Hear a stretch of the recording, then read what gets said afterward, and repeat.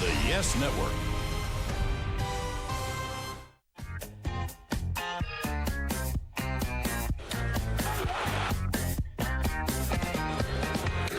That one's driven deep to right field. See ya! Johnny Damon ties the game.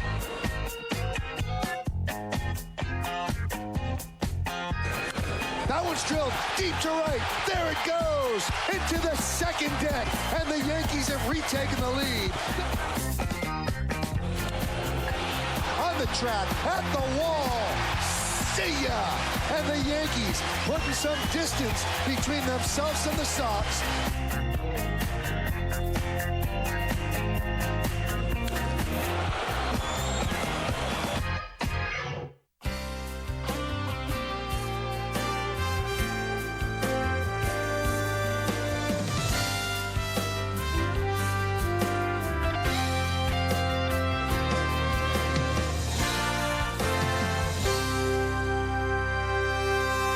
Hi, everyone. I'm Bob Lorenz in our Yes Studios, and welcome to another edition of Yankees Classics. Well, early in the 2009 season, the Yankees struggled mightily against the Boston Red Sox, going 0-8 against their arch rivals.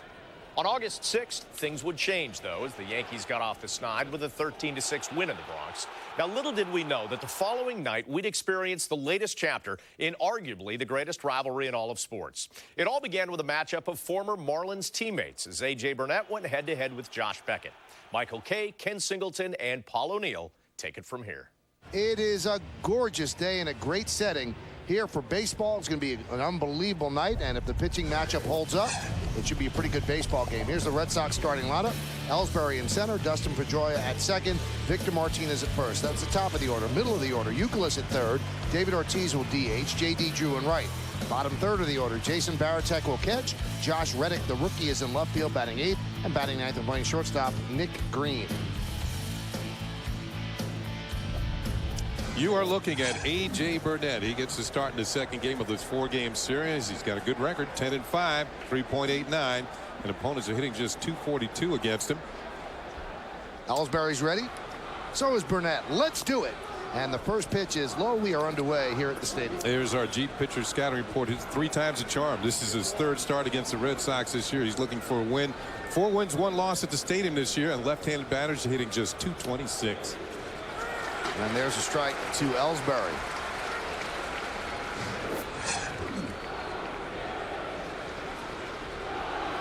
Want to keep him off base because of those 48 stolen bases. Been caught 8 times. That one's popped up. Shallow right center. Coming on Swisher. He dives. He can't make the play. So Ellsbury on with a single. Tell you what, that is way out there toward right center, and Swisher is slowly getting up. And every once in a while as a hitter you get jammed, and as an outfielder you get a bad read on the ball, and you look like Milky came over a little late. Swisher gave an all-out effort. You said it, Michael. That's kind of out in the middle of nowhere. That almost seems like it was Melky's ball. That's a bad feeling, Kenny, when you start to dive and you know you still don't have a good play at the ball. Yeah, you saw Melky was a little bit towards left center field, and the big gap for Ellsbury was in right center, and he dropped it in there like a nice wedge. Well, as we told you, Ellsbury a threat to steal, and the pitch to Pedroia is inside 1-0.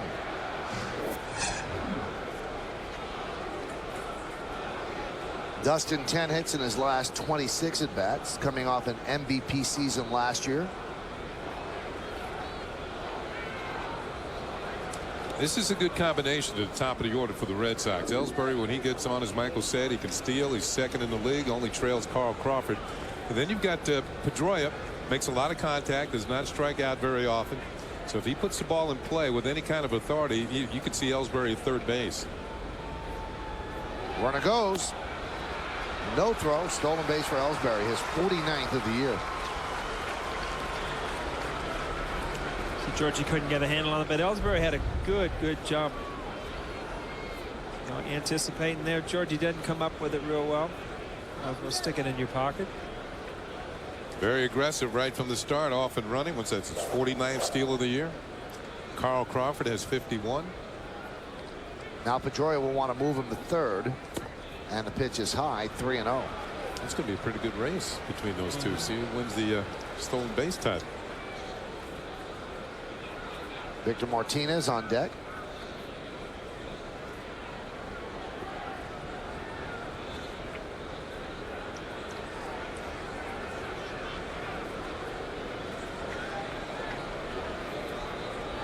And the 3-0 upstairs, so he missed by a lot. So a walk to Pedroia. Runners on first and second, nobody out. Let's take a look at the Yankee defense behind A.J. Burnett. In the outfield, you've got Damon, Cabrera, and Swisher. Damon, although he doesn't have a good arm, 5 outfield assists this year. In the infield, Rodriguez, Jeter, Cano, and Teixeira. That's third to first. Posada had a big offensive night last night. He's behind the plate. Burnett is on the mound.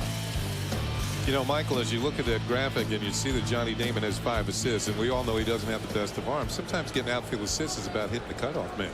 And the cutoff man will take care of it and get you an assist by throwing somebody out. And also, a lot of people know he doesn't have a good arm, and they might run on him. It's also about opportunities, and a lot of times when you're not throwing well or something like that, you do get a lot of opportunities, because that is the first thing you'll see in a scouting report on what outfielders you want to run on and what ones you don't. Here's Victor Martinez. And the pitch low, 1-0. So a shaky start so far for A.J. Burnett. Career against Boston, 5-1, 3.80. But against Boston this year, 0-1 with a 12.91. And he actually had a 6-0 lead against Josh Beckett, and he blew that game. So he has struggled against the Red Sox, and this is a big start for him. The 1-0. This could be 2. There's 1. On to first. It's a double play.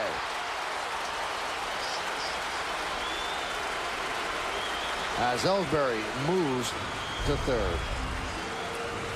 You said it, Michael. As soon as that ball was at Cano, chances are it's an easy double play. Nothing better as a pitcher. Really not into a groove in the first inning, kind of in some trouble. Good hitter up, double play. Dustin Pedroia was pushing the envelope there and being out of the baseline. If Jeter didn't make a good throw, the runner could have been called out, because Pedroia could not get to second base on that slide. Here's Kevin Youkilis with a runner at third with 2 outs. And the pitch high. You can see that Burnett's throwing hard, 95 miles an hour. Youkilis 9 for 26 so far this season against the Yanks, having a good season overall, good on base percentage.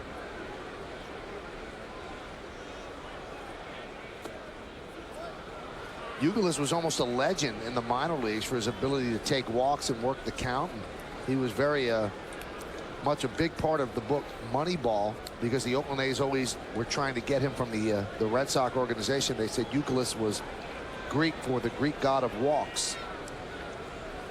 He's just a tough out. Let's put it that way. He doesn't swing at many pitches out of the zone. He's good batting eye. Now, I'm not saying that they're pitching around him, but I don't think they're going to give him anything really good to hit, especially you have David Ortiz, who's hitless in his last 16 at-bats on deck. You know how times have changed. I mean, a couple of years ago, you go after the first couple guys just so you can get them out ahead of Ortiz, and now you see that how quick things change when you start to see guys struggling throughout the year, and you'll pitch around guys to get to Ortiz at this point. Well, David is 0 for his last 17 with runners in scoring position, and you'll hear the boos here at the stadium. Last night, the same deal. They kind of quieted it down as the game went on because it became such a blowout. But Ortiz is going to have a press conference tomorrow at Yankee Stadium, and I believe one of the union heads is going to be there, Michael Weiner, and they're going to explain the failed test that put him on that list and what exactly took place. And that'll be the first public comments, other than just generalities, that Ortiz will make about that. I'm sure that's going to generate a lot of coverage.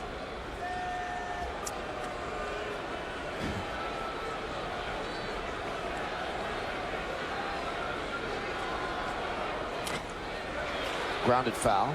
I mean, we've heard a lot of different stories from a lot of different people. The truth will come out tomorrow, is that what you're saying? Well, a story will come out tomorrow, and then you'll decide whether or not it's the truth. Let's hope it's the truth.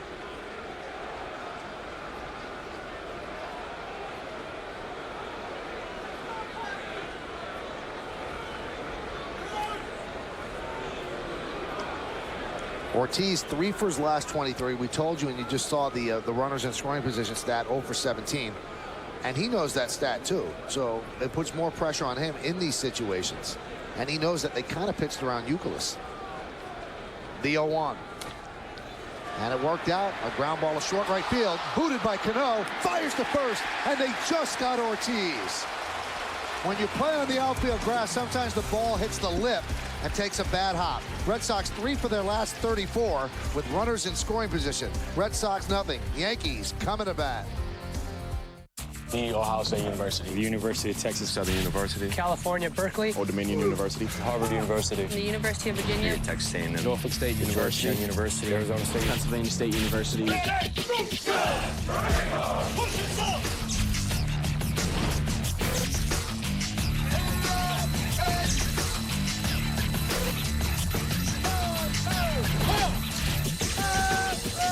The few, the proud, the Marines. Josh Beckett beginning his warm-up tosses. This is the Yankee lineup that he's going to face. The captain, the shortstop, Derek Jeter, leads off. Then it's Johnny Damon's turn in left field, and he has been red hot of late. We'll detail as we move along. Batting third and playing first base, Mark Teixeira. Alex Rodriguez at third will clean up. 66 at-bats without a home run, longest streak of his career in a season. The DH is Hideki Matsui. Jorge Posada will catch. Robinson Cano at second. Nick Swisher bats eighth. He'll play right. And Melky Cabrera in center field is going to bat ninth. Here is Josh Beckett, the ace of the Boston Red Sox staff, and all those numbers would tell you he is a true ace. This will be his 22nd start, 13-4, 3.27 ERA, less than a hit per inning pitch, and you can see the number of strikeouts way up there. Here's our G pitcher scouting report. He's only lost one time since June the 14th. He has not given up a home run. We saw the Yankees hit 4 here last night. This is the longest stretch of his career without giving up a home run. 36 2/3 innings, and he is rugged on right-handed hitters. They're hitting just 209 against them. That tells you he's got a pretty good breaking ball. Here's Derek Jeter.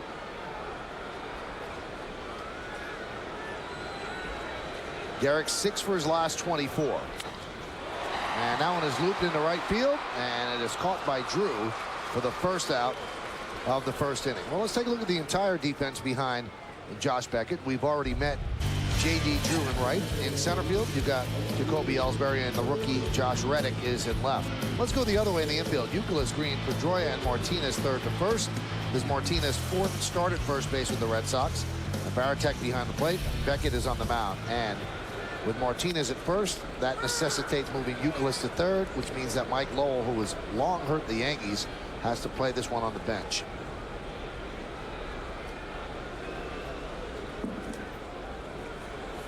Count 1-1. Since June 21st, the Yankees have played 8.5 games better than the Red Sox. That's how much the Yankees have gained in that period of time. The Yankees come into this game with a 3.5 game lead over the Red Sox. There's a strike by the home plate umpire Chad Fairchild.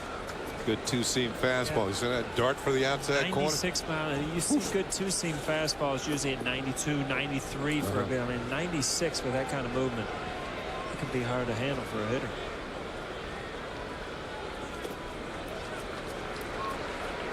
Damon has 5 home runs against the Red Sox, and the only former Red Sox to hit more home runs against the Red Sox on another team.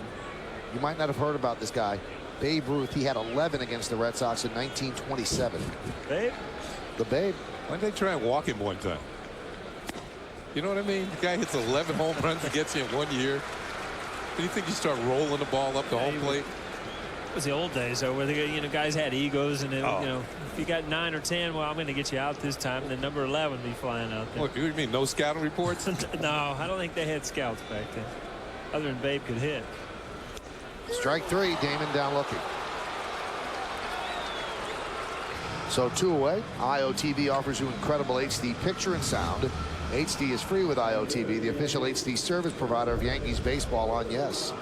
Again, Josh Beckett, overpowering fastball with a lot of movement, too. I mean, last night we saw Darryl Cousins behind the plate. Seemed kind of like a hitter's umpire. That ball just off the corner, but strike 3. It's easier for me to take that strike 3 off the plate up here, Kenny. I can't figure it out, huh? Yeah, you know what? I never argued that much anyway. But Really? Yeah, you two are so much alike. You had to see if they were on your side or not, you know? Count 2-0 to Teixeira. the only time I didn't like being called out on strikes is when there was men on base. You know, I figured you're batting third and fourth for a reason, to drive in runs. Get the call right.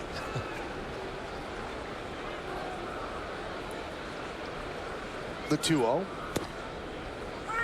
Well, Beck is throwing hard. There's a strike. 2-1.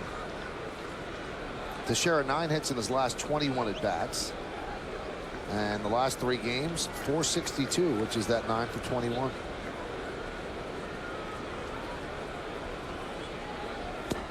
Breaking ball he lays in there for a strike. 2-2. You get to the point where when you're swinging the bat well, that you know the pitcher doesn't have to make much of a mistake for you to hit the ball hard. If he just gets a little too much to the plate, you usually put good wood on it.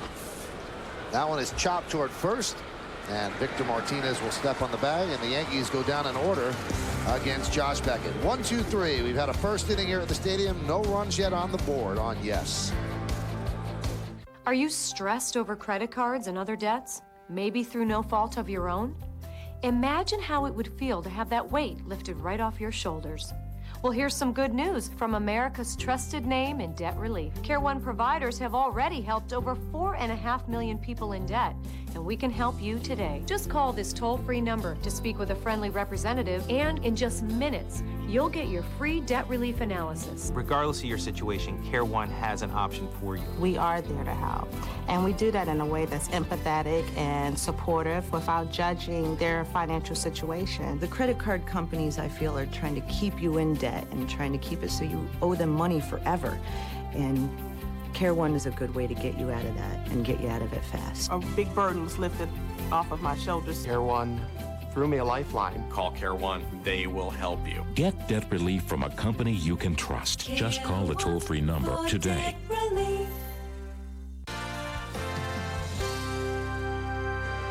Time for this moment in Yankees history, sponsored by Mercedes, your Mercedes tri-state dealers on the web at searchmercedes.com. August 7th, 1953, Mickey Mantle hits his first inside the park home run. The Yankees beat the White Sox 6-1. I was trying to hang to Moose Gowan yesterday. The Moose. And he was talking about Mickey Mantle. And Mantle, who ended up having 6 inside the park home runs in his career, when he would go 0 for whatever, he'd sit in the locker room in front of his locker crying. And Moose would say, well, what are you crying for? You're Mickey Mantle. We'll stop. And he goes, because there were 50,000 people here today that paid to see me, and I didn't give them anything that they paid for. Can you believe? I mean, is that kind of overblown, or is that absolute? I mean, the guys in it tears? sounded like Moose was telling the truth, that Mickey would cry when he would have a bad game because these people paid to see him and he didn't give them a show. You know, when you think about it, he didn't have to cry very often. No, he didn't have a lot of offers. He could mix in a walk. Yeah, but you know, when your name's Moose, you're not going to make up a story. No, you know, Moose Gowan is a good man. He does not make up stories. He actually told a story on himself. He's batting cleanup for the Yankees. Game goes on. First 3 Yankees get on base against the left-handed starter. For some reason, the other manager puts in a righty reliever. And Casey Stengel whistled, called him back, pinch hit for him before he ever came up in the game. Nice. Makes you feel pretty good about yourself. And huh? Moose Gowan pulled an O'Neill. He threw the bat and it hit Casey Stengel in the shin. Yes. And then Casey This called him, story's getting better and better. called him into the office the next day and said, you ever do that again, you'll be playing somewhere else. And Moose said, I'm sorry, sir. Boy, have times changed. One night in Cincinnati, I threw my helmet. I kind of flipped it over. And it just happened to hit my buddy Uncle Lou right in the shin. And he took my helmet and walked down the steps and fired it down the tunnel. So I had to go retrieve it like some dog, you know, about a half a mile down the tunnel. J.D. Drew with a grounded to Teixeira, and there's one away. Hey, let's look at the game time weather conditions presented by Bigelow Tea. It's a beautiful day. That's the words. The number's 75 degrees, 47% humidity, 11 miles per hour is the wind, mostly clear skies. And Paul, I checked this out on my own. The UV index is just 1. Just 1? Just 1.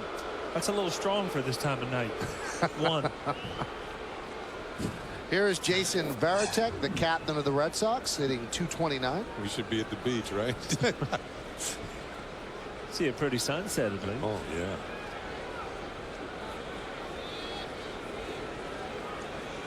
If you're on the beach in California. Gulf of Mexico. Foul back. West side of Florida. Been there. Yeah. These Boston guys are a little superstitious. Last night they had the gray on. They got beat up, and they come out with the navy blue like spring training jerseys today. They're going to mix things up a little bit. Who? Well, if you just joined us after the Yankees put a 13-6 pounding on the Red Sox, they designated John Smoltz for assignment, and sad 42-year-old Hall of Fame career, it might end today as Varitek swings and misses.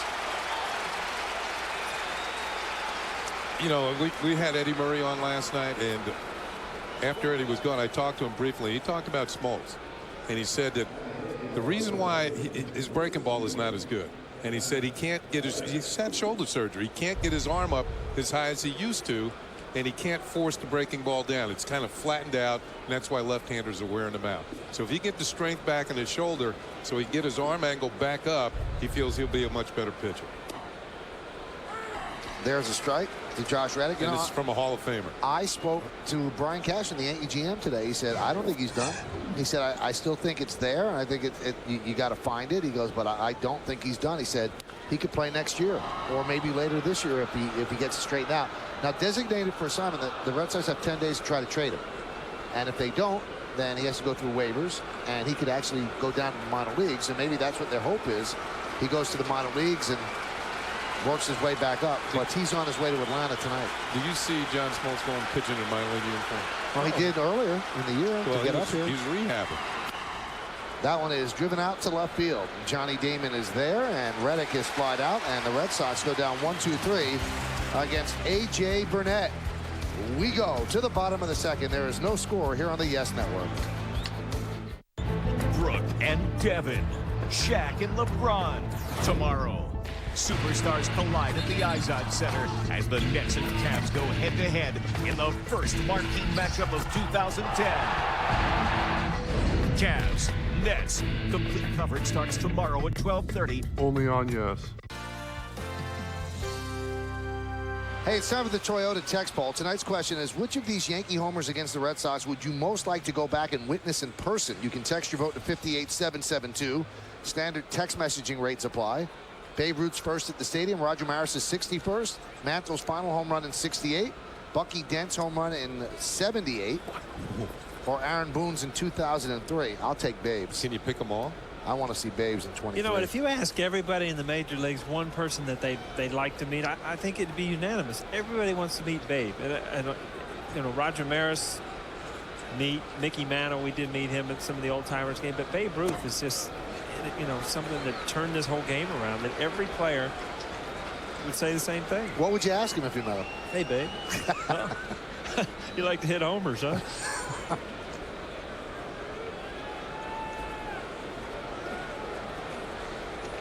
Alex Rodriguez likes to hit homers, but has it in 66 at-bats.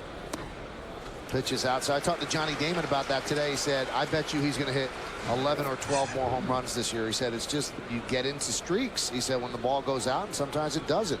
Doesn't mean you're slumping. He's getting hits. You could see his last 5 games, 7 for 20. And the 3-0. There's a strike. Kenny, I'm sure you've been in streaks that, I mean, you were more of a home run hitter than I was, but you do, it starts to weigh on your mind.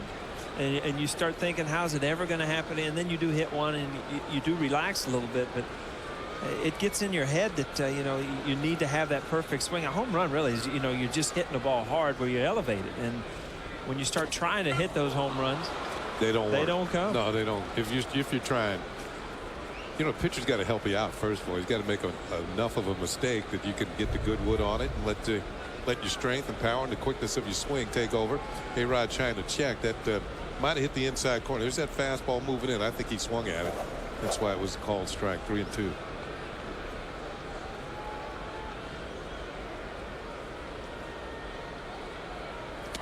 Strike 3. He was down in the count 3-0. and threw 3 straight strikes, and Rodriguez down looking. You know, you always tell when the guy has an overpowering fastball. You know, you get behind in the count, you see ball 1, slider away. Again, goes back to the slider. Fastball away, but that's okay. 3-1. Right here, Alex kind of looking out over the plate, gets jammed, and then right here, 3-2, fastball count. Just freeze. Corner to corner.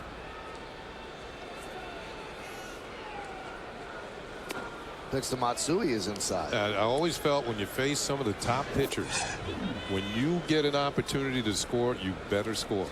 You just don't leave the runners on base. You know, that situation when the Yankees get an opportunity tonight, they better cash in because he's not going to give up too many the way he's pitching right now.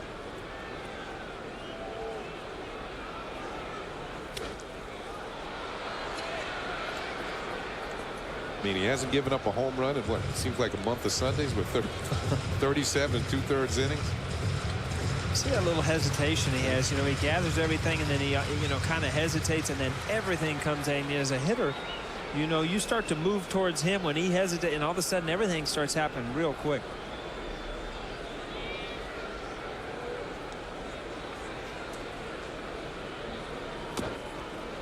Nub foul.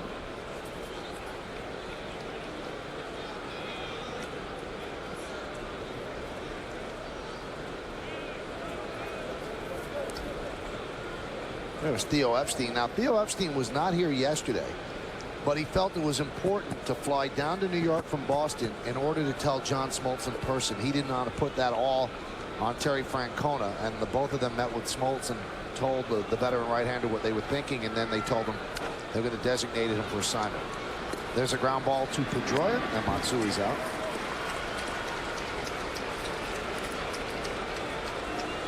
Now they have an open spot. Who's going to start their Tuesday game against Detroit? Terry Francona was asked today. He said, we don't have an answer for that yet, but we'll see which way they go. They have a youngster in the minors, Michael Bowden. They could go with him. Taking Smoltz off the roster, they called up Junichi Tazawa, and he made 18 starts at AA in 09, 2 at AAA. Overall 9-7, 2.55. Here's Posada.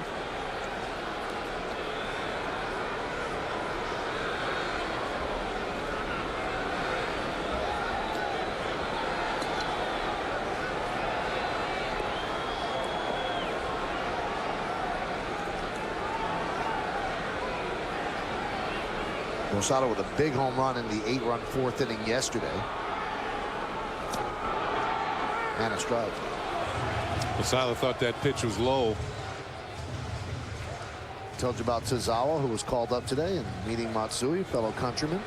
You notice he's bowing, and you can see Tazawa's the younger of the two, and he's showing us in Japan that's a sign of respect. The deeper you bow, the more respect you have for the other person.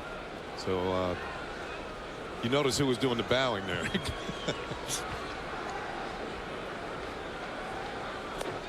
Breaking ball misses outside. Count 1-1.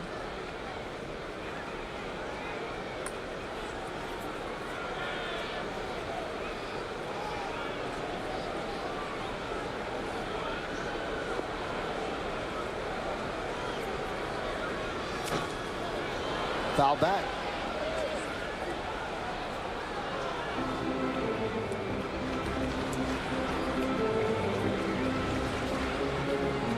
You know, when you think about it, the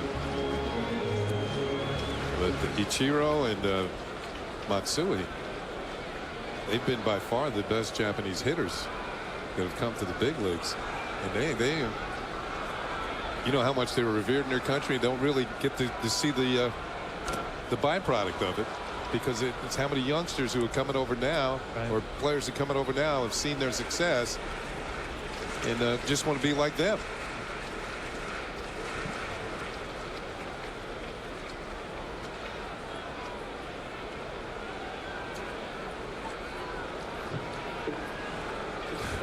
That hair is too long, he's saying.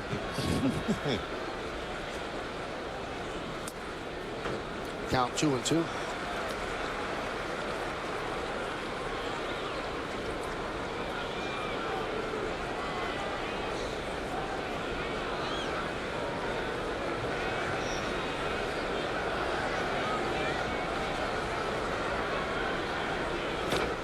He took something off that pitch, and Posada way out in front. Third strikeout for Josh Beckett as the Yankees go down in order. He's retired all 6 Yankees that he's faced. We go to the 3rd inning. There is no score here on Yes. I'm Roger Teeter. In my 40s, I suffered from chronic back pain. I tried everything to find relief. Nothing really worked. Then I found inversion. The Teeter Hang-Ups offers natural decompression that can help to restore nutrients to the discs, reduce nerve pressure, provide realignment, and relax tense, tired muscles. Call now to try the Teeter Hang-Ups for only $14.95 and receive the 30 Days to a Better Back program free. Unlike any stretch you can do on your own, a few minutes a day on the Teeter decompresses all weight-bearing joints, promoting improved function and flexibility. That deep stretch leaves me feeling relaxed and rejuvenated. Even though I'm in my 70s, I feel great. An extremely easy piece of equipment to operate, and the relief that it brings me is well worth the 3 to 5 minutes. Give it a try and discover why over 1 million people worldwide have put their trust in Teeter Hang-Ups. We go to the 3rd inning as Nick Green leads off, and he fouls it away. On the Modell's scoreboard, you see just 1 hit for the Red Sox, 0s across for the Yankees. Modell's the official sporting goods retailer of the New York Yankees. The owner of Modell's, Mitchell Modell, came by yesterday, said hello. He brings gifts when he comes. That's always nice when a visitor brings gifts. You know, when you go to somebody's house, you take them something. You come up to the booth, you bring a little something. Yeah. It was awesome. We could have had some flowers up here. That would be nice. I think the gift cards work. Yeah. And the thing with Mitchell, if you mention it every day, the gift cards will come every day. Oh, yeah. We're off tomorrow, so we might as well just hush. Count 1 and 2.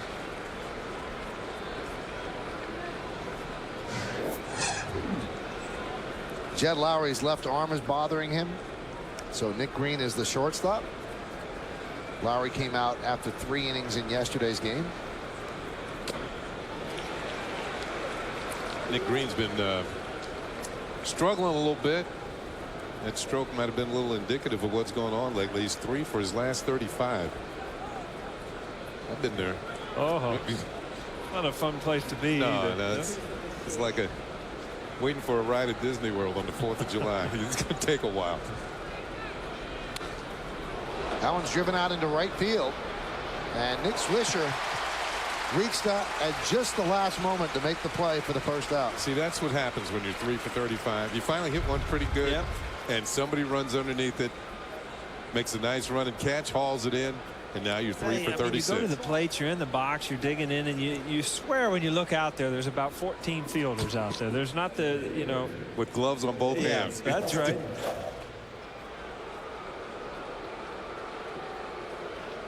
Back to the top of the order, and Jacoby Ellsbury.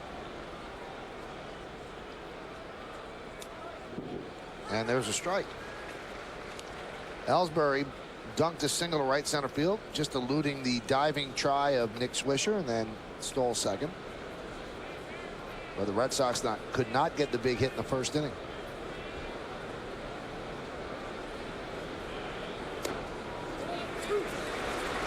There's a good breaking ball from A.J. Burnett. That's one of his signature pitches, and he's had some starts where he hasn't had that pitch working, and he's still been able to win ball games because he has got such a good fastball. But man, that dotted the outside corner. The 0-2. Now Burnett did not pitch well his last time out. That was Saturday against the White Sox at U.S. Cellular. But if you look at his numbers, when he follows a loss, the start following a loss for him, he's 3-0 with a 0.68 ERA. It's not too bad. No, not at all. Nice rebound.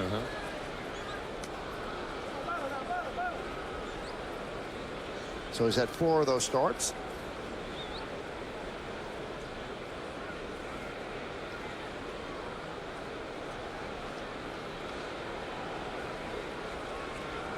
And this is the 5th one. He's 10-5. The 1-2. Teixeira will touch up at first as Ellsbury's out for the 2nd out. Think about it, Burnett and Beckett, you know, they have similar stuff. Overpowering fastball, good curveball. ex-teammates, probably talked it over on how to go about pitching. Imagine facing these guys. Yeah, that'd be a fun series, a little 2 or 3 game series. Go in, get both of them.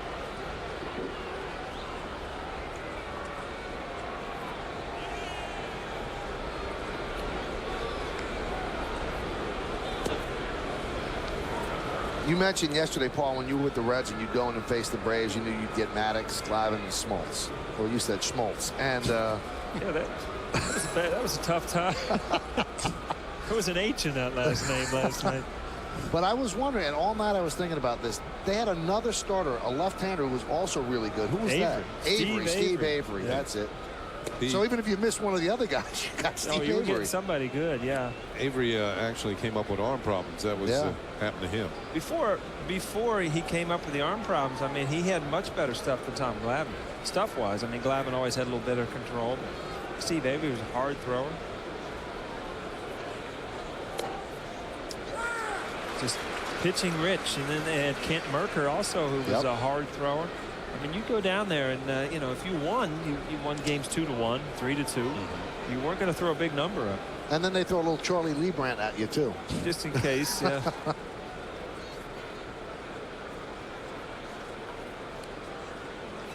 The 2-1. Remember years ago, the Montreal Expos used to train in West Palm Beach, and so did the Atlanta Braves. They go to spring training, go over and talk to Bobby Cox, who was the manager then, as he is now. And I hadn't seen Steve Avery pitch. And Bobby said, wait till you see this guy pitch. He's only like 11 years old. He throws the ball hard. He's got a good breaking ball. Dustin Pedroia walks for the second time against Burnett.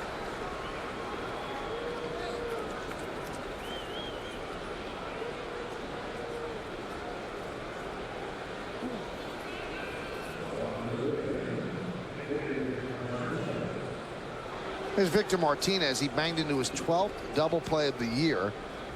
And that was a big couple of outs for A.J. Burnett in the first inning. There was first and second, nobody out.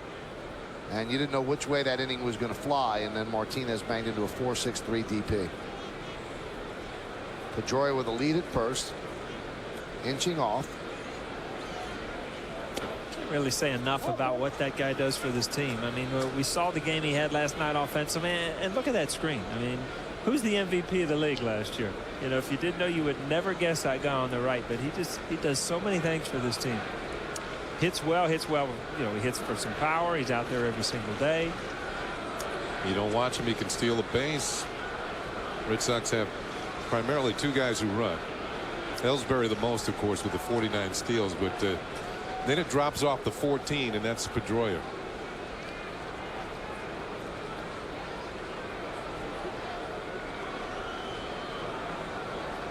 There he goes.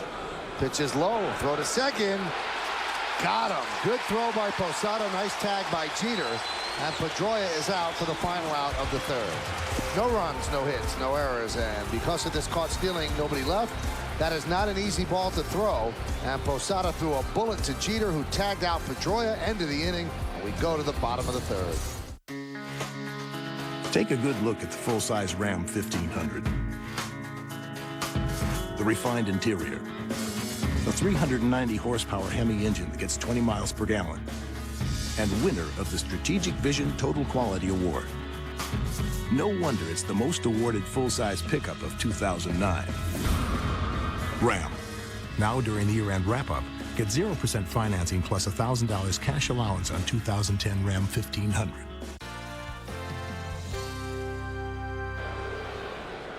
Robinson Cano fouls it away. Modell's scoreboard. No score. Modell's the official sporting goods retailer. Paul O'Neill, Ken Singleton, right. Michael Kay, and the Yankees. Nice. Did you write that between innings? Just came up with that, yep. We're going to get a franchise. Forget about gift cards. What happened in Ohio? We could order one right there. Start one there. Foul bat. I looked online today to see where the nearest one was to where I live. Not too far. Didn't take you long to get on those gift cards, did it? No, huh? well, I haven't used them yet, but I will. Just planning your strategy. Yeah, exactly.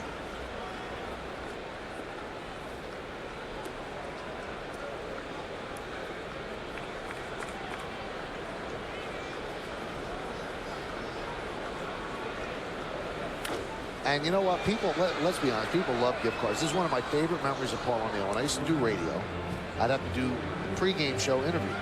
They called it the cake horn. Very clever. And in order to do the cake horn, if you did the cake horn, you got a gift certificate to the Outback Steakhouse. Nice. And I gave Paul about 5 of them one day, and I never saw him happier. Chocolate Thunder That's from what Down he Under. said. That's exactly That what was he from the old said. days, huh? Yeah, you were so happy. Hey, Paulie. Things have really changed because the Michael Kay show yesterday. That one is drilled to right field. It is a base hit. And it's past Drew, and it'll go to the wall as Cano will go to second. So the first hit, first base runner against Josh Beckett. Piece of hitting by Robbie. Kind of opens up a little bit, hits it off the end of the bat. And that probably is why the ball dropped in down the line, gets by Drew. Does it hit on the edge of the ground? Yeah, almost. And a sure double. Soon as a right fielder, as soon as you know you can't cut it off to the wall, sure double. Make sure you pick it up. Don't make it a triple. 29 doubles for Robinson Cano. Look at the numbers against Beckett. I mean, this is a top flight pitcher, 14 for 39. Now, Melky Cabrera also has good numbers against Beckett, 12 for 35. And here's Melky's on deck. Here's Nick Swisher. Now, Paul, you remember years ago when I was doing Expos games? Absolutely. Do you remember what the payoff was? Because Yeah, I interviewed you one. He'd pull it out of his pocket and just give you a little cash. It was nice. It was $50. Yeah. Like I was saying, times have changed. I do the Michael Kay show yesterday. On 1050 ESPN radio. Yeah. Between what, like 4 and 7? No, 2 and 7. 2 and 7, right? And you didn't get anything. Yeah, I guess, you know, the thrill is just being on the phone with you, I guess, right? That's it? That's it. Huh? The 1-0. There's a strike. And then you absolutely dogged me on the air today. I did not dog you. We just played a clip of you saying schmaltz over and over. Schmaltz. That's why I mispronounced the word. That's all right. That was a good sinking fastball, knee high. You know, sometimes the hitters with the good eyes like Swisher, I mean, he's among the league leaders in base on balls. You trust your eye a little bit too much, and you get the wrong umpire. Yep. Oh, good breaking ball. Now, Beckett's one of those guys, a lot of pitchers, when you go up there, you think, you know, strike 1, strike 2, so what? I can still handle this guy. Josh Beckett's one of those guys that can strike you out with a fastball, can strike you out with a breaking ball. So as a hitter, you know, you almost get in that panic mode when you get 2 strikes, because you know if he throws his best pitch, you know, you're walking back to the dugout. Different philosophy of hitting with a guy that you know can strike you out. Swisher just wants to pull the ball, get Cano over to third. Oh, my. Wow, tough one to take. That was better than the first one. There's the target. Now, what's different about that one than the first one? Catcher moved his glove. It goes over the same area of the thighs. Oof. I thought that was better than the first one. I'd be hacking at that one.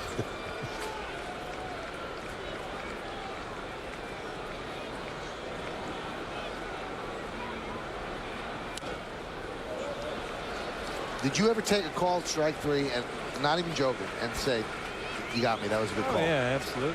I mean, you just walk away and not. As you just walk away because you can't blame anybody. Sometimes you take a ball right down the middle of the plate, you just freeze. I mean, sometimes you get in there and you get caught in the bat, and mentally you just all of a sudden the pitch is on its way and you just freeze. And it can be a fastball right down the middle.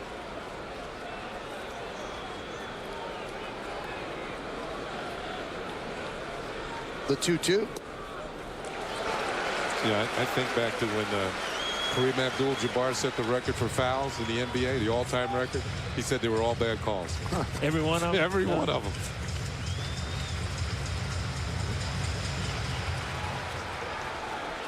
Look at the last 16 starts for Beckett. Dealing. This is a situation I was talking about earlier. When you get an opportunity to score, you better cash in.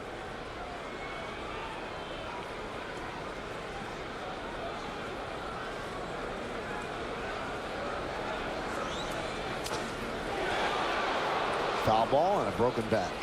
He has stayed at the bottom of that zone against Swisher the whole at bat. Again, this is that borderline low strike, and that's got more movement than one, the couple pitches before. But Swisher does a good job. You know why he swung at this pitch? And it might have been a ball because of the first one that was called. He didn't want to get called out on strikes.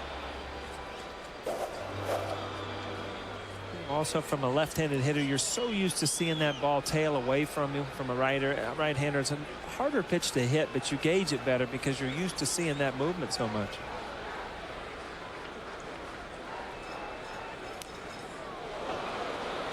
Just got a piece.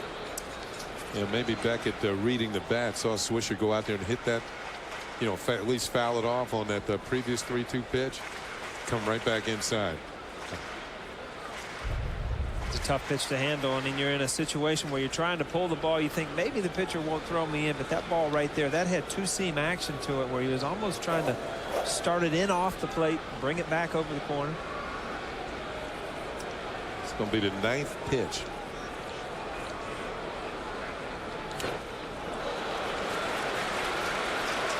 Hanging in there. Good at bat for Swisher, who always seems to be 3-2 all year.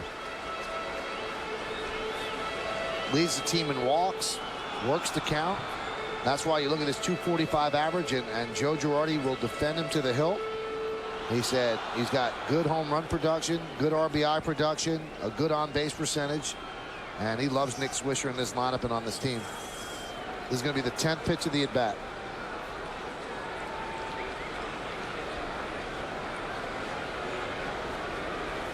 And he walked him. So Swisher wins that. And that's going to bring up Melky Cabrera, which leads us to our G moment from last night. And this was a G. This is a big hit moment. Melky, a 1-2 pitch from John Smoltz and a 3-run homer. Melky's 11th of the year. Yankees had 2 3-run homers that inning. This might be hyperbole, but I thought that was one of the biggest hits of the year for the Yankees. They were down. It was 3-2, and his home run, I thought, changed the whole complexion of the game. Here is Melky Cabrera again, hitting .364 against the Red Sox. Now he has 3 sack bunts this year. He showed bunt, takes a pitch outside. Also, take a look at the big hits that Melky's gotten. His numbers, what they call late and close situations in the 7th inning, he's 20 for 55. So he's a .364 hitter in clutch situations late in the game.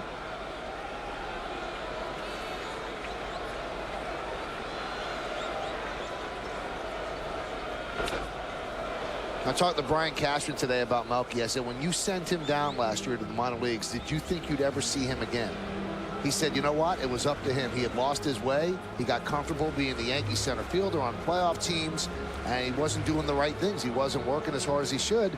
He said, and we sent him down, and we didn't know. You don't know how a guy's going to react. And he said he's become a changed person and a different dedication. He says, and we're very proud of what he's done. He's a force at the bottom of the lineup who can do some things for you defensively, offensively. Let's see if Joe Girardi puts the bunt back on. In at the corners. Now I notice, guys, that when Beckett is in his set, he takes forever. I mean, does that make it tough on a hitter? Well, what you can do as a hitter, if you get tired of waiting, you can always step out. You make sure you get time for the umpire and always step out, and then you try and dictate the pace of the at-bat. I never like the pitcher to be dictating the pace of the at-bat by working too fast. He's working too fast, I'm stepping out. If he's taking too long, I'm stepping out. Let's go. Let's get the ball up here under my terms. And try and throw it somewhere where I can hit it, too. That's going to be a double play. There's one. On to first, a double play. So Beckett got just what he needed as Cano moves to third.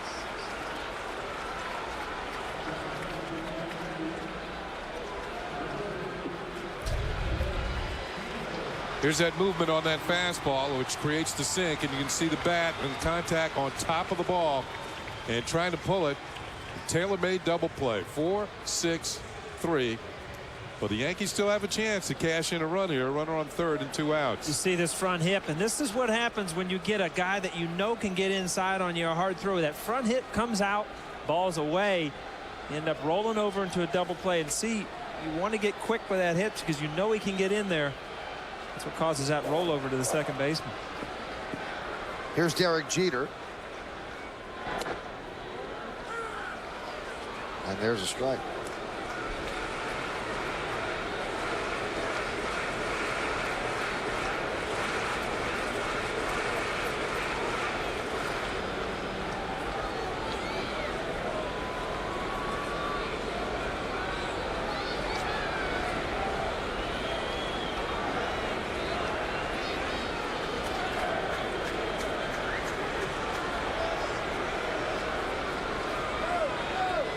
Beckett matched up against Burnett. They were teammates for 5 seasons in Florida from 01 through 05.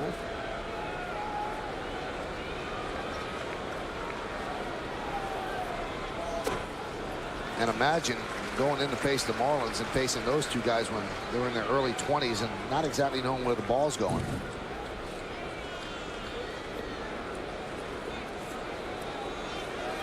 Beckett was a #1 draft pick, 2nd overall by the Marlins.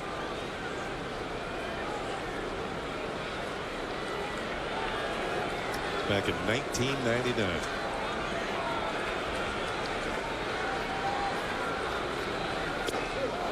And Burnett got on the Marlins. He was a draft pick of the Mets, and the Mets traded A.J. Burnett to the Marlins for Al Leiter. Now you know the rest of the story. There's all kind of good pitchers going in the trades from down there.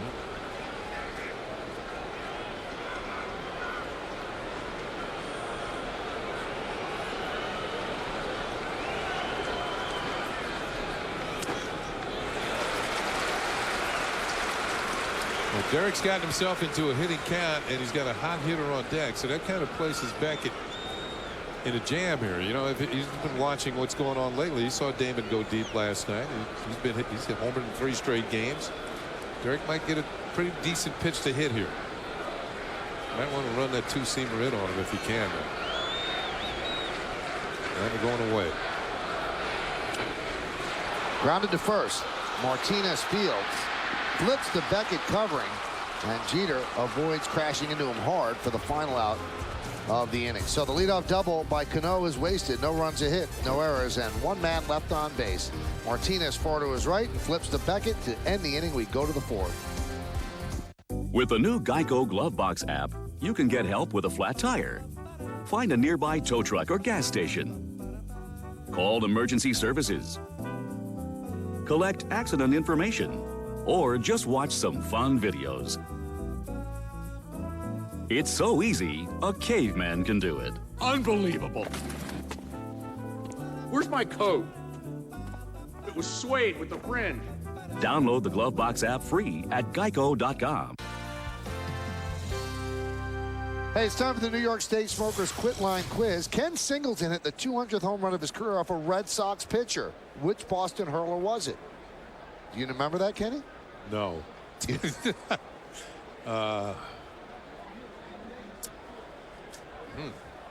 Don't tell us, though. Woody's right back there. You get in trouble. You know what?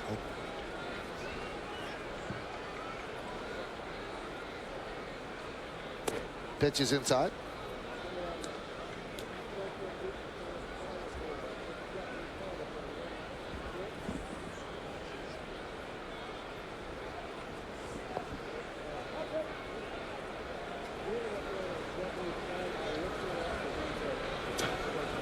You know, sometimes you get these matchups on paper. Oh, it's going to be a great pitching matchup. This one looks like it's shaping up to be exactly what we thought it was going to be. As Burnett and Beckett seem to have good stuff. They've had a couple of jams that they've worked out of. Burnett's was in the 1st and Beckett's was in the 3rd.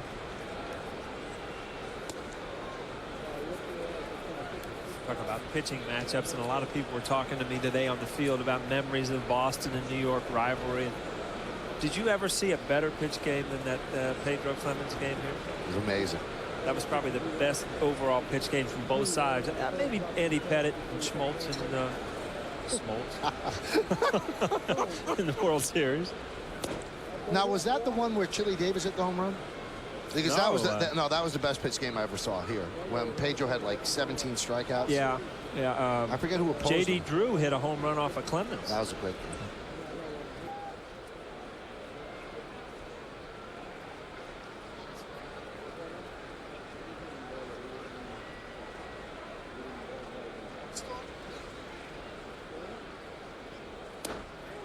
There's a strike. Count 3-2.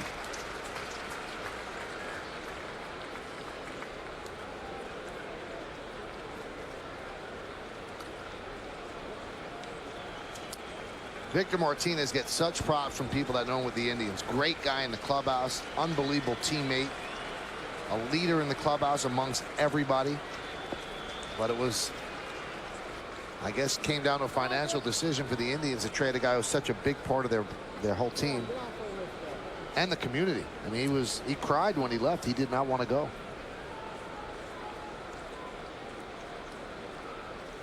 And the 3-2. Right in on the hands, and it's popped up. Shallow center coming on Melky. One away. Tomorrow's starting pitchers are brought to you by Verizon Fios. CC Sabathia will go for his 12th win. He's 11-7, 3.95. Clay Buchholz 1-1, 6.05. Here's Kevin Youkilis, and there's a strike. Not even coming to the game tomorrow, are you? I actually am. Are you? Oh, yeah. Really? Yes, I am. So I can't borrow your tickets. That's kind of what I was asking. But you're using them? I will go out and get you extra tickets if you're coming. You're coming to the game that you're not working? I was going to. I'm not coming now. Now, I got to tell you one thing. I thought of you. I actually did come to a game this year. And the head of the Yes Network, Tracy Dolgen, was nice enough to give me legend seats. Oh, man. Now, that place is built for you. Because part of the seat is that you eat Just as much as you want. Back and forth. Baseball and food. It's almost like you feel there's a commitment to get sick. You owe it to them? You just have to continue to eat. It's like trick or treat, oh, huh? You would. I mean, it was built for you. The whole idea of that seat was you. I don't know if you can make it. Well, got to give her a try then. Michael and I in the club seats together. No, what do? You have a waiter comes down or somebody comes down? Waiter continually comes down, or if you don't want to wait for a waiter, you just go. There's restaurants in the back, and there's ice cream, and there's pizza, and there's chicken fingers, and there's burgers, and there's lobster. It's just so. Look at that. You need a computer to keep it all straight. Look at that. What were you trying to say? Paul would need 2 waiters, one back and forth? His hands would be a blur. Yeah. Ooh, where was that? You saw A.J. Burnett's reaction to it. Thought he had a strike. You know, this might be Youkilis's reputation working here. You know, he's a good hitter. Oh, that was high enough. Had to be low because it had a lot of the plate.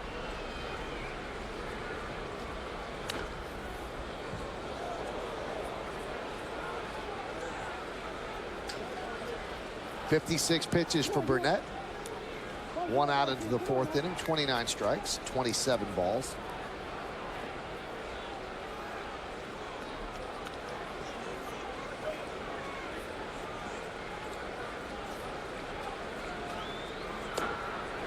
And he ends up walking Youkilis.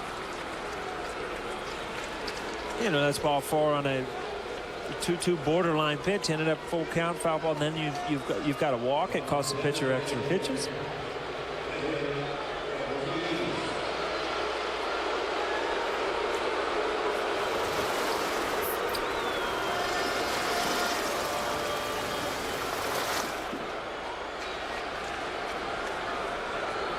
You see where Cano lines up with the possibility of a double play. That's not your normal position for a double play. He's still pretty far back. So anything that's hit to Jeter, he's going to have to get to second base himself and step on it because Cano's not going to be over there to get the second to cover the bag.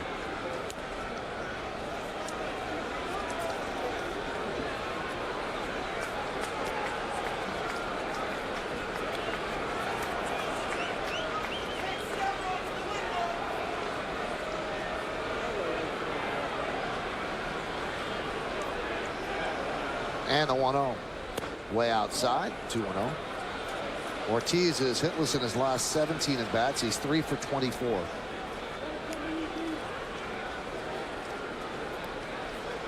They got off to a horrible start. Wasn't hitting with any power, nothing, and the Red Sox were concerned. And then all of a sudden, you know, in the middle of June, he put together some series where he hit some home runs, and now he's starting to fall back off a little bit. He just...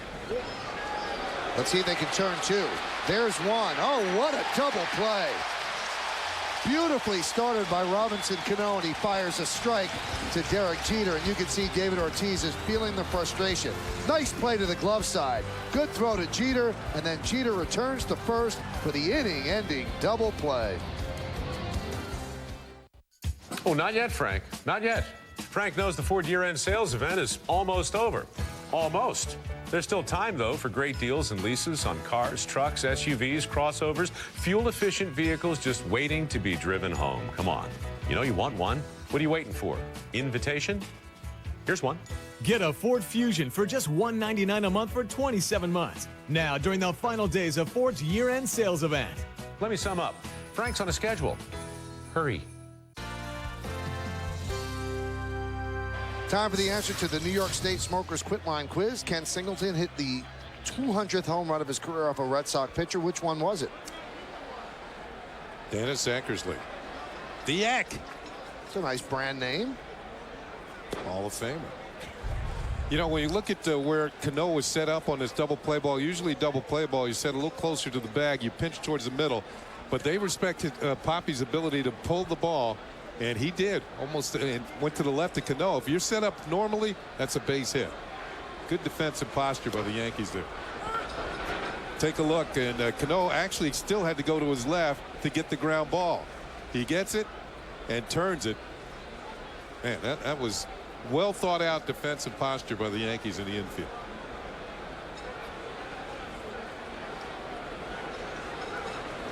Defensive posture. Huh? You ever feel that way, Michael? Defensive posture? When I'm around you. Yeah. You know, you want the story about that 200th home run? Yeah. The real story? That was the first hit of 10 straight hits that I got. Wow. Off Eck? No. Over the next 3 days. Okay. That's a nice little streak. Yeah, it was. In fact, when I finally made it out, I hit a rocket that Tony Bernazard snared and turned it into a double play. So I should have had 11 in a row.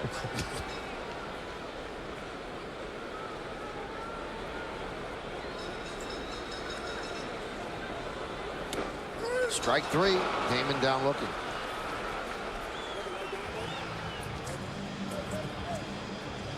Oh, there's a shot of the Mohegan Sun Sports Bar, situated in center field at the new Yankee Stadium. The Mohegan Sun Sports Bar is a great place to gather and enjoy the game. Mohegan Sun, a world at play.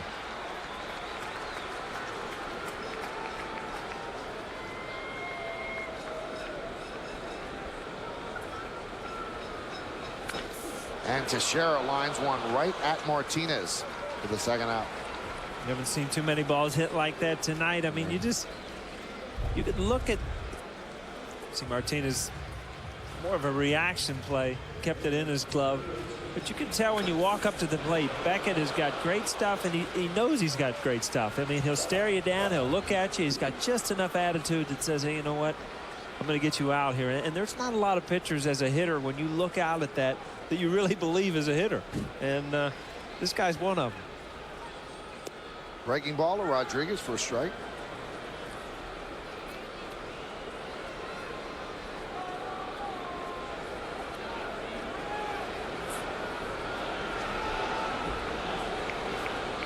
Two outs into the fourth inning. Yankees only hit 2 balls out of the infield.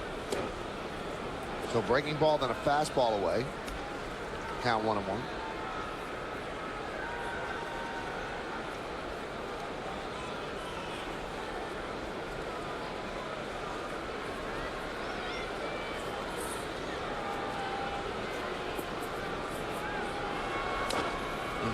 One and two.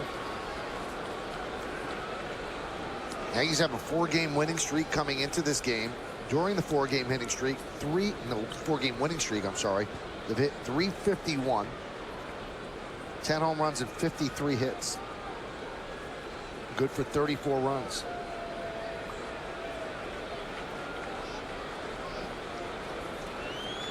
One, two. High fly ball right field. J.D. Drew for the final out. So the pitching duel that we expected is certainly shaping up to be just that. A 10-pitch 1-2-3 inning for Beckett. No score as we go to the 5th.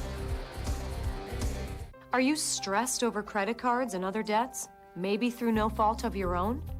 Imagine how it would feel to have that weight lifted right off your shoulders. Well, here's some good news from America's trusted name in debt relief. Care One providers have already helped over 4.5 million people in debt, and we can help you today. Just call this toll-free number to speak with a friendly representative, and in just minutes, you'll get your free debt relief analysis. Regardless of your situation, Care One has an option for you. We are there to help, and we do that in a way that's empathetic and supportive without judging their financial situation. The credit card companies, I feel, are trying to keep you in debt and trying to keep it so you owe them money forever. And Care One is a good way to get you out of that and get you out of it fast. A big burden was lifted off of my shoulders. Care One threw me a lifeline. Call Care One. They will help you. Get debt relief from a company you can trust. Just call the toll-free number today.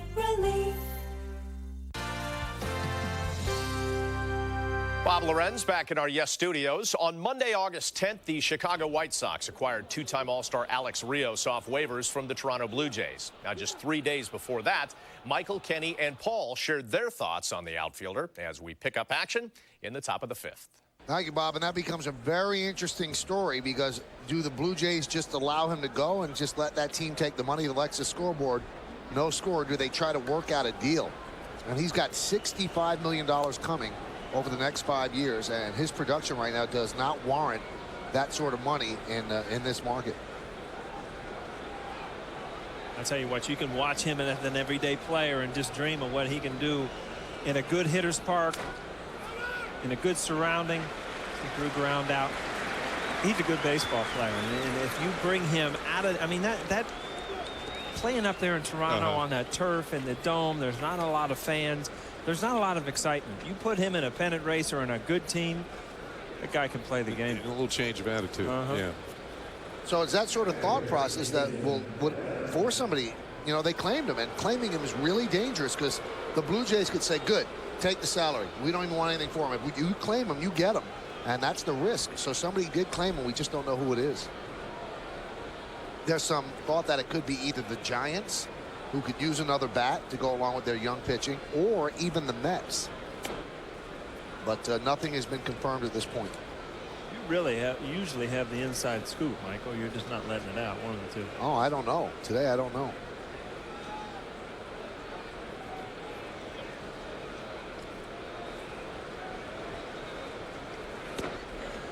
I know one thing. You must have talked to Cash a long time. You got a lot of Cash stories. A lot of Cash stories. Yeah? 20 minutes. Really? Yeah.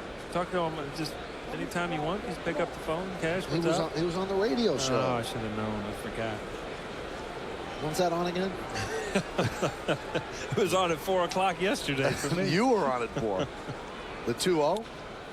Lined into center field off the bat of Varitek, and Cabrera is there. 2 away.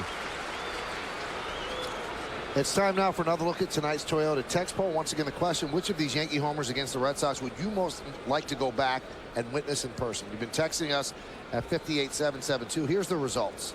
Wow, 49%. It wasn't that long ago. They want to see Aaron Boone's home run. That's on video. I was going to say, you can watch that on the on the replay. And Babe Ruth got 27% of the vote. Wow, that's a shocker. You know what's interesting about talking to Cash? If you listen closely to him, you get some hints sometimes. Yesterday I was walking in the tunnel, I passed him, and I just told him that's a great pickup getting Eric Hinske for the bench. And we're talking about Hinske, and he says, we really need an arm though. We really need this. By the end of the game, Chad go down. He's coming to the Yankees. But it's an art. You have to speak Cashmanese. Foul back. Sometimes you get a little hint.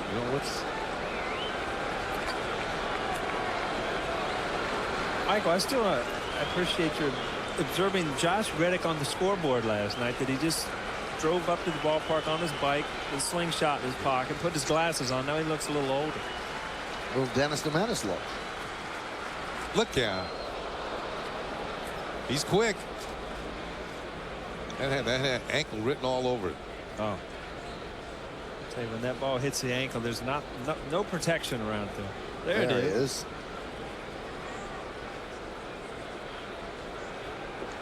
Boy, he really looks young.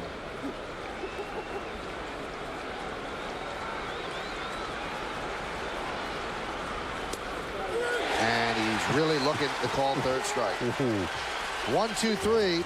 A.J. Burnett does it also on 10 pitches, just like his buddy, Josh Beckett.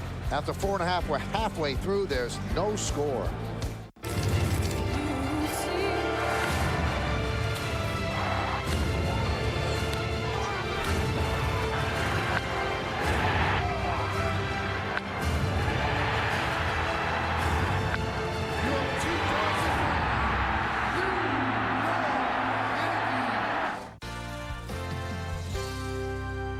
Another full house here at Yankee Stadium as we go to the bottom of the 5th inning. No score. And the pitch to Matsui is a strike. Lexus scoreboard. Each team with a hit. Each team with a good pitcher on the hill, too. You see those numbers, and I mean, they're not doing it with smoke and mirrors. I mean, guys aren't hitting balls at people. These are 2 pitchers at the top of their game tonight. What a difference from last night where balls were flying all over this ballpark. Outfielders are tired. And pitchers are walking the ballpark. Yeah. You see, though, but the Yankees lately, the way they've been playing, they've been able to win any type of ball game you want to play. The close ones, blowout games. They've been winning some games where they haven't played well. And that's how you win divisions. By winning any type of game that shows up that night. Following a Red Sox loss, this is the guy they want on the mound. 7-1, 2.29. Now the Yankees had a plan when they would face Pedro Martinez, and Paul and Kenny remember this. Paul was on the field when it would happen. Pedro Martinez, when he was great, was almost unhittable. And it isn't as if the Yankees would score a lot of runs off him, but what they would do is they would match a great pitcher against Pedro. Usually it was Mike Mussina. And Pedro would throw 7 scoreless innings, 8 scoreless innings. Mussina would do the same thing, and the Yankees would score a run off the Red Sox bullpen. That was the formula. That's how you beat a pitcher like this. You're not going to get a lot of runs off him. You don't actually beat him. You beat the team. Yeah. Yep. You make him throw a lot of pitches, and you hope he gets out of there after 7 innings. Now, the problem with that plan here is the Red Sox bullpen is pretty darn good. And there's a base hit off the bat of Matsui to right center field.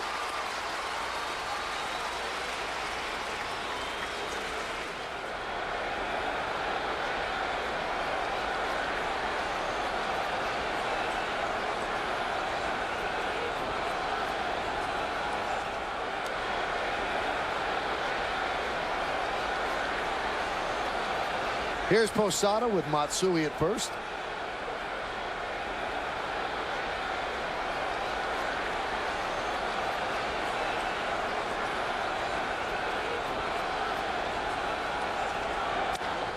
Grounded through for a base hit. Matsui will stop at second as Drew comes up and flips the ball in. So successive singles to open up the 5th, and the Yankees have runners on first and second, nobody out. Yeah, second time in the game now, the Yankees have had the first 2 men on in an inning. It also happened in the 3rd. That's why that hole's over there, isn't it, Paul? You get something you can pull through the hole. This helps turn a 280 hitter into a 300 hitter as Posada pulls it through the hole, and Matsui can advance as far as second base. Beckett trying to really run that ball away to get Georgie to hit into a double play, but he got just enough of the plate where Georgie got the barrel on it, hit it hard enough in the hole.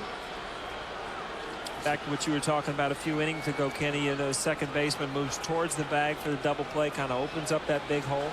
Yeah, you can see the difference here where Pedroia is playing as opposed to where Cano was playing for Big Papi. Count 1-0. And even on these situations where they're playing at double play depth, they pinch a little bit towards the bag, and that means the holes are open a little bit more. You got a little bit more room through here, and certainly room through there for Cano. The infielders want to get to that bag quickly, get the ball, and get out of there before the runner can get down there on it. Lying down the right field line, giving chase is Drew, and he makes the play. Boy, you can't hit it harder than that, and Drew got a good jump and ran it down heading toward the corner. Was there a base running mistake, though, by Matsui, who did not tag up? You know, the ball is hit fairly deep. I believe if he tags up, he could make it to third base, and you want to be over there with one out. I don't think it was a particularly good read. He went halfway almost right away, as if Drew was not going to catch the ball. See, he starts, and you got to look to the outfielder and see where he's playing. You see, now it's too late. You see his reaction. Yeah. You know it. And the big thing is, it's not his first reaction. It's right there. Yeah. And when you take that second move, now you're caught. Back to you. You know, we were talking about good defense last time. That's well played defense right there. J.D. Drew's playing a little deeper, not letting the ball get over his head. But I think when you're on second base, one of the things you're taught is to look to see where the outfielders are playing. Just look around at each one of the outfielders, see where they are, and when the ball is hit, you get a good idea almost right away where they're going to be able to catch it or not. And you can see Matsui, he's still kind of you know, thinking about what happened.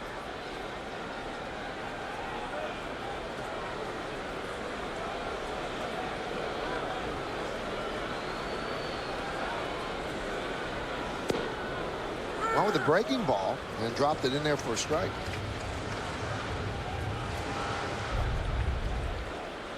Again, you see, I mean, he pitched him a hard, low fastball's last at bat.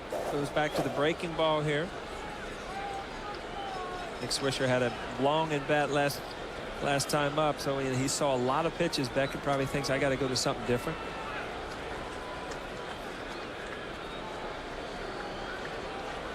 Scoreboard says 2-1, but the umpire, Chad Fairchild, tells the batter and the pitcher it's 1-1. We have it right at 1-1.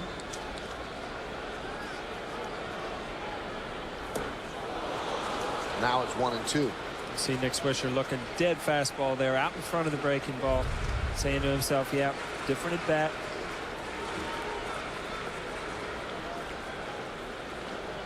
Again, you see that front hip open up, trying to get to that inside fastball that he got last at bat. And it just they changed up the pitch selection.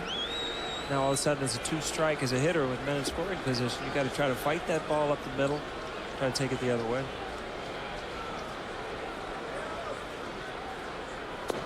Strike 3. Swisher down looking. Fastball, breaking ball, then fastball right on the outside corner. I mean, this is textbook here. Slider in for strike 1, strike 2, and then absolutely paints the other batter's box for strike 3. You know what? The pitch that Reddick got called out on the end of the last inning was worse than that. Yeah. So, but to me, Swisher's more of a veteran, so he shouldn't be called out on pitches that are off the plate. Here's Cabrera. He banged into a double play in the 3rd inning when the A's had runners on 1st and 2nd, nobody out. Now it's 1st and 2nd, 2 outs. I used to love to look at the umpires on 0-2 pitches like that. And you know, in the old days, you were taught as a pitcher 0-2 to nibble off the plate, you know, make you swing at something. And you'd look back at the umpire and say, you know, this is 0-2. He's not even trying to throw a strike. He's trying to throw a ball off the plate, and you're still giving it to him.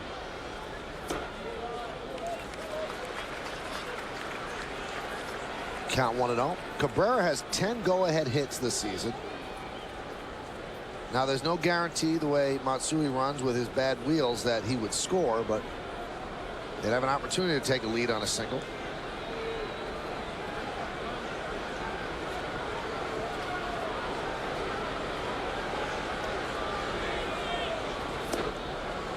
There's a strike.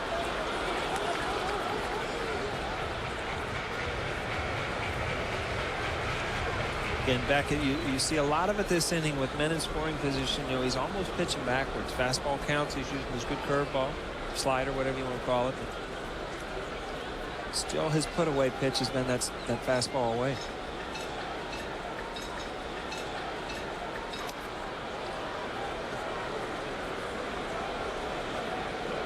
You see Beckett's reaction there, and this has been that 50-50 call tonight. You kind of flip a coin. Half of them are strikes, half of them are balls. He almost looked like he raised that arm a little bit. 50-50. 50-50 call, and that's frustrating for the pitcher and the hitter.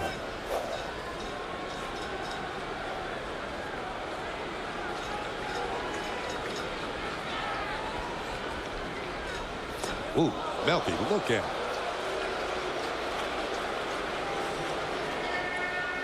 You have all your weight on your feet. You just can't get out of the way quick enough. You're striding into the ball, and the next thing you know it's coming at your kneecap, but you've got too much weight forward to really get out of the way quick. Here's a good hitter's pitch right here. 3-1, couple men on base. Pick and choose here. Popped up down the left field line. And Reddick can't get there. It's a foul ball.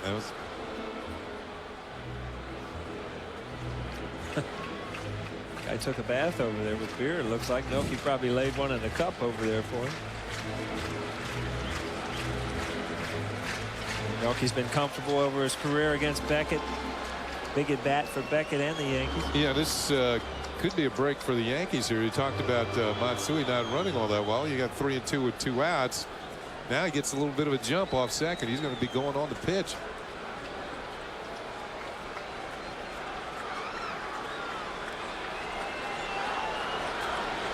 Matsui from second, Posada from first. 2 outs, 3-2 count on Melky Cabrera. And he walks to load the bases. And that passes the baton to the captain, Derek Jeter.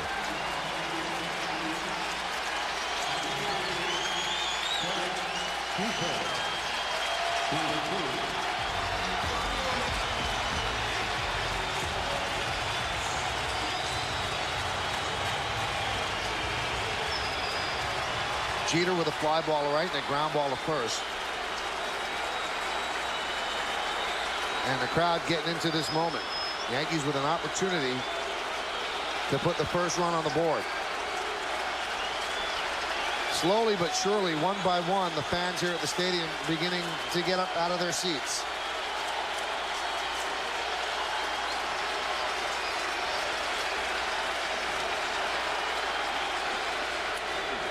Slow roller, third base, going to be a tough play. And Youkilis makes it to get Jeter for the final out. And Beckett is pumped up. No runs, 2 hits, no errors, and the bases are left loaded. The Yankees' first big opportunity. And Jeter couldn't get it done as Youkilis makes the play, and we go to the 6th. Dear kitty kitty, clipping Kitty's claws is impossible. Now Kitty can trim her own claws with Emery Cat, the fun new kitty scratcher that grooms cats' claws while they play. Clippers cut too close, causing pain. But Emery Cat's honeycomb design works like a powerful emery board. When infused with catnip, Kitty keeps coming back for safe groomed nails. The arch design is ideal for larger cats too. It even has a playful toy. Ordinary post costs $100 and won't trim your cat's claws. But Emery Cat is just $19.95 with durable base, emery board infused with catnip, and cat toy. As a bonus, you also get the de-shedder. It goes deep down to the undercoat to help eliminate shedding. It's a $15 value, free. Call now and we'll send you a second Emery Cat and de-shedder, free. Just pay processing and handling. 2 Emery Cat boards plus 2 de-shedders for just $19.95. Call now. To order your Emery Cat board for $19.95 plus processing and handling, call 1-800-224-1734. That's 1-800-224-1734, or go online at emerycat.com. So Josh Beckett showing a lot of emotion when he gets out of that bases loaded 2-out jam. And now A.J. Burnett back on the mound. He'll deal to Nick Green. Breaking ball outside.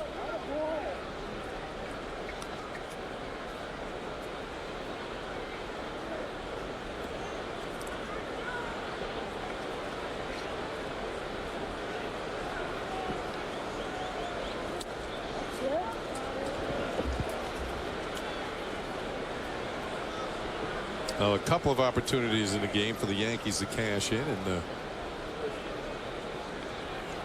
could punch that extra hit in there somewhere.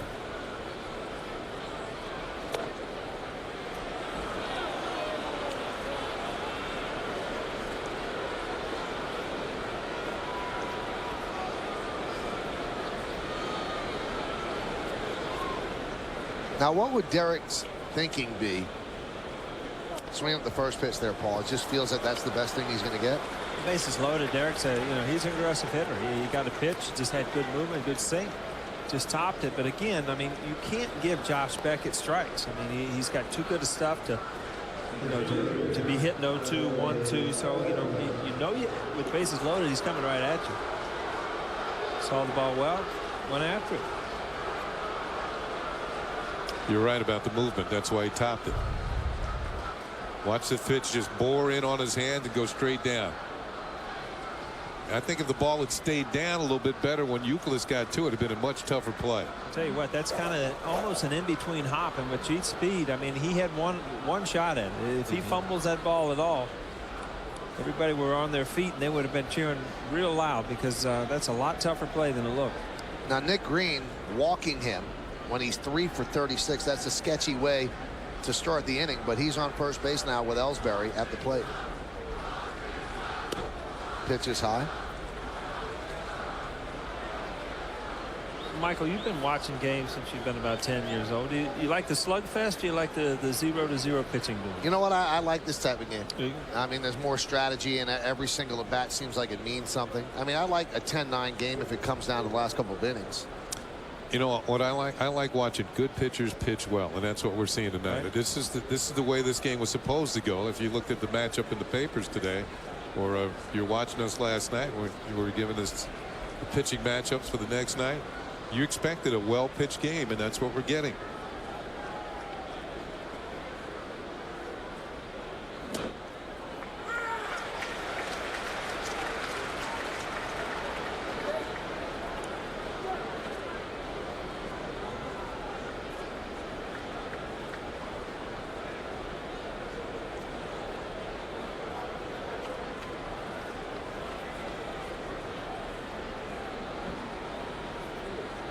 One foul back. When you look at the Red Sox as a whole, as a ball club, they don't sacrifice all that often. The Red Sox only have 10 sacrifice bunts all season long. See Mike Lowell over there. I mean, this is a tough decision for Francona day in and day out on who's not going to be in this lineup. I mean, you had Youkilis from left field last night. Now he's at third base. Mike Lowell offensively is he's a big part of this offense, and these are the games that you might have to keep him in there. Right back to Burnett. He knocks it down, so that kills a double play. He'll get the out at first. If he had fielded it cleanly, he had a chance at a 1-4-3 double play. Hit the catcher's glove. Tipped Georgie's glove on the way in. You see him pointing back. Yeah, there's Chad Fairchild, the home plate umpire, saying that catcher's interference. So this will go as an error charged to Jorge Posada. And when you watched Ellsbury leave the box, he didn't take off right away.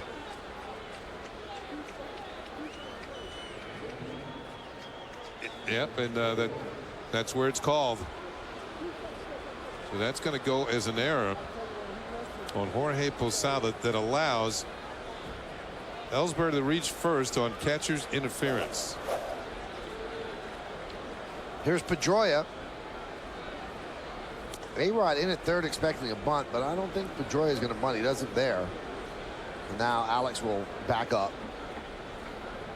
Only one team in the league with fewer sacrifice bunts than Boston, and that's Baltimore. They only have 9. Pedroia has walked twice. 5 walks so far for Burnett. High fly ball left field. Damon makes the catch. Green tags, and the throw comes on one hop to Alex. So they get the reigning American League MVP. 1 away.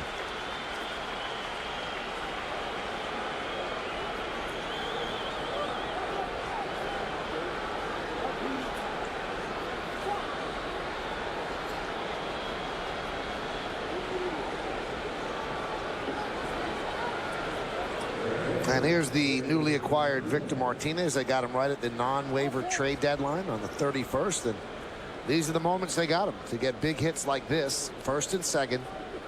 1 man out in a game that the Red Sox really need, especially after losing 13-6 with Smoltz designated for assignment before the game. All the injuries. Jason Bay out of the lineup. They need to capitalize on a good pitching performance by Burnett. By Beckett. I'm sorry. Such a tough call for a manager. I mean, you got the reigning MVP up. You're in a bunt situation. You got Martinez and Ortiz on deck. You know, in a 1-run game, you know, if you score a run here, try to get a cheap run, you know, that might be enough for Beckett. So tough call. let Pedroia swing away and end up getting a big out. Like I said, they don't bunt very often. The 0-1. Red Sox are 3 for their last 35 with runners in scoring position. They didn't do well in the series against Tampa Bay, losing 2 games, and last night obviously was not a good night for the Red Sox all around. You know, sometimes you got to play to your ballpark, and to bunt for 1 run in Fenway Park is you know, it doesn't make a lot of sense, because a lot of things happen in that ballpark. You know, 9-8 games, 10-7 games, but in a game like this, sometimes, you know, you might have to do something different. I mean, Josh Beckett has got the Yankees shut out to this point. Any way to get a run. Popped up. Shallow center. Cano is there. Infield fly rule is called. 2 away.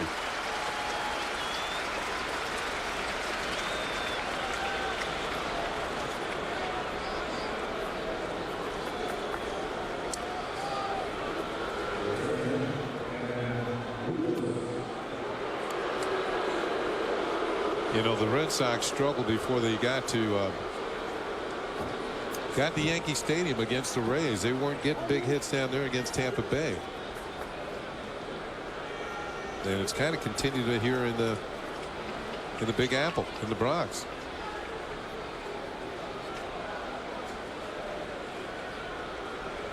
Here's Ugalis. And there's a strike. You know, it seems like both teams started out really able to do nothing. Now they're both getting, you know, little opportunities, and it's almost going to come down to that one big hit from somebody on either side, because as good as these bullpens are, a couple-run lead, chances are that's who's going to go home with the win. That's a good breaking ball. One of the best he's thrown tonight. Watch the bottom fall out of this one. Whew.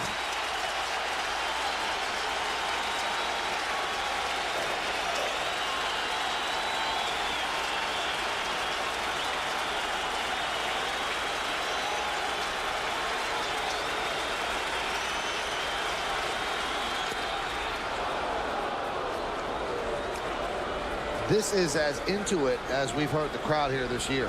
Even yesterday, you know, Melky at the home run, it got loud, but bases loaded. Last inning they stood up. Now they're looking for a big out here. Burnett against Ugalis.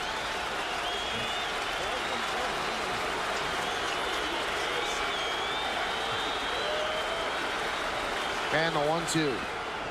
Breaking ball away.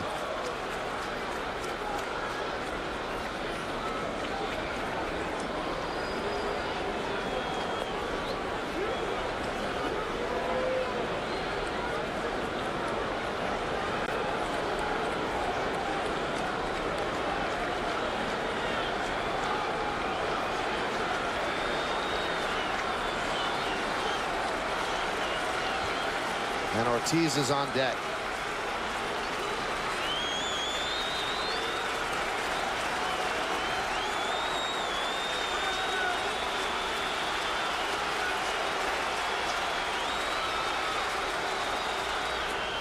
Got him. Breaking ball. Posada gets an angle.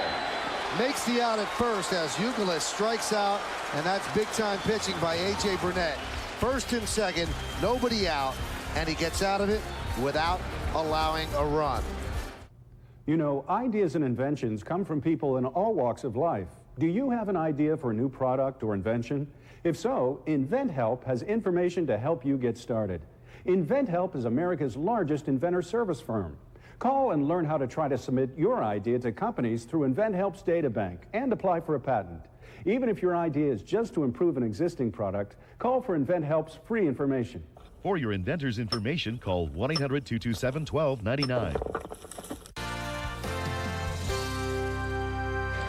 Both pitchers have gotten into a little bit of a jam, and they've both been able to wiggle out of it as we go to the bottom of the 6th inning. Johnny Damon will lead off. He struck out twice looking against Josh Beckett, and there's a good fastball strike.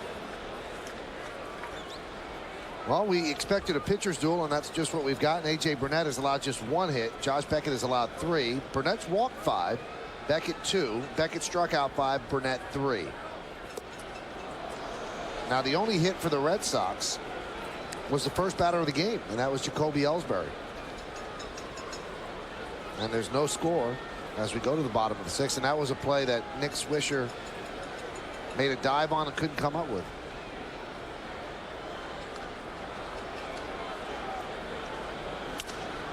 Popped up. Youkilis makes the play. 1 out.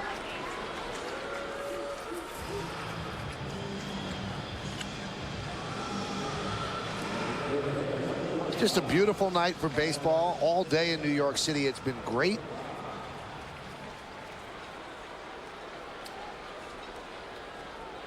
A lot of anticipation today as I was walking around Manhattan. People want to know what's going to happen tonight. I said, I'm not Nostradamus. I'm not sure. They were talking about it in Scarsdale. I know that. I was in Scarsdale today. A lot of people excited about the Yankees last night. 4-game series, big game for Boston today. You don't want to get back to this weekend, to the back of this weekend, trying to hold on to get 1 game out of a 4-game series. There's a strike.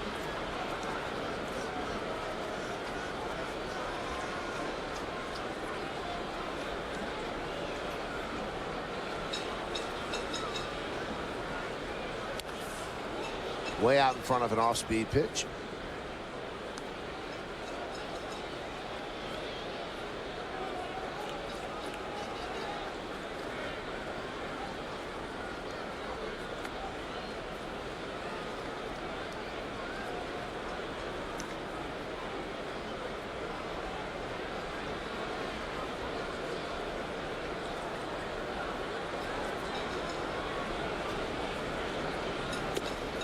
And the count 2-2. Teixeira's grounded to first and then lined out to first. Well, you see how hard it is to get a sequence of things going against these pitchers. It might boil down to one swing of the bat. 86 pitches for Beckett, 54 strikes. Check swing. And the count now goes full at 3-2.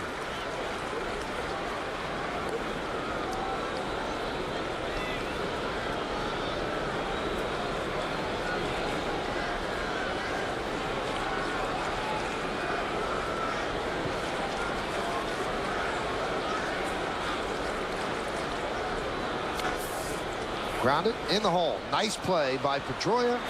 Flips to Martinez. 2 away. Teixeira had to reach for a low breaking ball, and a good play by Pedroia going to his left. I think he leaves his feet as well as any second baseman in the league. Doesn't that far to go. Doesn't that help? You're right. He's down there with it, isn't he? Rodriguez swings on a foul tip. 0-1. Alex is 0 for 2. 68 at bats without a home run.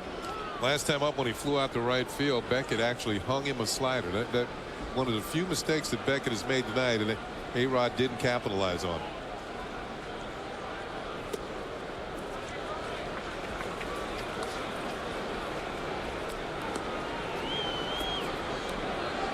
But then Alex is on one of his streaks. That's a 400-footer somewhere. 1-0. Oh, well, it's well hit. Let's put it that way. Some stretching in the Yankee bullpen as A.J. Burnett's pitch count getting up there. That's a new look for the guys out in the bullpen, kind of hanging up over the fence. We haven't seen that this year. They heard your weather forecast when they were back in the cage there and thought, well, we better get out and enjoy this a little bit. At UV level. Yeah, down to 0 now. We can come out. Grounded to third. Youkilis is there and across the diamond, and we played 6 innings of very exciting baseball. Outstanding pitching. 2 really fine pitchers going at it. 0-0.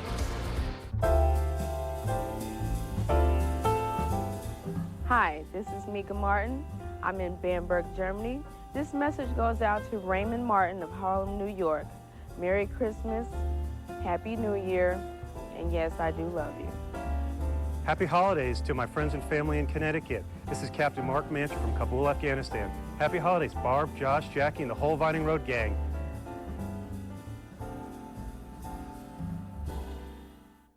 Mike Francesa takes his hard-hitting sports talk to overtime, now 6 days a week on Yes. Come on, let's go. Crank it up, baby. Let's go. Weekdays at 1, Mike packs a punch. His feet are tapping. His hands are moving. He's bop, bop, bop, bop. Then get game day analysis and pigskin picks on Football Sunday. Right now, I think you played a hot hand. I think the Jets win today. They have no defense. They got to win the game on offense. During the week and now on Sundays, Francesa fires up the fans. 1, 2, 3, boom. Right here on Yes. Here's David Ortiz. 2 ground balls to Cano so far tonight. And there's a strike.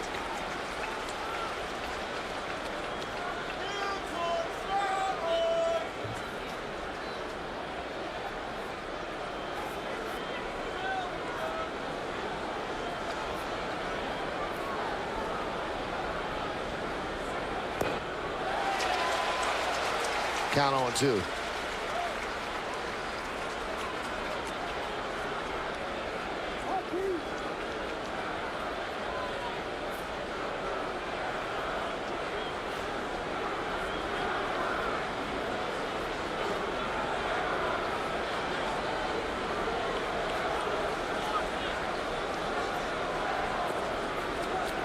See Cano stationed in short right field. He took a potential hit away from Ortiz back in the first inning. See Ortiz, it looks like he's trying to pull everything, and I know he's a dead pull hitter, but I mean, as a power hitter and you don't get off to the start you want, how do you try to make up for it? You try to hit home runs, and it looks like, you know, he's trying to, you know, to leave every time with every pitch. And again, Kenny, you said at the end of the game that you have to take what the pitcher gives you. The pitcher has to make somewhat of a mistake if you could get a pitch to hit out of here. Well, you know, I think he knows he's here at Yankee Stadium, and it's shorter to right. If he was Fenway Park, I mean, you could go to left center. I mean, you've done it. Right. That ball's out there for a left-handed hitter, too. Did he go? Yes, he did. A strikeout of David Ortiz. This is kind of reminds me of Mariano, who gets you in the hole 0-2, and then he'll throw something real hard up in your eyes, seeing if you flinch and go for it. And he certainly did. Tried to hold up. Check, please. He's gone. Tried to check, and he got it. Went too far. Well, tough times for him. He's now 0 for his last 19. That's a long over.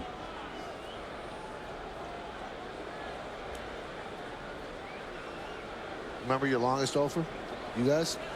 I was in the 20s. I know that. I was too. The exact amount, but I was in the 20s. I think I was 24. Were you also 24 when you did it? No, I was so much older then. That makes you old, believe me. I'm younger than that now.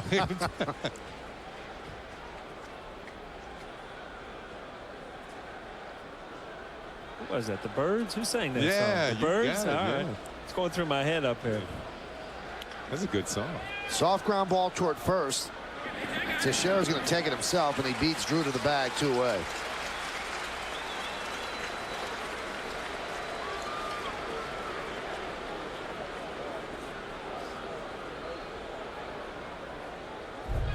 You know, it's amazing the confidence you see in both pitchers, like they got everything under control.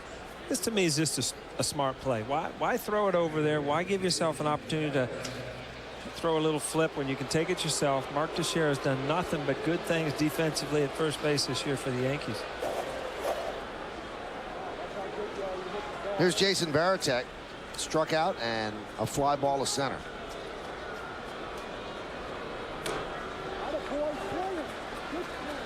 Hacked at a breaking ball and fouled it off.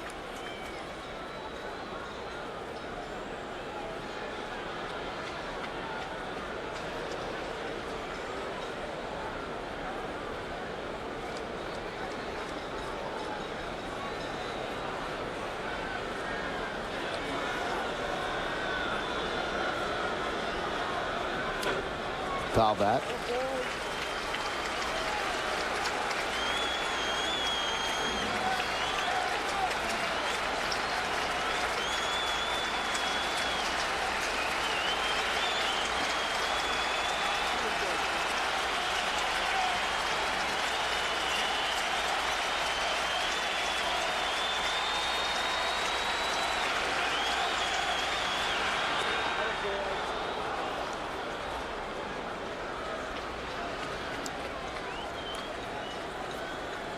like every pitch is for a reason. I mean, yeah. you're setting up the next one. You're setting up for a strikeout here. You know, you're throwing balls in off the plate. Great stuff. Great stuff. Defense should be on their toes. Everybody should be ready and primed. These pitchers are working pretty quickly. They're doing their job. Nobody wants to let the pitcher down. The 1-2. He got him. Breaking ball diving down and in. And A.J. Burnett is dealing. Any question about if Burnett could live up to this stage? He is certainly answering that tonight. A big start for him. He's given up 1 hit in 7 innings as the Red Sox go down in order. I faced one of the toughest challenges of my life right here. I couldn't swim, but I can still hear my drill instructor today. Don't quit. So I jumped in, apprehensive and scared out of my mind, but I came up a Marine.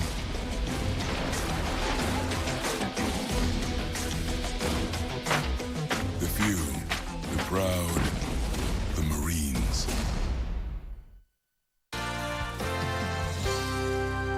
As we go to the bottom of the 7th inning, just the way it was drawn up. We expected a pitcher's duel. That's what it said on paper. It's playing out that way on grass as A.J. Burnett and Josh Beckett, 2 longtime friends, teammates with the Marlins for 5 years. They have matched pitch for pitch, 0 for 0.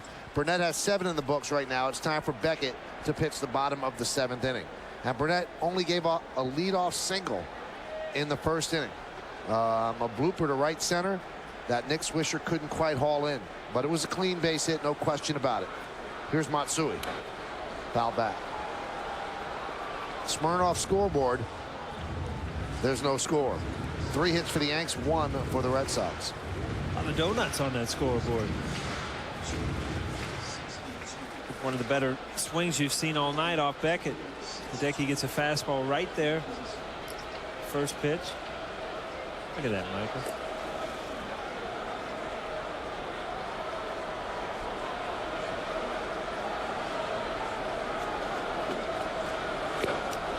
This game is taking on the ramifications of a game that I didn't actually see, but I read about.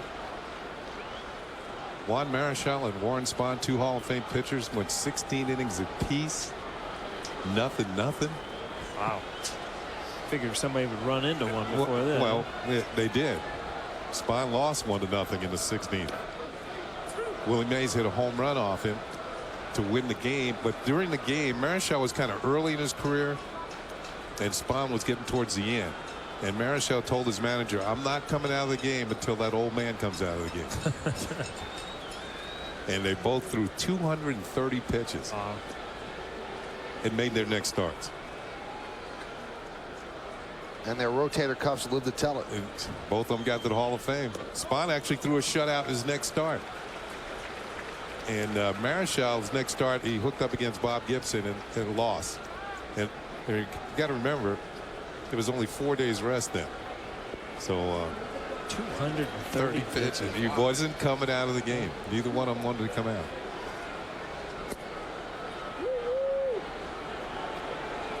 Count 2-2 on Matsui. Good swing. Where was that game? Was it in Frisco? It might have been in San Francisco, but the thing about it is we see Matsui. He got a pitch. He could. Ooh, man, that was up a little bit. Made a good pass at it. Just not quite quick enough.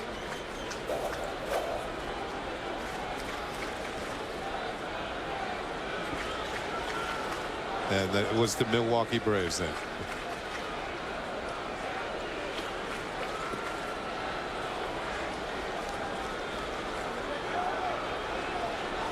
Beckett really takes forever. So you wonder, Michael, these 2 guys are good buddies.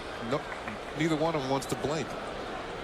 I think the managers will make them blink. Make the decisions. Yeah, somebody's going to come out of the game if I say so. The 2-2 fouled away. Good pitch there on the inner half. Running it in on your kneecap. Yeah, Michael's right. Times have changed since the 60s. They're going to take the pitcher out. And that game was in San Francisco because there was a walk-off home run by Mays. Spahn won 15 in the 3rd innings. 15 in the 3rd. Probably a nice balmy night in San Francisco. Used to be freezing out there. Candlestick. Oh. Still throwing 95 here in the 7th inning. He kind of wanted this one, didn't he? He might have gotten it earlier in the game, but not this time. That's clearly outside. Matsui leading off the inning should get a pretty good pitch to hit here. 100 pitches for Beckett, 61 strikes.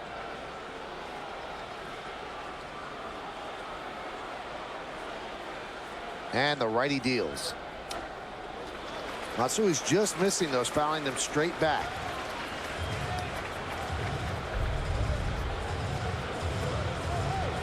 But still good movement on the fastball to the corner. That would have been a strike.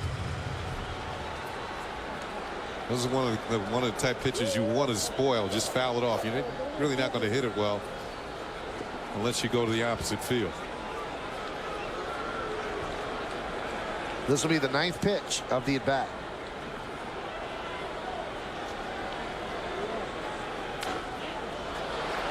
And it's going to be at least 10 pitches. You know, if nothing else, Matsui's making Beckett work here. He's seen the fastball in. He's seen the fastball away. You got to wonder, you know, if he gets in a pattern of inside, outside, inside. But, you know, 3-2, most pitchers are going to see a lot of the plate. Both of these pitches have been on the corner.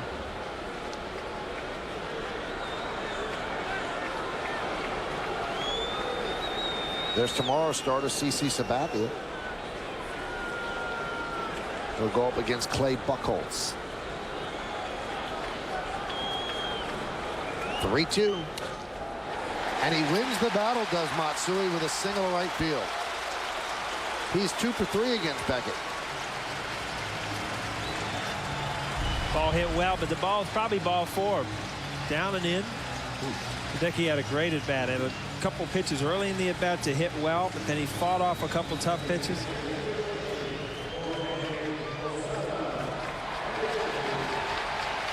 Check out how into it this team is before that pitch. I mean, they were all kind of hunched forward, seeing how it was going to turn out. So both teams want this game badly. Yankees 3.5 games ahead of the Red Sox in the American League East. They won last night 13-6. And now a complete opposite sort of game, a pitcher's duel between Beckett and Burnett. There's a breaking ball of Posada. 1-0. And Hideki Okajima is warming up in the bullpen for the Red Sox.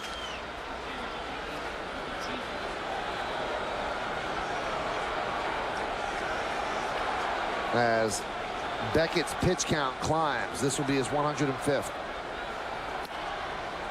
Fouled away. You can drop down a little bit there, get a kind of a different arm angle, hopefully get a little more sink away from Posada. The gap is in left center field. Sometimes these sinkers go to the opposite field if you get one up. You see he's been up in here, but all of a sudden he drops down. And usually when you drop down, you, especially the lefties, you'll be able to run that ball to the outside corner a little bit easier. Good stop by Veritek. Count 2-1. Posada hitting .280 overall against Boston so far this year. He's at .407. He's 1 for 2 in this game. Last night he was 3 for 5.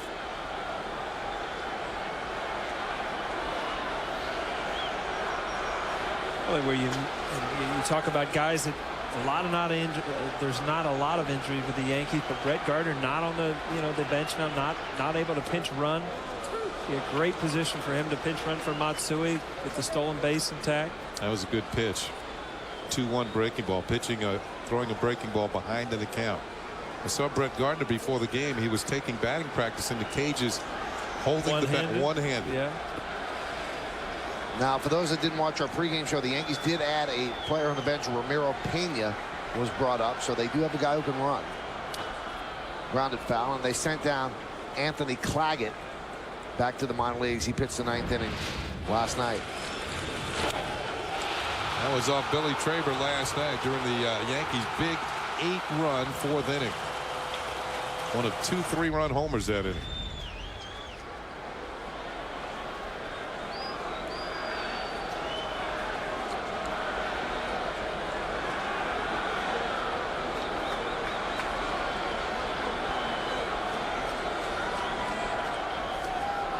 Swing and a miss, and Posada down on strikes. Seems like every time Beckett needs a strikeout or needs a big pitch, he makes it. Right there, that ball dives out of the zone. Left-handers love that ball down and in. You know, Posada's probably thinking about pulling the ball through the hole.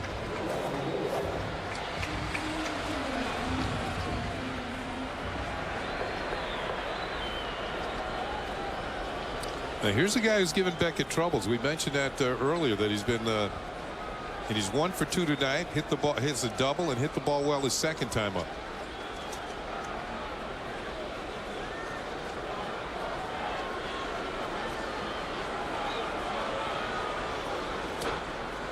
And a strike.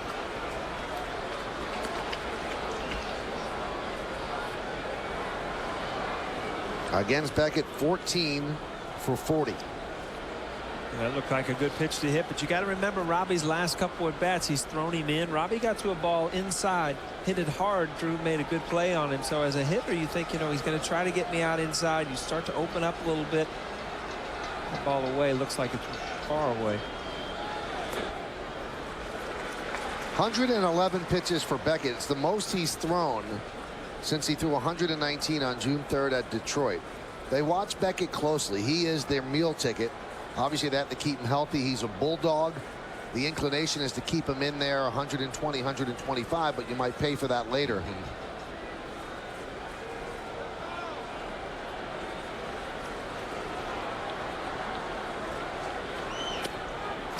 Count 2-1.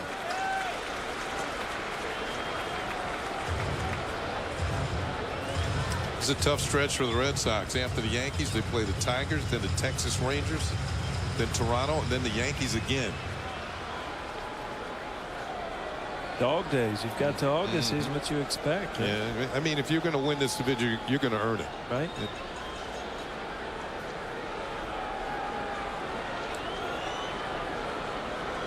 Matsui led off the inning with a single. A long at bat against Josh Beckett. Then Posada struck out. So a runner on first with 1 out. A 2-1 count on Cano. There's a fastball strike. 2-2. And as his buddy Melky Cabrera is, Cano has been good in the 7th inning or later. 336, 4 homers and 14 runs batted in.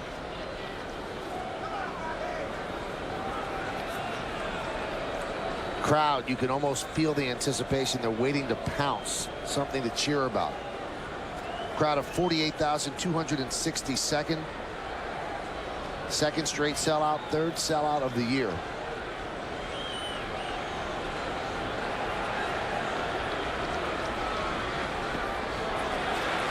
And you can see his put-away pitch right now is a breaking ball, especially to the left. He's diving down and in, but Cano recognized that and laid off. Yeah, he wants him to start the bat and kind of strike yourself out. That's what he did on Posada, who could not identify as quickly. Nick Swisher is on deck.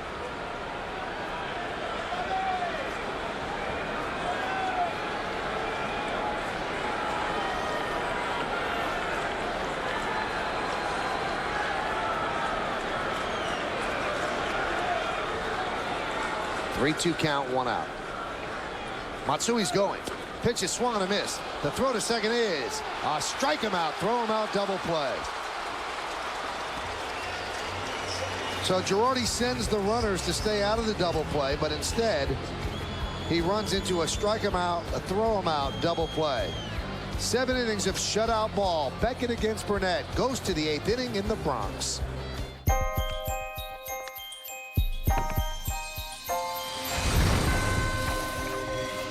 Two decades of craftsmanship, luxury, and exhilaration. Felt in an instant. Celebrate our 20th anniversary at the Infinity Limited Engagement Winter Event by January 4th and take advantage of our best offers of the year. Brighten the season with the G Sedan for $349 a month or 0% APR on select models.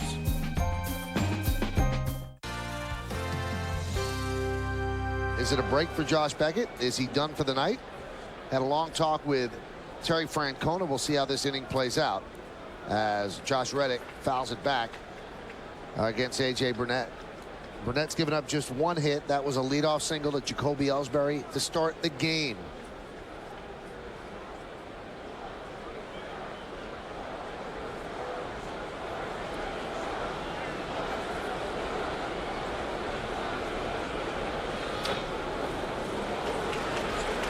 And the count 0-2.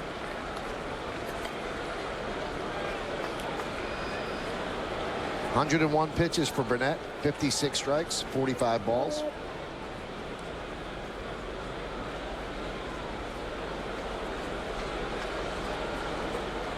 No one warming up, and the Yankee bullpen. Pitch is high.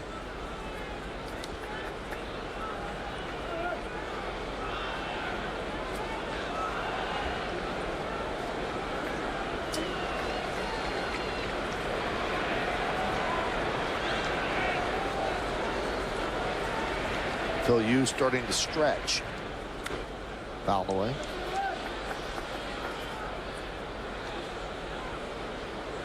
Burnett, a 32-year-old right-hander, signed with the Yankees, free agent, 5-year contract, coming off a strong season with the Blue Jays, 18-10 with a 4.07 ERA.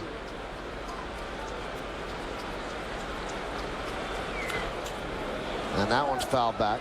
And a strong record against Eastern Division teams, including the Yankees. 6-3 against the Yankees in his career. So it was a double-edged score for the Yankees because they don't have to face him anymore. He continues to face the Red Sox.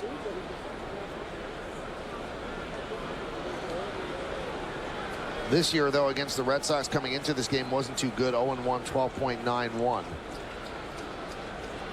But career against Boston, 5-1, 3.80 in 10 starts. That one's drilled deep to right field. Fair ball, it's gone. It is a foul ball. Just foul. That was close. No argument from the Red Sox bench, and they're right down the line. Breaking ball kind of hung in the middle of the plate, and Reddick's had some good swings this at bat, and you can see it just turn right. That missed by about 10 feet. Yep, about 10 feet foul. He's had back-to-back breaking balls that kind of hung in the zone. Looked good for a while. Nope. And the 1-2 missed outside. Now when a pitcher starts to fatigue just a bit, the breaking balls do hang up there, and you occasionally can make that mistake, and Burnett almost paid for it as Phil Hughes starts to throw.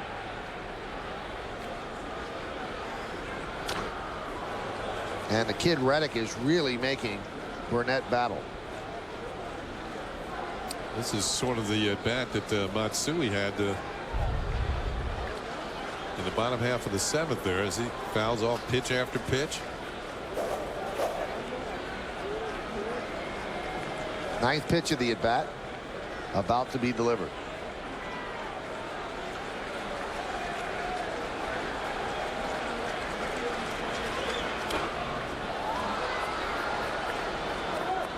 Burnett, I mean, you say Reddick has had good swings. Burnett has missed on a few pitches in this at bat. I mean, he missed on that fastball there, kind of inched back out over the plate. He missed with a couple breaking balls high.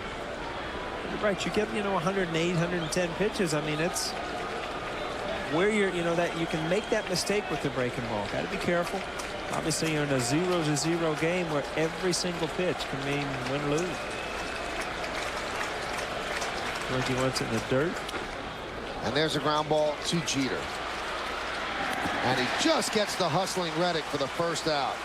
Just got him.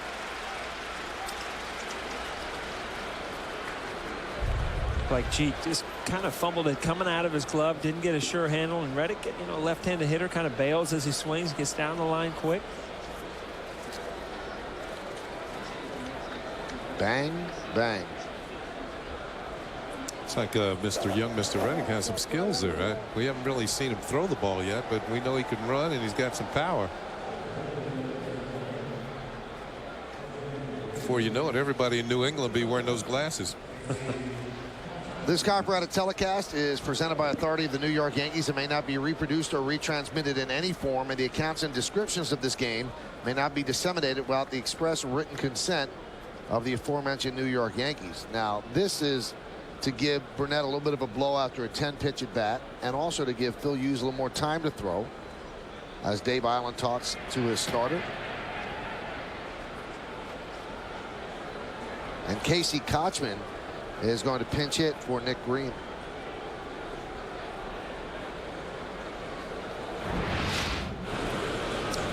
Oh, Kochman reached out on a pitch on the outer third and hooked it into the seats, just barely into the seats. That was his first hit as a Boston Red Sox, and it was a 2-run homer. That gave the Red Sox the lead briefly in the top of the 4th. Fastball strike. As a pinch hitter in his career, 10 for 31, and he's walked 10 times. 12 punch-outs.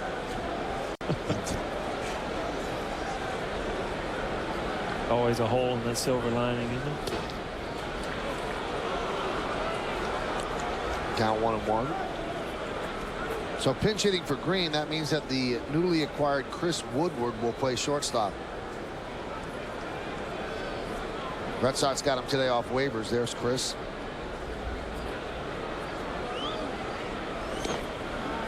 Count 2-1. From Seattle, correct? Mm-hmm. Yeah, we saw him when the Mariners were here. Played some third base for them. With the Blue Jays. Yeah, that's true. Trying to untie the game with one swing. Count 2-2. Along with Ken Singleton and Paul O'Neill, I'm Michael Kay, and you're watching Yankees baseball here on the Yes Network. Top of the 8th inning, there's no score, as A.J. Burnett and Josh Beckett have hooked up in one of those classic pitchers duels. Second game of this 4-game set. Yankees won last night 13-6, come into this game with a 3.5-game lead over the Red Sox in the American League East.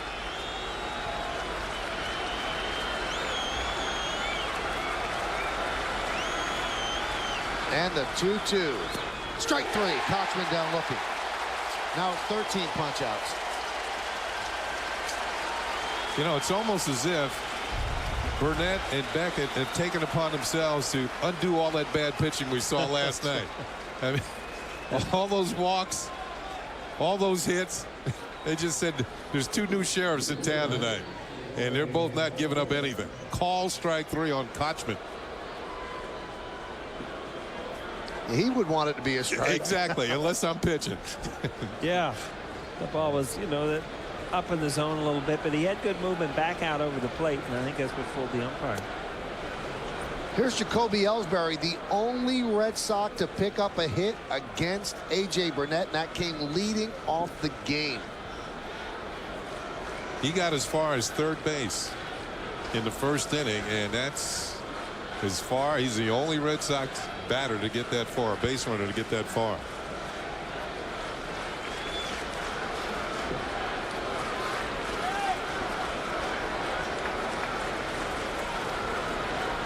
And the 1-0. 2-0.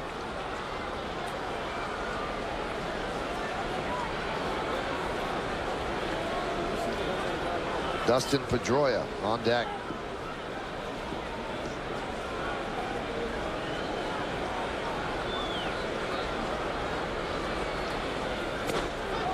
That's his 117th pitch. His high for the year is 123 on May 17th against the Twins, and this was the only hit against AJ.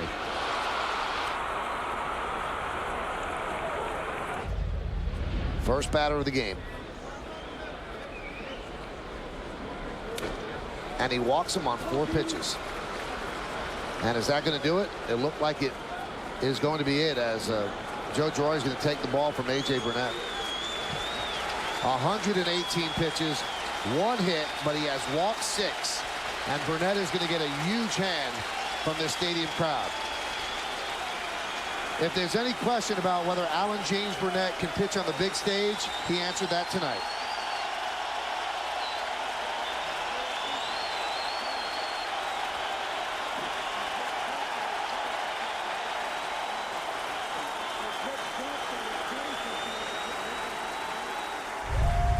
it like, AJ, to pitch so well against Beckett in a game so important?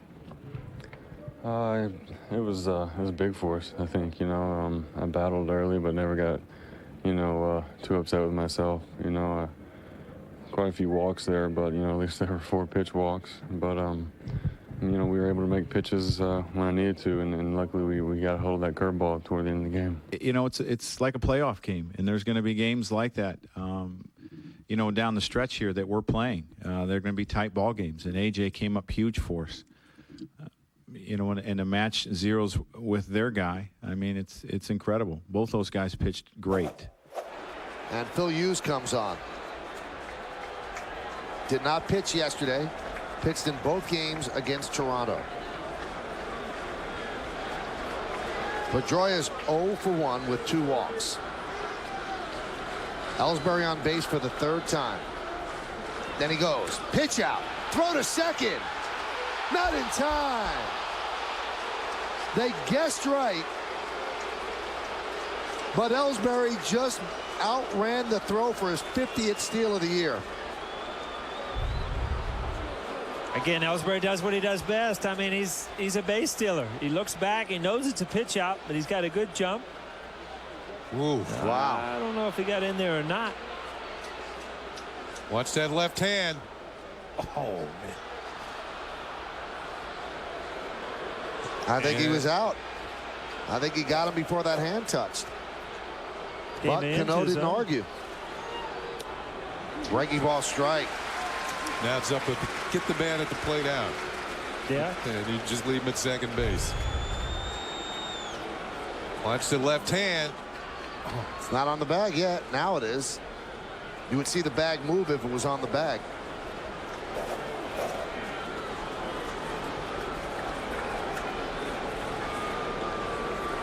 The 1-1. 1-2. 95-mile-an-hour fastball by Hughes.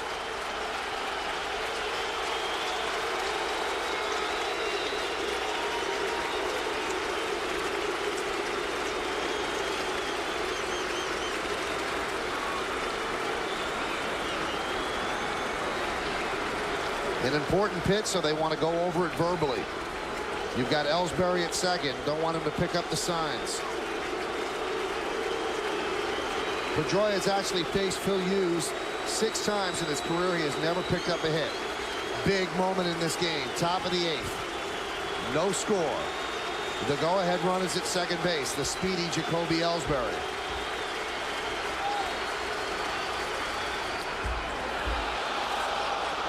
Count 2-2.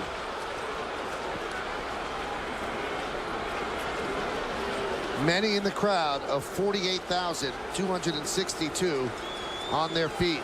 Josh Beckett on his feet. This crowd looking for a strikeout. The Yankees will take it out any way they can get it. A.J. Burnett now just one of those spectators. And the 2-2. High fly ball. Left center field. Melky is there. Melky makes the play. And Hughes comes on to get the final out. And A.J. Burnett really was splendid. It's been a fun game. We go to the bottom of the 8th inning. There's no score. All about the pitching tonight.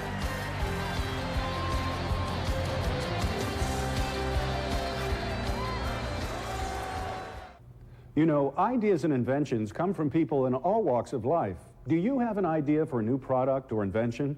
If so, InventHelp has information to help you get started. InventHelp is America's largest inventor service firm. Call and learn how to try to submit your idea to companies through InventHelp's data bank and apply for a patent. Even if your idea is just to improve an existing product, call for InventHelp's free information.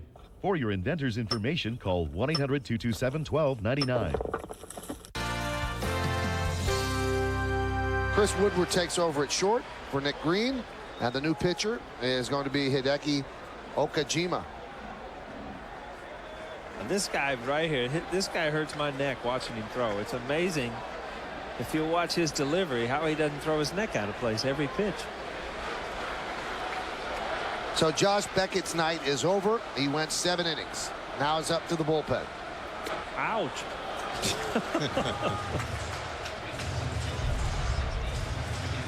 You don't even look at home plate. Now, despite Billy Traber getting roughed up last night, Red Sox relievers 2.85 ERA since the All-Star break, which is outstanding. They lead the American League with a 3.31 ERA overall. It's a good bullpen. Hideki Okajima is the only left-hander in the bullpen, and they have 6 righties.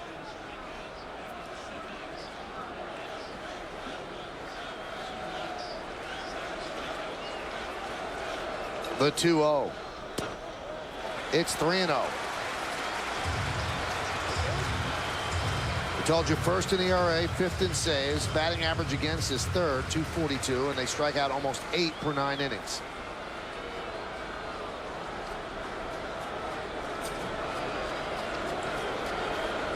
"100-mile-per-hour throwing Daniel Bard getting ready.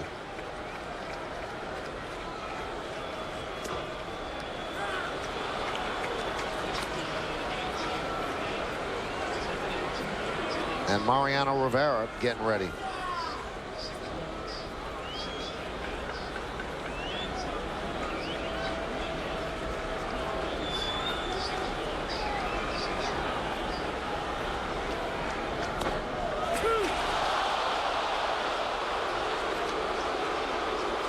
Swisher trying to say, hey, that was ball 4.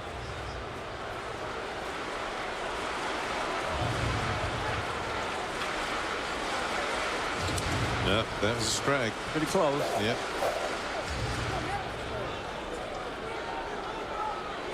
Okajima living dangerously, though, pitching inside, even though it was a 3-1 count.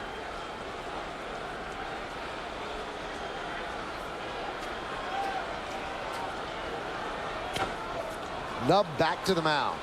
Okajima. 2 Martinez, and there's 1 away. You see Nick Swisher scream back at the umpire, and Kenny, I'm sure you've been there, and I have too. That, you know, you feel like that was ball 4, and you're screaming back that, you know, that's your at bat. Yeah. And, leave those guys alone because you have to come up again. That's right. The game's not over. Like, I'm just looking out at our view here. Did you look at the moon through the top of the stadium, through the flags? I mean, people play a lot for that. It's a good seat. It's not bad. That's our view out the booth right here. It's pretty nice. Oh, the ballpark looks great. Any ballpark looks good when it's full. Yeah, it does help. It has energy. Takes on a life of itself. And the pitch to Melky is a strike. Switch hitter turns around to the right side. 0 for 1 with a walk. Are these the situations we've been talking about with Melky? Late and close situations. This is late and close.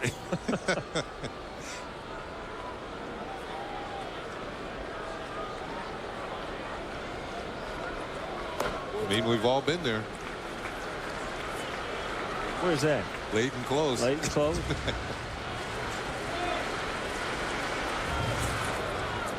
Melky's 1 for 5 against the left-hander. You know, you mentioned, Paul, that your neck hurts watching him. Do you think it throws off a batter, or now that they've seen him a couple times, they don't get thrown off? I think once you've seen a guy, you start to look for, you know, where he releases the ball. But again, from the screen, it's amazing his control, because he has great control. He pulls away, just throws his neck out, and throws a strike. You can't tell me this is good for him. Looks comfortable, isn't it?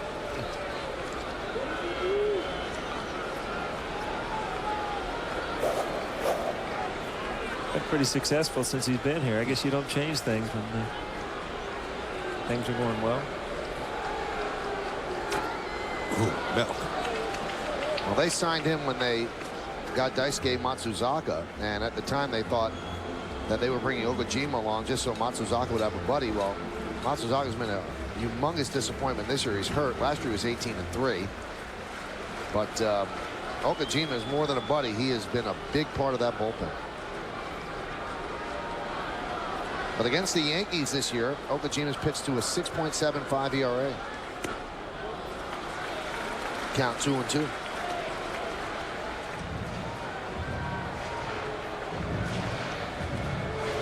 You ever talk to anybody when you're on deck? No, but it used to amaze me because, you know, you're trying to focus in on what you're going to do at the plate, and I'd look over and Jeep, he'd have conversations with people, and it was able to turn it off and turn it on. It just always amazed me. 2-2. Usually it's the other way around. The people are talking to you, especially when you're on the road. And they're not always complimentary. Act like you don't hear them because exactly. it's coming back as soon as you do. Yeah.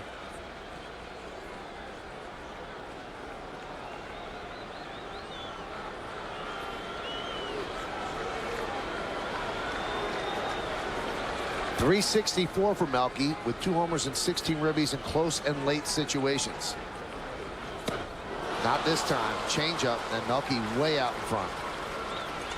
Well, it's changeup thrown by Okajima has earned a nickname, the Okie Doke. And he twirls the Okie Doke on Melky here, gets him way out in front, and strikes him out. Sell it as a fastball, but takes a while getting there. Took off about 20 miles an hour. Well, you can tell the big thing on a changeup is that same delivery, and his delivery, everything looked the same, and the ball is just not there.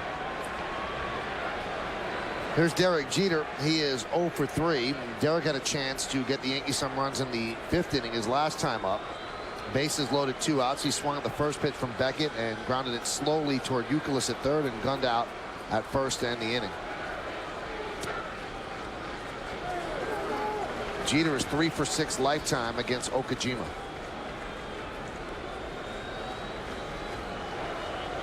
This year, after the 6th inning, Jeter's hitting .341. And these stats, it's no accident that the Yankees have one of the best records in baseball because everybody's having a pretty good year, especially in tight games, close situations. Boy, that changeup mesmerizing the Yankees. Count 1-1. He mixes just enough fastballs in and curveballs to get away with throwing this changeup, but this is his out pitch. This is his strikeout pitch, his get ahead pitch, everything. His pitch is completely off his changeup.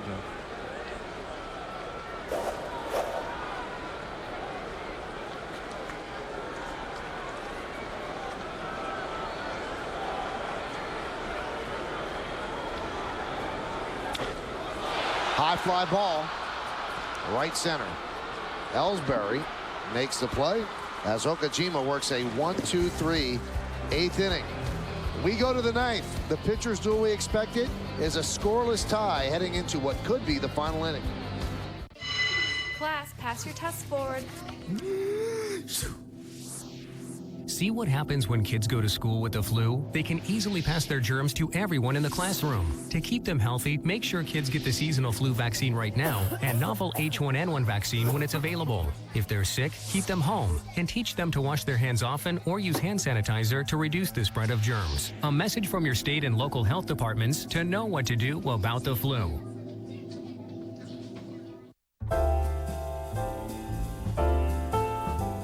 Hi, I'm Master Sergeant Jackson. I'm currently deployed to Southwest Asia, and I'd like to give a holiday greeting to my sister, Angel Basu, the Kennard family in the Bronx, and the Williams family in Brooklyn. Take care, and I hope to see you soon. Hi, I'm Sergeant Jason Lewis in Baumholder, Germany. I want to wish my mother a Merry Christmas and Happy New Year in Beverly, New Jersey.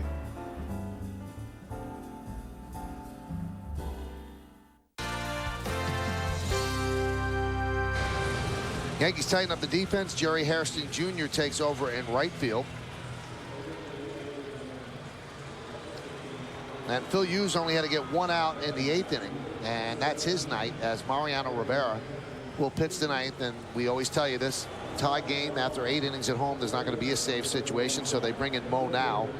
35 hits and 6 walks. So 41 base runners in 46 innings. A whip under 1, which is outstanding. And 50 strikeouts, a 1.96 ERA. If he has one Achilles heel, he is not always great in tie games. He seems to be better when he's trying to nail down a save. And Victor Martinez will lead off against Rivera. There's a cutter inside.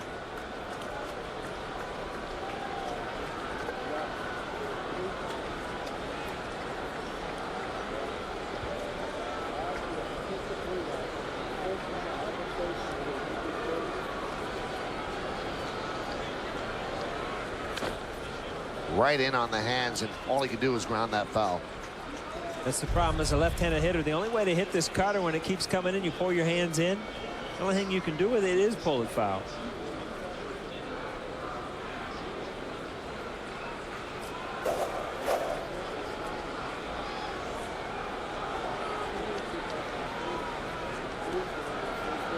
Part of the order: Martinez, Youkilis, and Ortiz.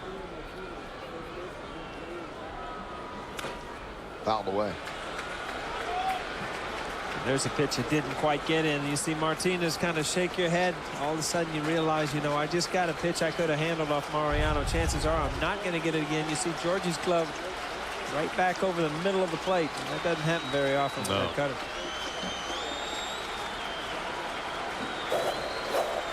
See, by moving it over the middle of the plate, you get extension with the swing, and the barrel of the bat can get to the ball.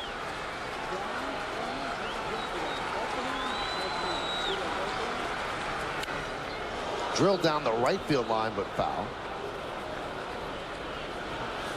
So intent on covering that cutter in off the plate that sometimes you see that ball away and you just can't react to it.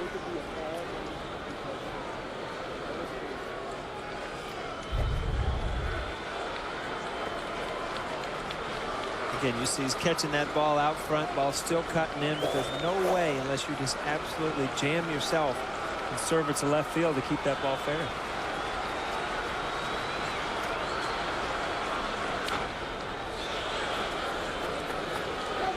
It's that backdoor cutter. Mariano tries to, after all those pitches in, tries to catch the left-hand hitters looking. Saw the shift to the outside. Ball was cutting towards that corner in the Victor Martinez. This is what you call an emergency swing. Just trying to spoil it. Pretty good hitter to be able to do that after you've seen all those cutters inside.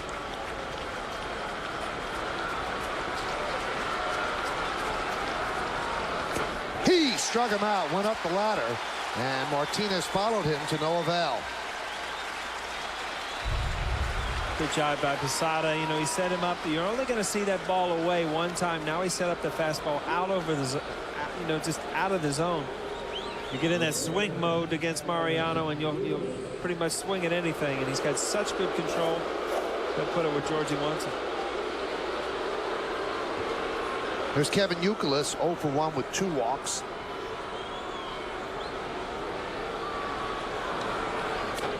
Strike. Mariano this year in save situations a 0.81 ERA. In non-save situations a 4.97 ERA. Jonathan Papelbon getting ready in the Red Sox bullpen. Tied Youkilis up in the count 0-2.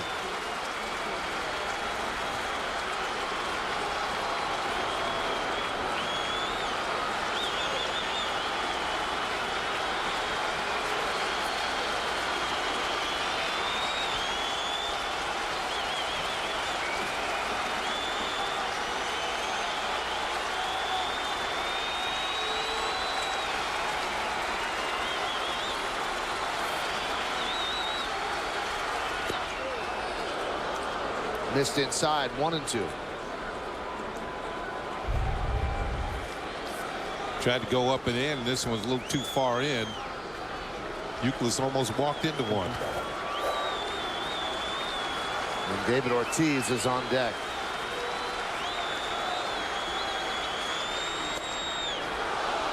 Missed with the cutter. Didn't brush the outside corner, so the count 2-2.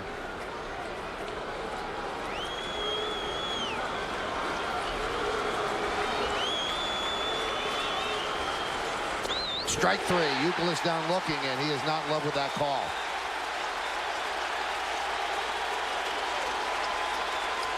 Good sequence of pitches from Mariano, and you can see how one pitch sets up the next one as he strikes, eventually strikes him out. To the inside corner for a call strike. Foul ball, 0-2. He's in the hole. Moves him off the plate. Tries to get him to go away. Then back in for call strike 3. Just a well-located pitch following the one that was away. So then he confuses the hitter. Is he going out, going in? But he comes back in. Here's David Ortiz, 0 for 3 tonight. Pitch is low.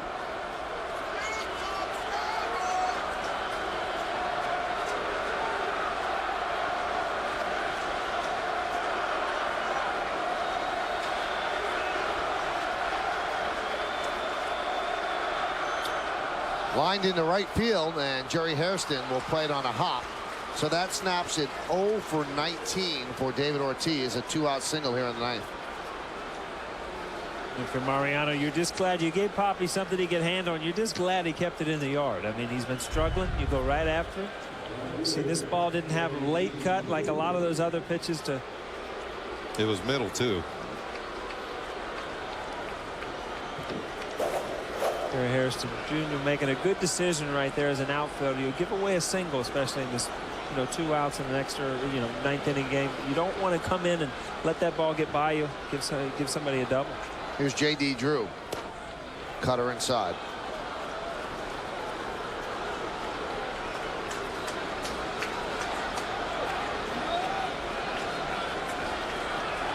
Two for 6 against Mariano. 2-0.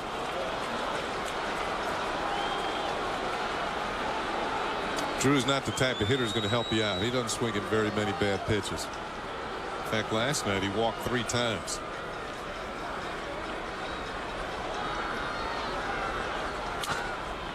A humpback line drive caught by Arod for the final out of the 9th inning. Mariano comes on to pitch a scoreless ninth. He gives up a hit, and that runner is stranded. Yankees have a chance at another walk-off win. We go to the bottom of the 9th. No score.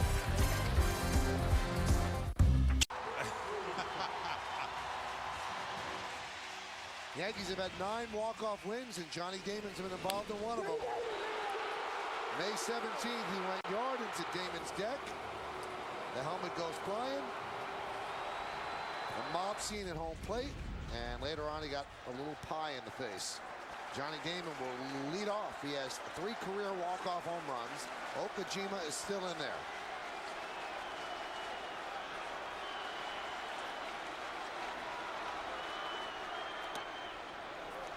Count 1-0.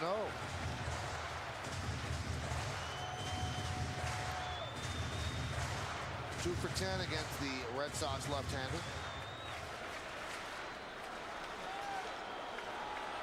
Alfredo Acebas beginning to throw in case there's a 10th inning.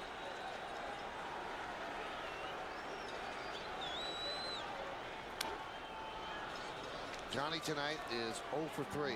2 strikeouts looking and a foul ball at third.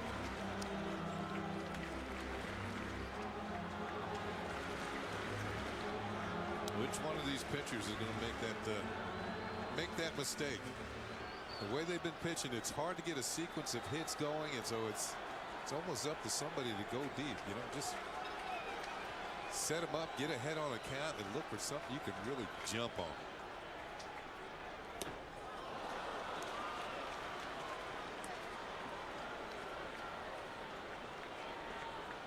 Mark Teixeira waits on deck.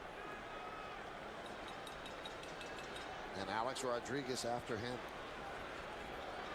It's about due. If you believe in due, he's due. 69 at bats without a home run. It ain't, Mo.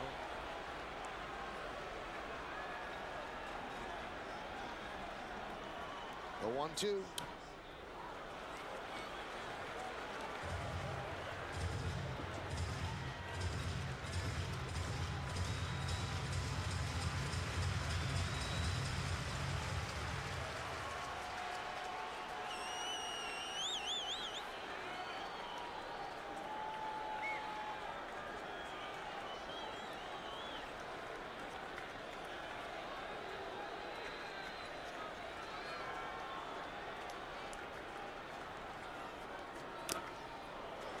Barely got a piece of that one. Damon in his spoil mood right now. This tried to pass him for the fastball upstairs, and Johnny just got a piece of it. Certainly not his A swing, but good enough to spoil a pitch and keep the at bat going.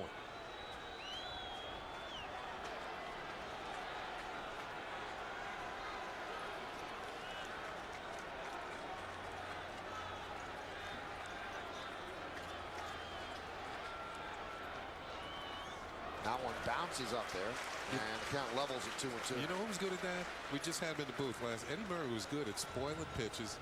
For a power hitter, he could flick the bat and foul a pitch off a tough pitch. Then the pitcher make a bad pitch and it'd go 400 some feet. It seems like if you do that in a couple times in the count, sooner or later you're going to get something to hit. And, you know, he was good enough. Obviously, when he did get that pitch, he did something with it.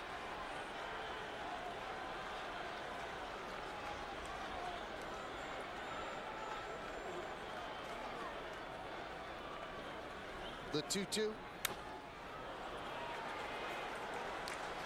I'll tell you, by this time in last night's game, when the game was well decided, a lot of people have gone. You look around here tonight, just about everybody has stayed. Nobody has left. Friday night in the Bronx? Oh, yeah, that's right. Tomorrow's Saturday. Right? They don't have to go to work or anything like that. It's just the Red Sox and the Yankees. Yeah, that's right. it. But last night, you know, the game was long and it was, well decided.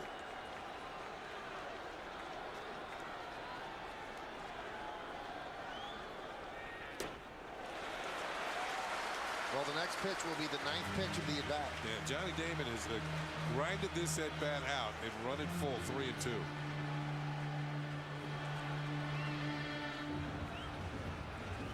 This is where, as a hitter, you know, you've seen a couple fastballs, but all of a sudden you get to a 3-2 count and you expect a fastball. You got to step away and know that Okajima has a good changeup, and he's not afraid to throw it 3-2.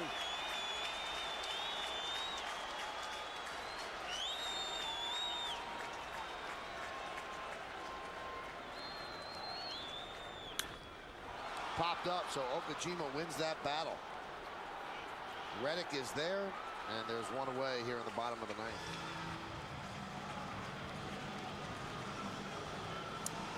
How much did Damon make him work? He get a little tired, so when he's working to these next guys, he might make a mistake. Okajima looks like, man, I'm tired. Well, that tough at bat is the last batter he's going to have to deal with as they go to the bullpen.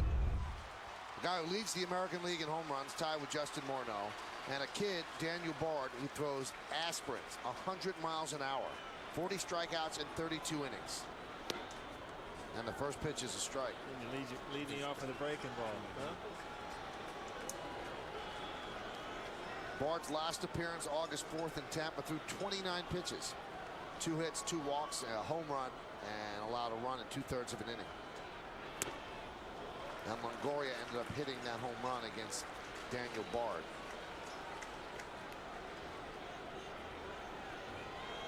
A lot of people kept using that name to Theo Epstein during the trade deadline. The Red Sox want no part of parting with Bard.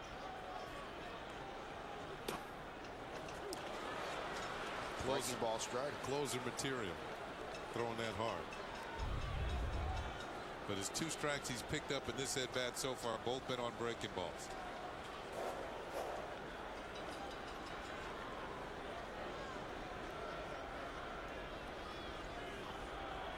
Crowd quiet, waiting. 0-0, bottom of the 9th inning, 1 out, nobody on.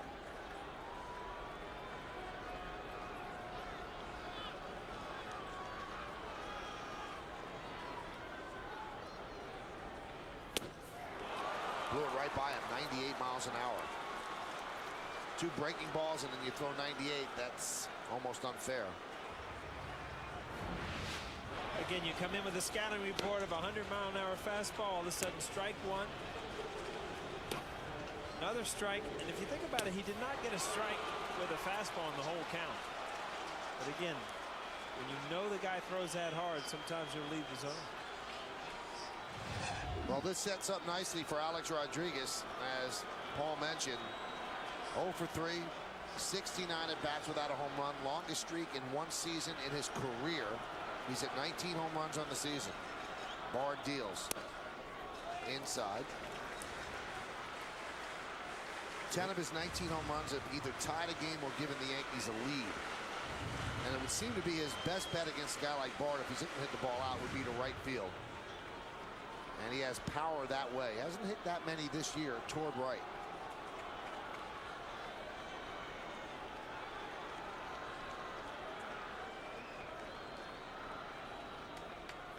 See, but Barnes thinking along that way, Michael. He's trying to keep the ball in on. And if you're going to do that and all of a sudden one strays, first 2 pitches have been balls inside. Now, if you're Arod, you get the idea. They're trying to pitch me, and now you got to use your quick stroke. It's not about how hard you swing the bat. It's how quickly you can get it through the zone. Get the barrel of the bat to the ball. Bart throws hard enough. If you connect, it's going to go.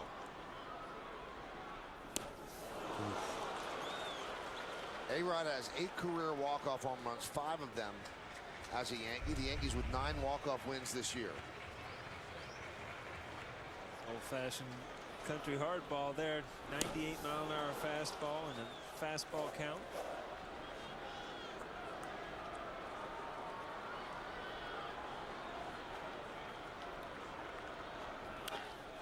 And it was a breaking ball in the hole. Now Woodward can't come up with it. So a base hit for Alex Rodriguez. So the winning run is on base.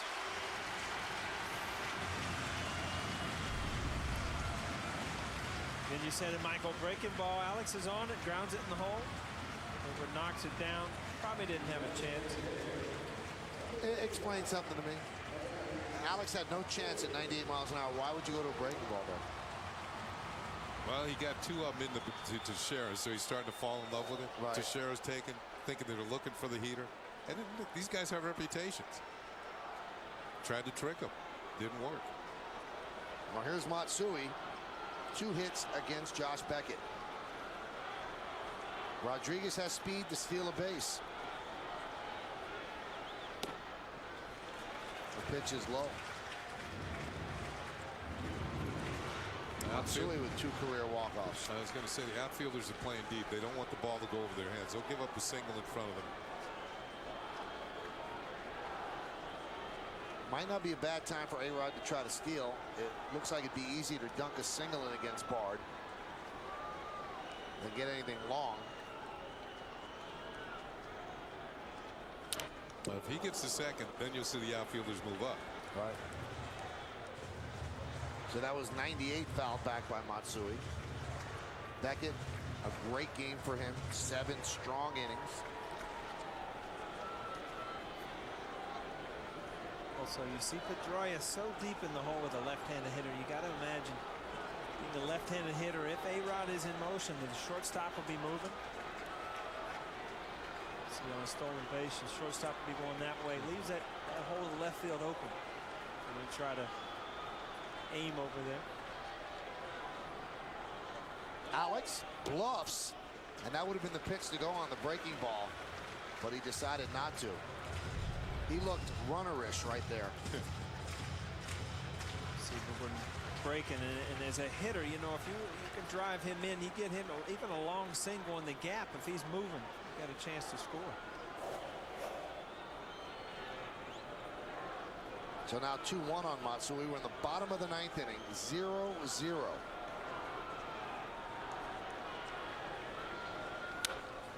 Fouled away. July 20th against the Orioles, Matsui experienced the thrill of a walk-off.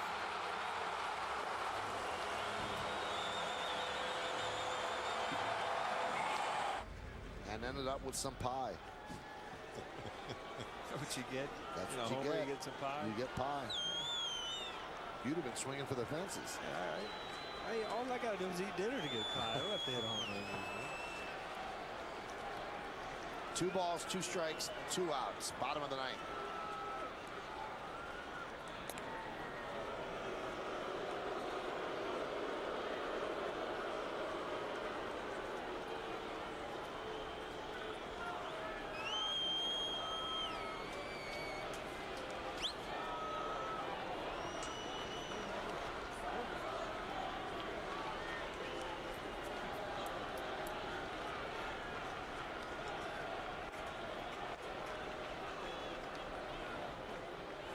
Runner goes, and it's going to be a stolen base for Arod standing.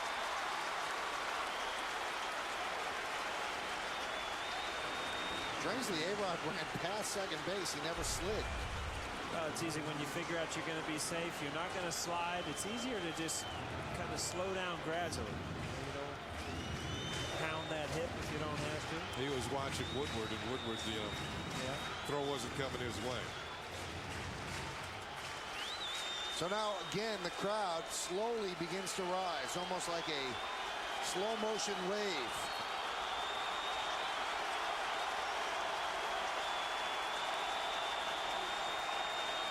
And the 3-2. Missed with a breaking ball outside.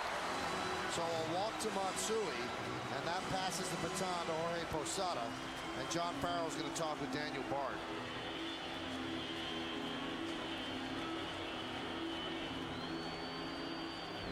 Again, with the hole open, Matsui gets behind with the fastball. Had one good fastball to hit. All of a sudden, Bard goes back to his breaking ball, gets another fastball. Arod running, ball 4. Jonathan Papelbon will wait until, or if, the Red Sox get a lead or run out of pitchers on the road. He can afford to do that in extra innings. Posada is 1 for 3 tonight. Struck out in the 2nd, singled to right in the 5th, struck out in the 7th. Now, as Kenny mentioned, the outfield has to come in. Not all the way in, but they want to play on Alex Rodriguez.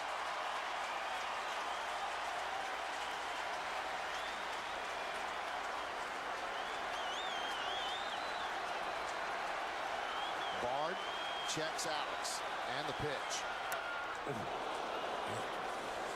Foul back.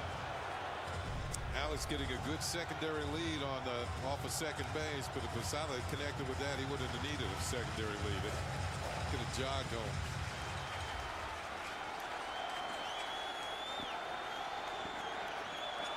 Ball was just a little too high. Ball the balk.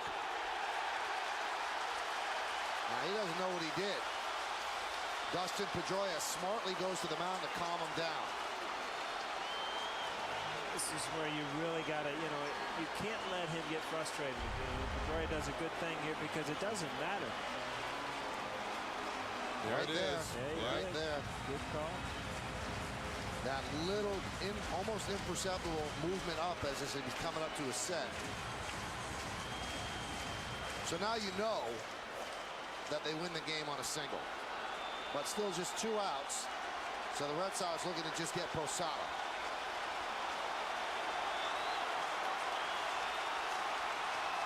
The 0-1.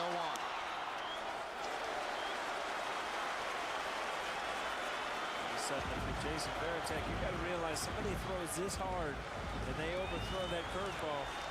The man on third, that's a different ball game. Remember, here at the new stadium, a lot less room behind the plate, and there could be a play at home. A 1-1. Throws the breaking ball for a strike. And the count 1-2.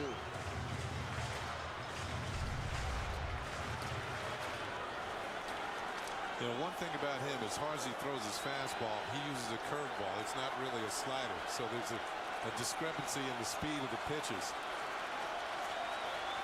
Just about every curveball strike has been taken. 1-2. He struck him out. Diving down and in. And Posada strikes out to end the bottom of the 9th inning. So for Bard, no runs a hit, no errors, and 2 men left. Free baseball coming up. We go to the 10th. Still no score. What if the person of your dreams is out there waiting for you? And what if eHarmony let you communicate with that person for free? The New Year's free communication event this Wednesday through Sunday. Start your year off right. Communicate with your matches for free at eHarmony.com. Teaching a kid football is one thing. Keeping a kid in school, that's the name of my game. My name is LaDainian Thomason. I don't just wear the shirt, I live it.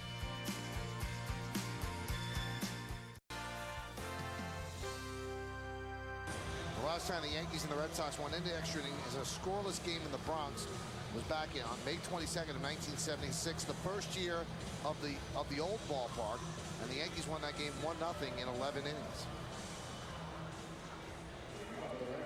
Yankees have a new pitcher. It's Alfredo Aceves. 7-1 for Aceves, 3.58 ERA. Now, in that game in 1976, the Yankees winning pitcher, he went all 11 innings, was Catfish Hunter. Gave up 3 hits in 11 innings for the 1-0 shutout win. Here's Varitek against Aceves, and the breaking ball is a strike. So Burnett went 7 2/3. Phil Hughes went a third. Mariano Rivera 1 inning. That was the 9th, and now Aceves.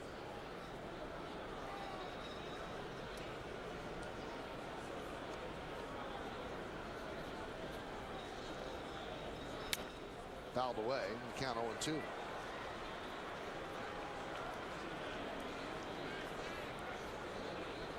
Josh Beckett not icing, not worried about that. He is hanging around to watch how this one finishes up. And the 0-2. Dribbled slowly at the first base line. Teixeira takes it himself. 1 away.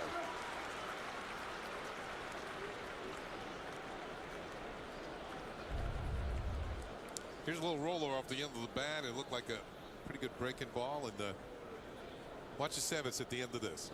Oh. 2-step. Yeah, that's right. Didn't want to step over that line.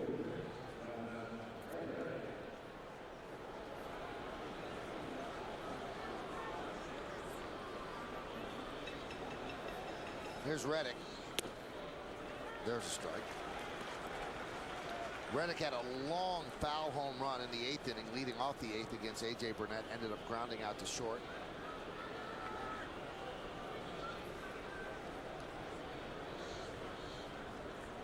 Yankees catching a bit of a break in this series. Jason Bay, who has certainly hurt them, is unable to play. He's not on the DL, but his hamstring is barking. He might miss the whole series. Reddick shows bunt, takes a pitch outside, 1-1. Well, we all know that Reddick can run to first. So that means that he can probably steal a base if he gets on. There's Ramon Ramirez and Papelbon. Now Papelbon's up there in case the Red Sox get a run. Then he comes in. Hot shot to second base. Tough hop for Cano. 2 away. Reddick had a couple good at bats tonight, and he hits this ball hard. Every once in a while, you just, you can't aim it. You hit it hard. He's got good speeds, had a couple good at bats. But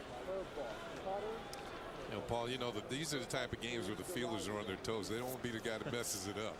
As a hitter, you keep thinking, not everybody can come in here and have their best stuff. Yeah. But, nobody's scoring any runs. And here's Chris Woodward, just picked up off waivers from the Seattle Mariners, and this is his first day in a Red Sox uniform.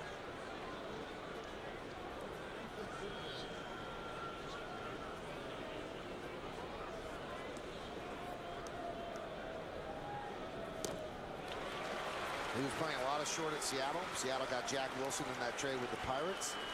Woodward became expendable. And the Red Sox need infielders. Jed Lowry's hurting. So they picked up Woodward. Oh, Woody. And he is immediately thrust into the crucible of Yankees Red Sox.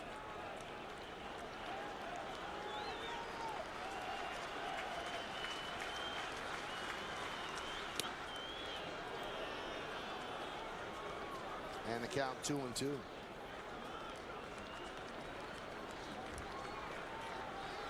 Something about weird that it almost takes you to spring training when you look at a guy wearing number 91. And there's a reason he wears 91. Idolizes Dennis Rodman. Really? Yep. Now that reason I don't know. I don't know the reason for that. It must be the Pearsons.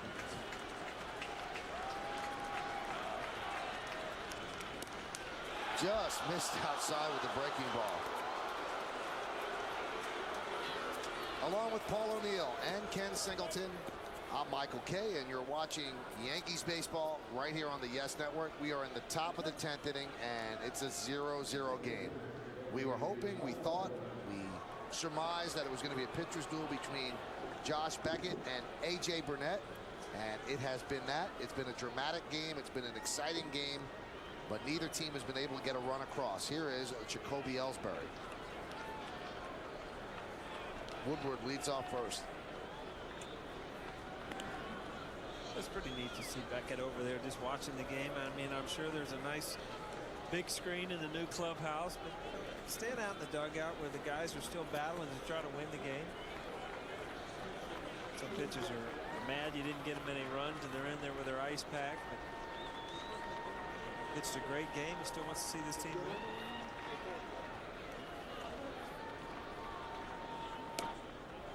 Missed outside.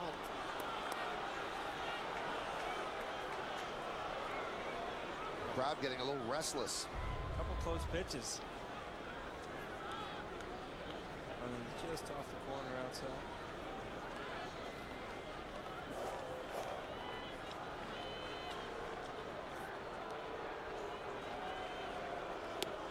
There's a strike.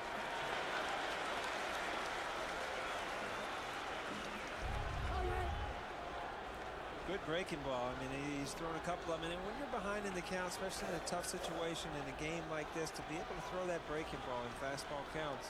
We saw Beckett do it quite often when he was in there.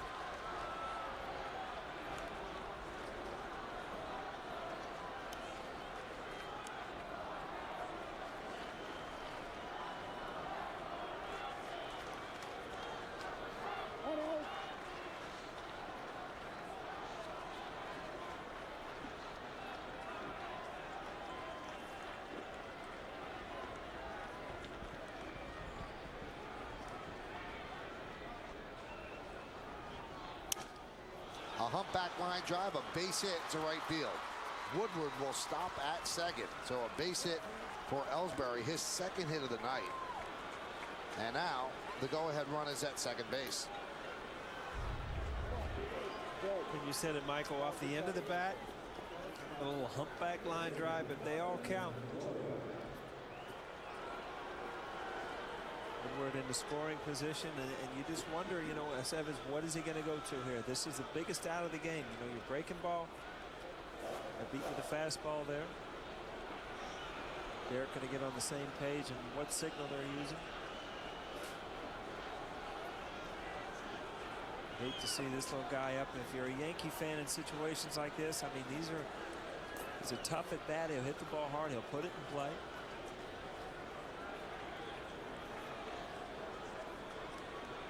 He hits well with runners in scoring position, too. Well, Aceves is suffering because he walked the number 9 hitter, light hitting shortstop, and now he's in the middle of this. He's going to have to try to wiggle out.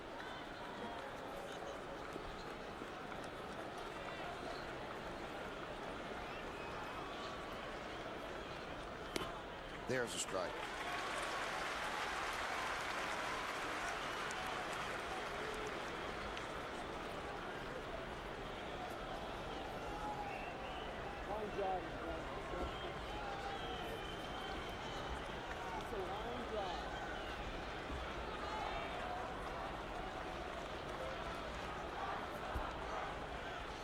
The 0-1.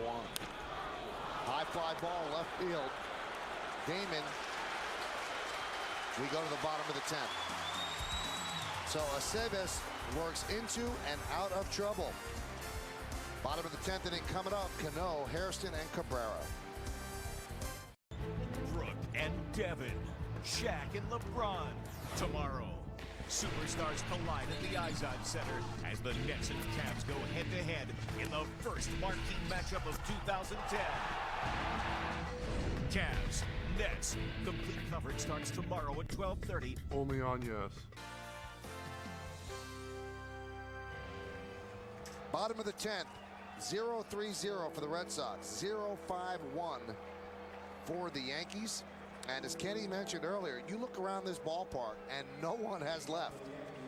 It's the third sellout of the year, second straight sellout of the series, and everybody is still here in the bottom of the 10th. And it works out perfectly. It's a Friday night, no school tomorrow, no work tomorrow. There's no school anyway in the summer unless you fail classes. And it's a good time to just hang out and watch a really fun ball game. No score. New pitcher for the Red Sox is Ramon Ramirez. And he's going to face the bottom of the Yankee order. Robinson Cano will start it off.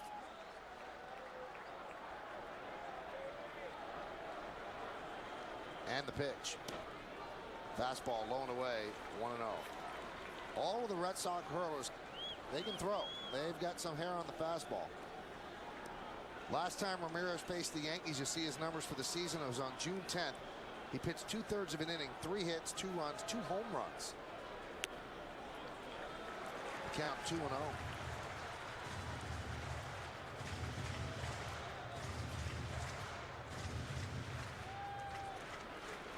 Red Sox got Ramirez from Kansas City for Coco Crisp.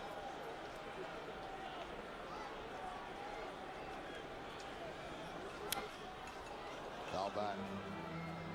Now remember, on deck for the Yankees is not Nick Swisher. It's Jerry Hairston Jr., who they brought in to play defense in right field.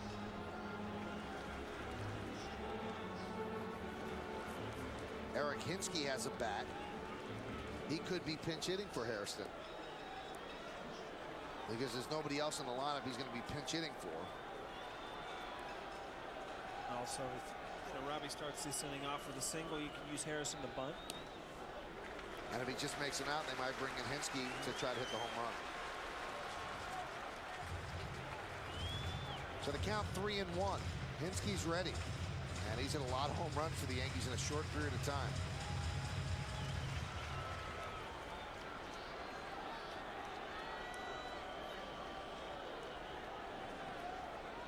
Ramirez deals the 3-1. And the count 3-2. Kind of a funny delivery, like he's falling off and throwing not across his body, but away from his body. Kind of falls off to the first base side and ends up throwing outside, which you're right. Kind of a strange delivery. It's his foot all the way on the end of the rubber towards first base.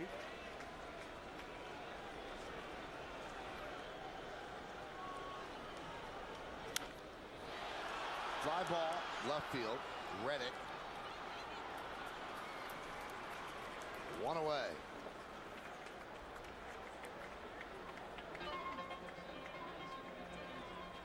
So now, with Cano flying out, they're going to go to Eric Hinsky.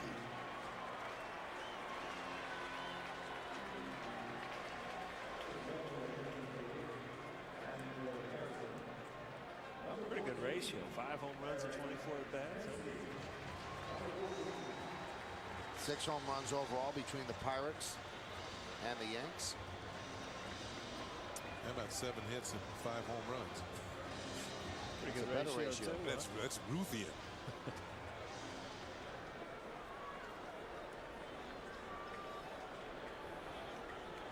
Hinsky has made the transition from a guy who played every day to a pretty good guy off the bench, and that's not easy to do.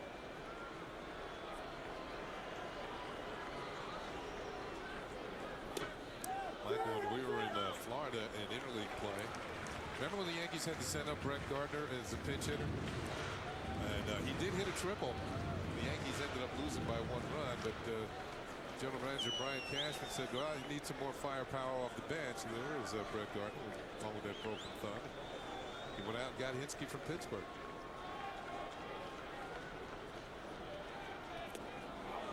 Hinsky, a .260 hitter, 25 for 96 as a pinch hitter in his career with 2 home runs. Just looking at that 96 pinch, that's a lot of pinch hits for a guy that was pinch hit at bats. Was playing, See A.J. Burnett, like his counterpart Josh Beckett, also wanting to watch this game, see how it ends, and he has to do it because he's the guy who delivers the pie. Already? Yeah. In the cooler in there.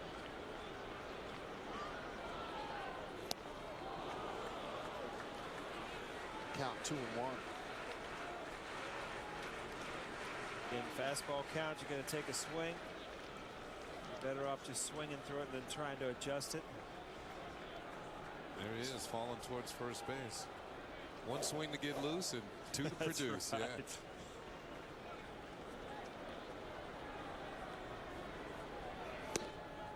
He's throwing hard. With the count 3-1.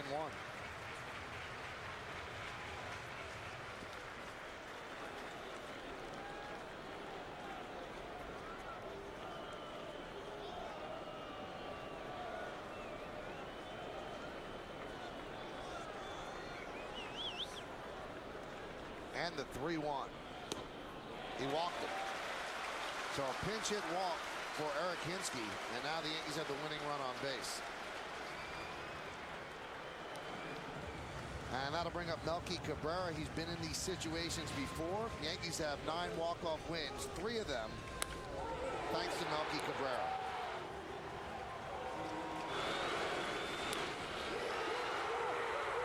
That one against the Twins.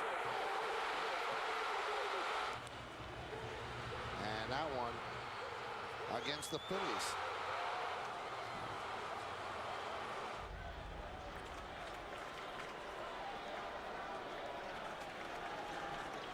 So Cabrera at the plate. Jumped on the first pitch and fouled it away. This is intense, nail-biting, pennant race baseball here at Yankee Stadium. This game means the world to the Red Sox, who got beaten up yesterday. The Yankees want to continue to put distance between themselves and their rivals and their closest pursuers. And here we are in the bottom of the 10th inning with a game without a run on the board. The Yankees can score here, the game is over.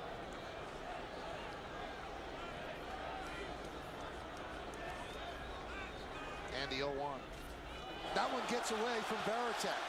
Now the winning run has moved into scoring position. That was a very wild pitch. The target's almost to the middle. And you can see that ball bounce up. About belt high, it hits him as he's trying to block it, and the ball caroms off his forearm and over towards the Red Sox dugout. That enables Hinsky to get down to second base. I'll tell you what, that didn't feel good. If you watch, that went off right on the heel of his hand. Kind of ricocheted.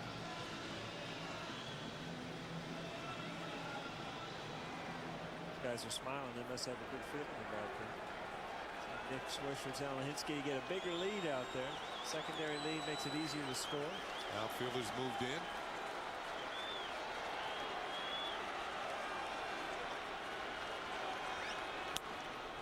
Ground ball to second.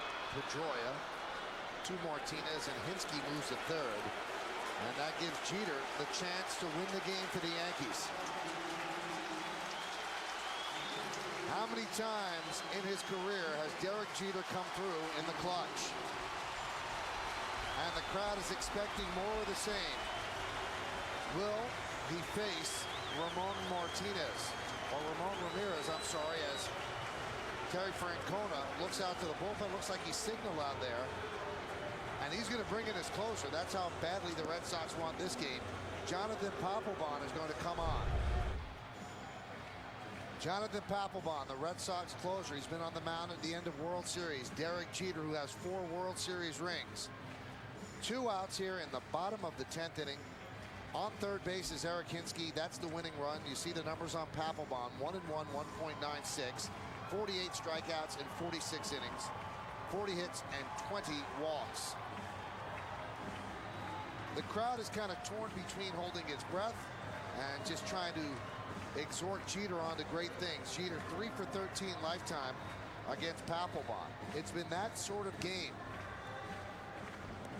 It's hard to cheer for pitching other than a strikeout, but the pitchers that have come in one after the other, starting with the starters Burnett and Beckett, they've given you something to appreciate. Every single out seems big. And as I said earlier, nail-biting time. Big game, pennant race, Yankees, Red Sox. You really can't draw it up much better than this. Papelbon comes into the ball game with a power fastball. Tremendous splitter. One of the best closers in the game, an all-star. Pretty good resume, huh? Pretty good matchup right here.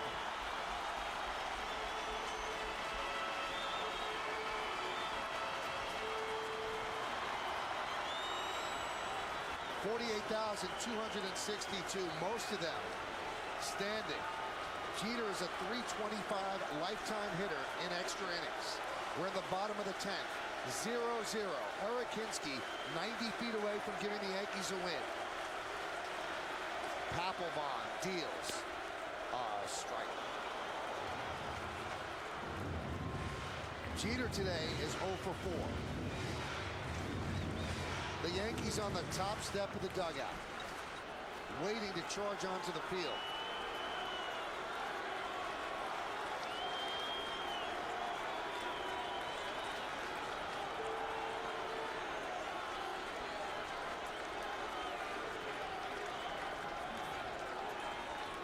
And the 0-1.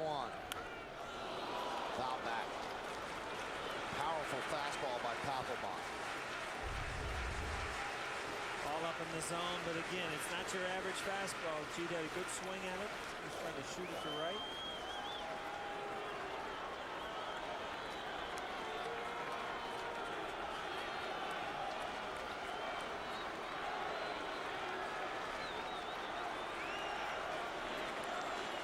That's a good curveball. You don't want to mess around with that curveball, trying to bounce one and man on third base.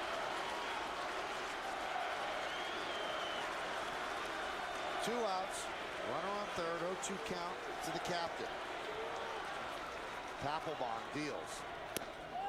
Lays off a high fastball, tried to go up the ladder. Yeah, tried to make him start the bat and go around too far. You see Mariano do that many a time.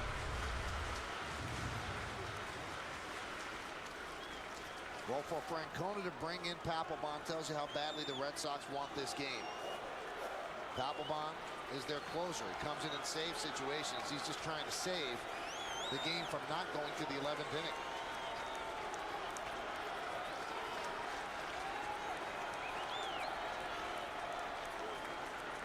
And the 1-2. Fights it off and fouls it off. 6 career walk-off hits for Jeter. The last time was against the Pirates in 07. Jeter had a chance to get some runs on the board in the 5th inning against Josh Beckett. Yankees had the bases loaded, 2 outs. Jeter jumped on the first pitch and dribbled it slowly to Youkilis at third.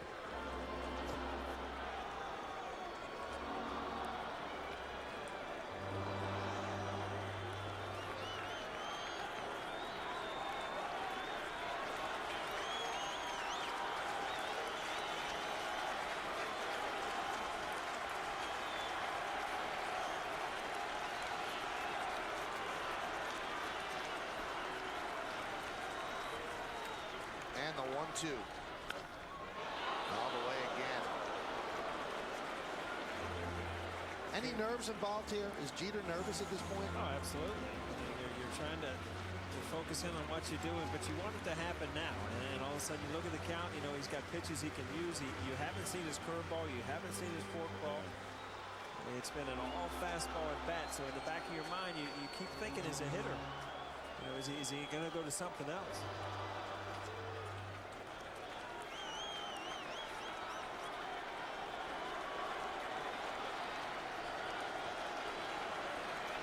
The nervousness is palpable here at the stadium. Everybody on the edge of their seats or standing. Waiting, hoping, trying to will a base hit off the bat of Jeter.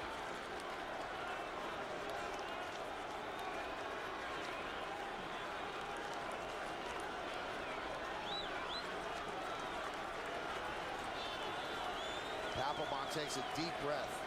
Then that eerie staring for the sign.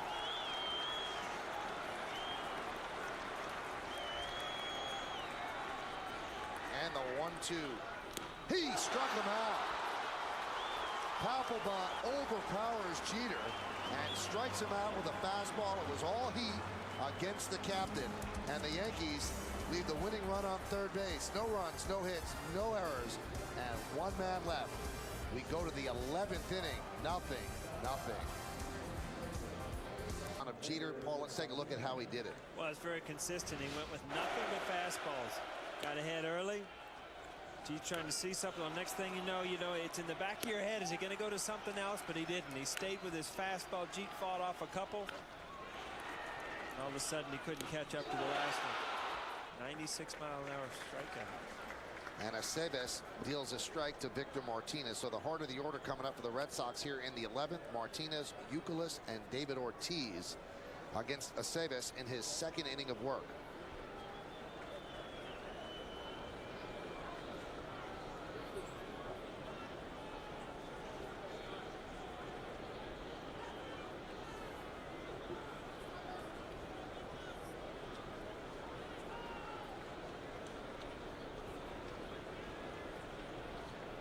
The 0-1. And you're seeing a lot of swings where guys aren't looking to just hit the ball in the gap and start a rally. It seems like everybody's walking up to that plate is trying to launch one, and then all of a sudden, you know, you're cutting your at-bats down to really one pitch because, you know, you're digging yourself a hole.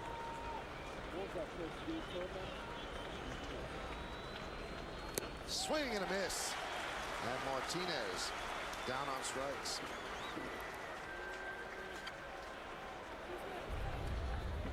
Well, Paul is right. You start thinking about home runs, and all of a sudden you're swinging too hard. You pull it out, or you're trying to do too much. Your swing actually gets longer. Here's Youkilis. Walked twice, struck out twice. So a no contact night with a cleanup hitter for the Red Sox. There's a strike. The newfangled scoreboard. This scoreboard in center field is probably the best scoreboard in the world. They still don't have enough room for more than 11 innings or more than 10. So they wipe it all clean. And they're set up for 20, Paul. I know that excites you. 20. If we're going to play 20, we better order another pizza.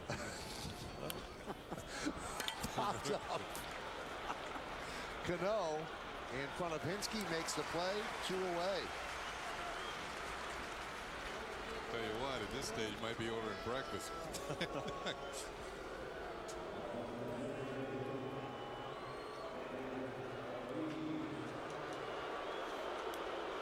Well, Savis has done what you want a guy to do. He comes in, he throws strikes. This really pitched in counts where where he has to come into guys. Need a defense shift around. Cano in short right field. Right field zone working. And the pitch outside. Ortiz singled off Mariano in the 9th inning, and that broke an 0 for 19 slide for David Ortiz. The funny thing about this defense, if you look at Johnny Damon's, Johnny Damon's playing all the way over on the line, so they're giving him the total left field gap. Ground ball and a fair ball. Grabbed there by Teixeira. He beats Ortiz to the bag. And Alfredo Aceves retires the Red Sox in order. 1-2-3 in the 11th. Hey, playing no doubles defense, that's exactly what that stopped as Teixeira fields a hard ground ball and steps on the bag. We go to the bottom of the 11th, and Damon will start it off. It's a little bit more dramatic as the innings creep by. We go to the bottom of the 11th inning. Still no score. Zeros across. 0-3-0 for the Red Sox. 0-5-1 for the Yankees. Each team has had opportunities to push across a run, but the pitching has stepped up and stopped that from happening. Now the Yankees will send up 2, 3, and 4 against the Red Sox closer, Jonathan Papelbon. Papelbon struck out Jeter with the winning run at third base in the bottom of the 10th inning. Now this will be his first full inning of work. Damon, Teixeira, and Alex Rodriguez.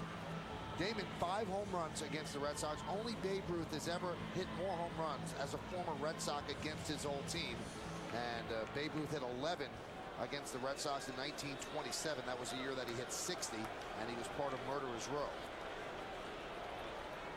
So Damon 0 for 4 so far tonight. 2 strikeouts looking, foul ball to third and a fly ball to left. Yankees have been unable to turn around fastballs tonight. These are real big league fastballs, though. And they're going to see more of it in this inning.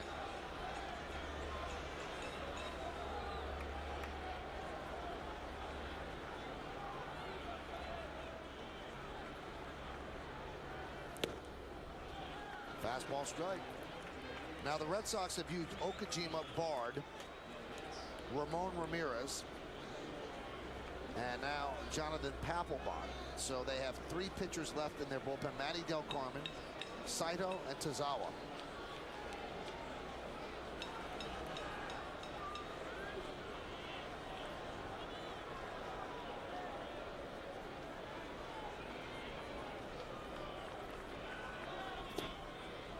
Count 1-1.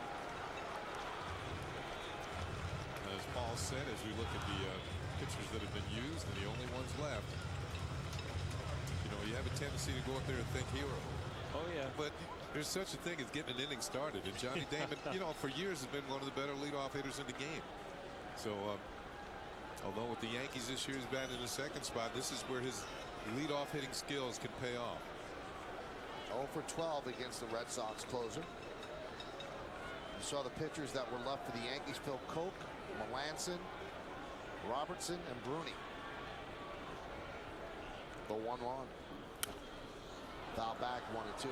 I think that's why extra innings probably drag on longer than they probably should, because hitters do fall out of their game. They don't play little ball. They don't just keep their swing short and try to pick up a hit. They're trying to end the game and be a hero and be a home run hitter. You know, hitters in extra inning games, you become a little kid again, because when you're in the backyard and you're dreaming about things, you don't dream about starting the inning off and hitting a single. You know, you hit the game-winning home run, and the crowd cheers, and I mean, the stage is set for you. So it's very hard to go up as a hitter and not think about trying to end this game on one swing.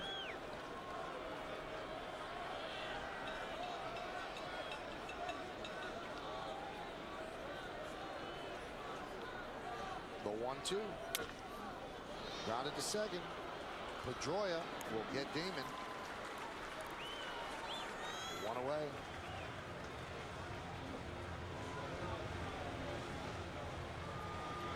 It started with these two, and boy, did they live up to the advanced billing. Hey, looked like a great pitcher's duel. Sometimes it does, and it doesn't live up. It fizzles out. It didn't tonight. Beckett on the left, Burnett on the right. They were both brilliant. Beckett went 7. Burnett, his buddy, former Marlins teammate, went 7 2/3. Obviously, neither allowed a run, and A.J. Burnett allowed just 1 hit. Here's Mark Teixeira. He's 0 for 4.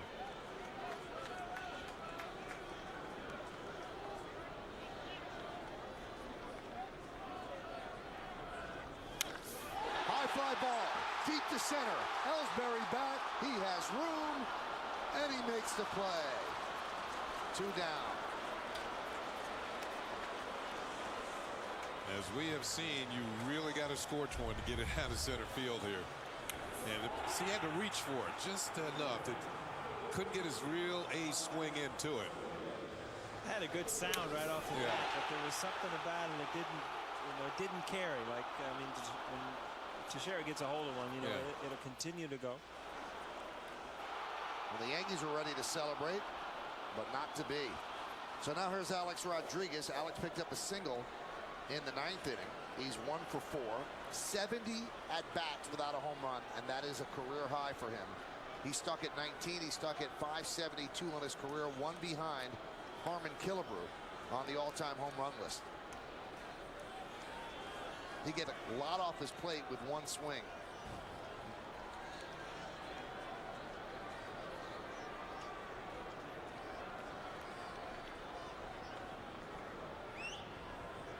And Papelbon deals. Now, Arod had a big dramatic home run off Papelbon a couple of years ago in the rain at Fenway Park. And you can see he's done some damage against him.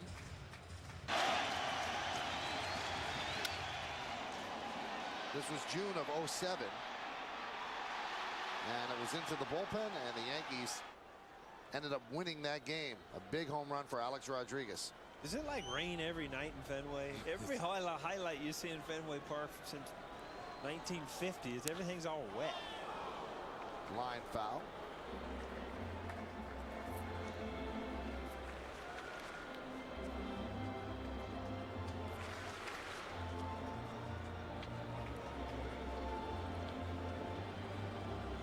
Another good matchup here. Power closer, power hitter. There hadn't been too many good matchups for the hitters tonight. No, though, no.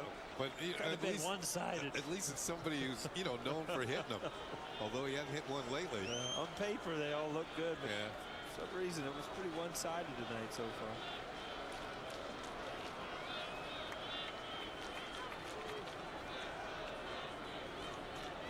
far. The 1-1.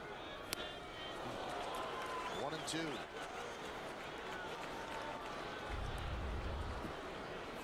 And the way you try to get Arod out is you tie him up inside. You see that movement up, 96, 95 mile an hour fastball. Tough to get to as a power hitter. Certainly a nail biter for both sides.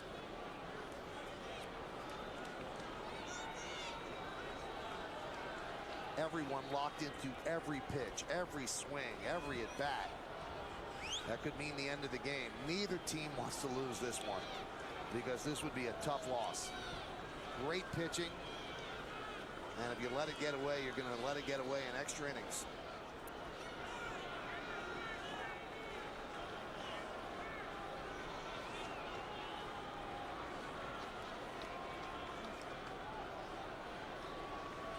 1-2. The Yankees this year are 4-3 in extra inning games, and the Red Sox are 4-5 in extra inning games. No one warming in the Yankee bullpen, so if there is a 12th inning, it'll be Aceves in his 3rd inning of work. He doesn't seem too concerned. Zoning over there. A little zen moment for him.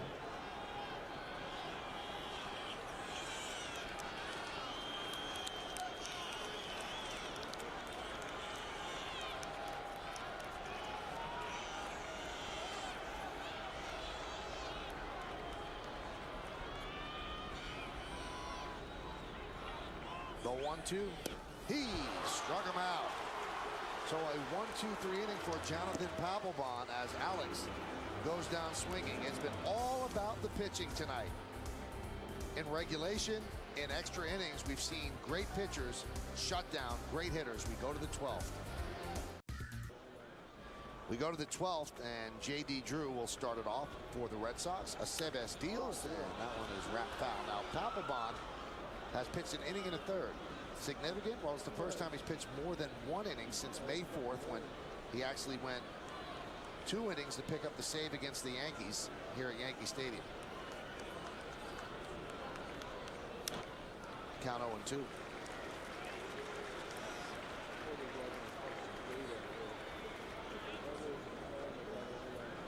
Manny Del Carmen will likely pitch the bottom of the 12th. Who knows if the Red Sox take the lead, if they'd send Papelbon out.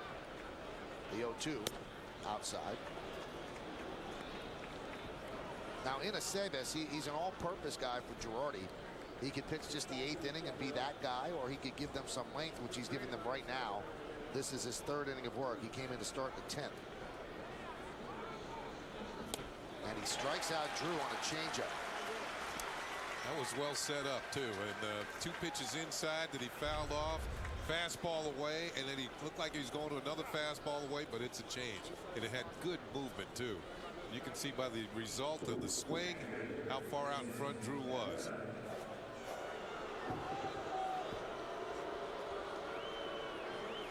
J.D. Drew 0 for 5 today. And that's going to bring up Jason Varitek, who's 0 for 4.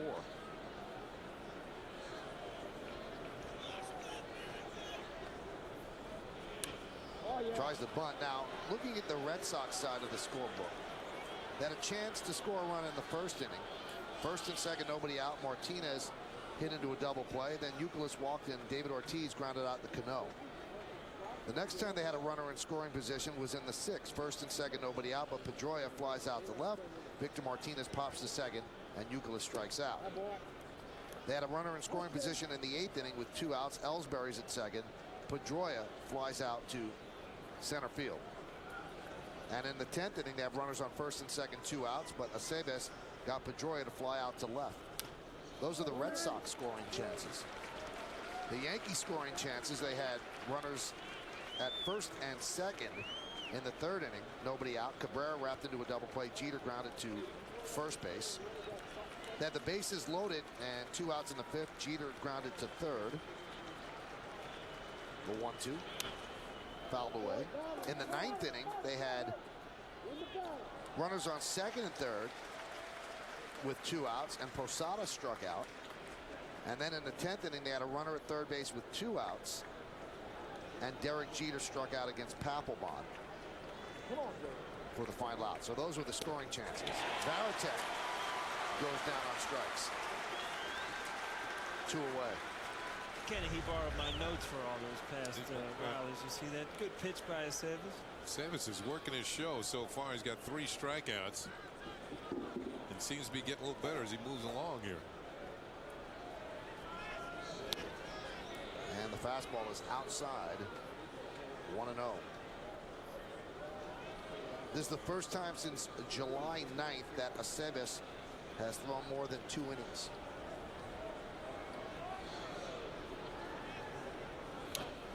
Was that his start against Minnesota? July 9th? Right before the All-Star break? Yeah, it was. He didn't fare well, but the Yankees won that game.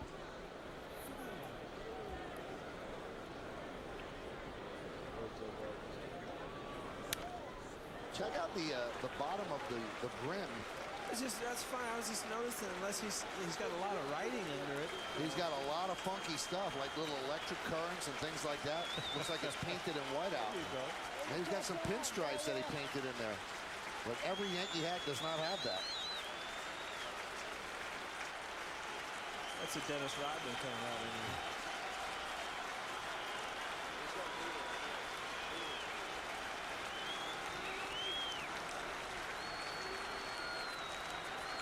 And the 1-2.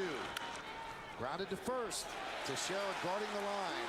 Beats Reddick to the bag. And boy, has Aceves been impressive. He's retired 7 in a row.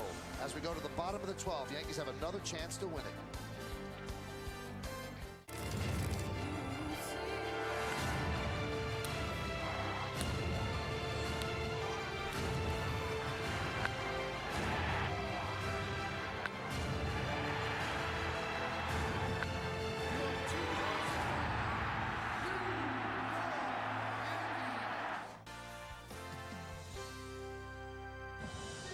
We go to the bottom of the 12th inning.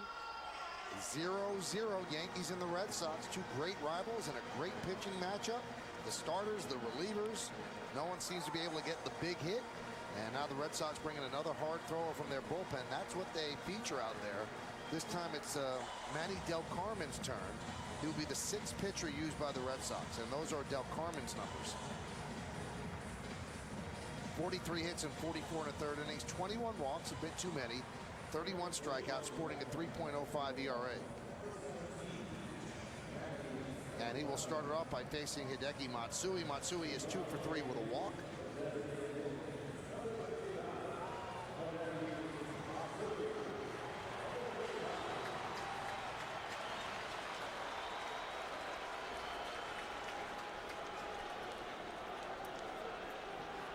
So Matsui digs in. Shortstop Woodward shades him up the middle. The third baseman Youkilis is about 20 feet off the line at third. Everybody else fairly straight away. Ellsbury maybe a step or two toward right center. Del Carmen deals. And a strike.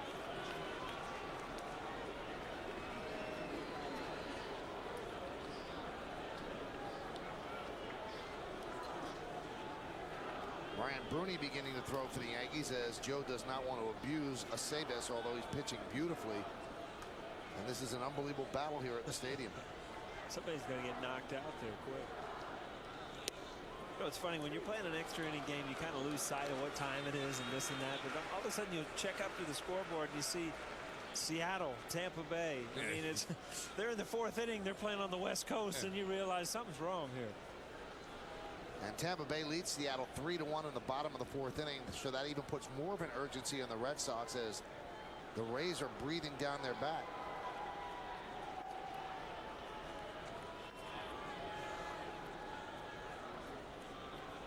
The 0-2 outside.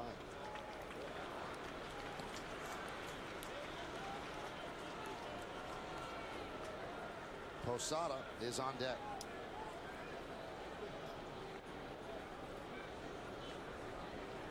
Well, the game is well over 4 hours old, and I'd say maybe 4,000 people at the most have left this ballpark.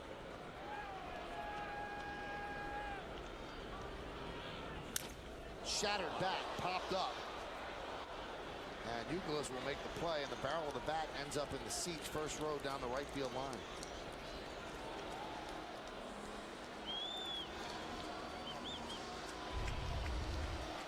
Get another look at it, and it was a fastball. It's kind of tailing back towards the inner third of the plate. Matsui kind of swung, closed his eyes. There's the barrel of the bat. Thankfully, nobody's hurt.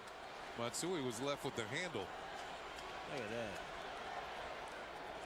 that. That guy's T-shirt really speaks volumes. I mean, if you're a Knicks fan, you're a Ranger fan. If you're a Ranger fan, you're a Giant fan. If you're a Giant fan, you're usually a Yankee fan. That's the way it works in New York. Here's Posada.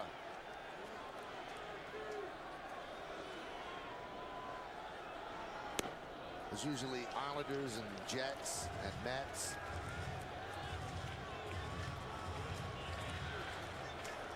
I got to go to Long Island tomorrow. Long Island's like Mets territory, right? Pretty much, yeah. You're not going to be greeted warmly. Should I get an escort down there? I think it'd be a good idea. I know a lot of Yankee fans in Smithtown. All right, just checking. That's where Frank Catalanato was born. Yeah, Frankie C.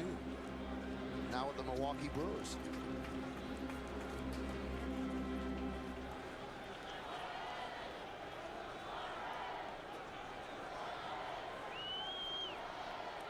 Posada had a chance to win it in the ninth and struck out.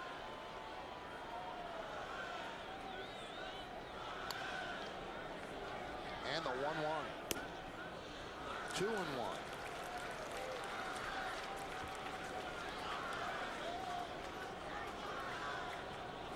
If it's a long night watching, then it's a real long night for the guy catching. And both Varitek and Posada have handled all 12 innings. Varitek back there, you can tell.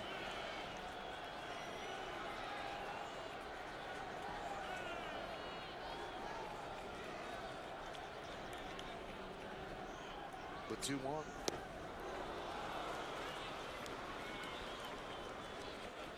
Jorge Posada's had 2 game-winning hits this year. One against the Angels here at the stadium, scoring Teixeira, and then one against the Blue Jays, scoring Alex Rodriguez.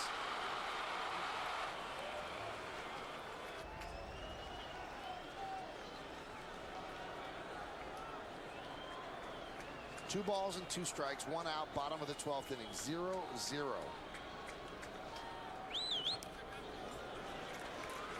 And the count goes full at 3-2. So Delgarmin does not throw as many fastballs as the other guys coming out of the pen. He's going to throw breaking balls. He's going to work around 91, 92.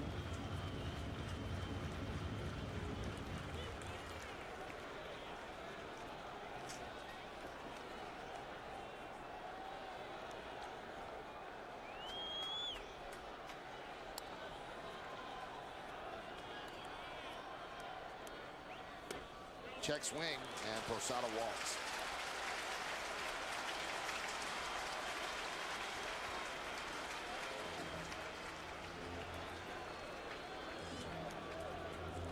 Delgarmin is living the dream. Every little kid's dream. Born in Boston. Big Red Sox fan, and here he is pitching for, as they call him, the hometown team. Every now and then it happens. It happened to Paul. Grew up in Ohio, became a Cincinnati Red, and then more remembered as a New York Yankee. Sometimes it's not a great thing, though. Happened with Kenny. Grew up in Mount Vernon. Started with the New York Mets. John Franco, Brooklyn boy. Al Leiter, Jersey boy. Pitched with the Yankees. Cano pops one up. Youkilis makes the play.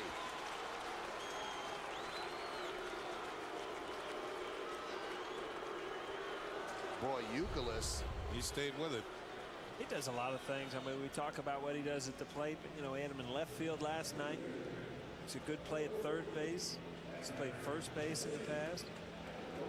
One thing he does do, doesn't matter what position he's at, he plays hard. And he puts together 4 or 5 good at-bats every night. See him take that one little glance to see how close he was to the tarp. One other guy we should mention, Lee Mazzilli, Brooklyn kid. The New York Mets at the park today. Here's Eric Hinsky, runner at first. And the count 1-0.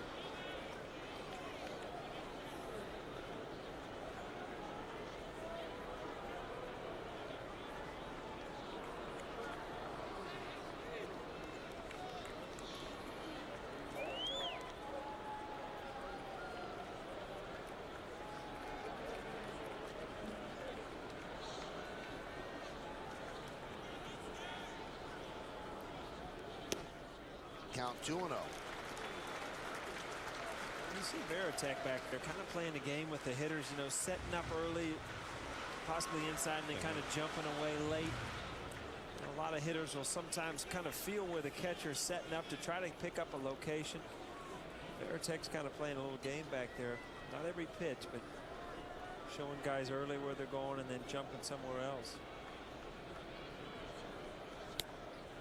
And if you watch his eyes closely, he always looks up to see if you are peeping.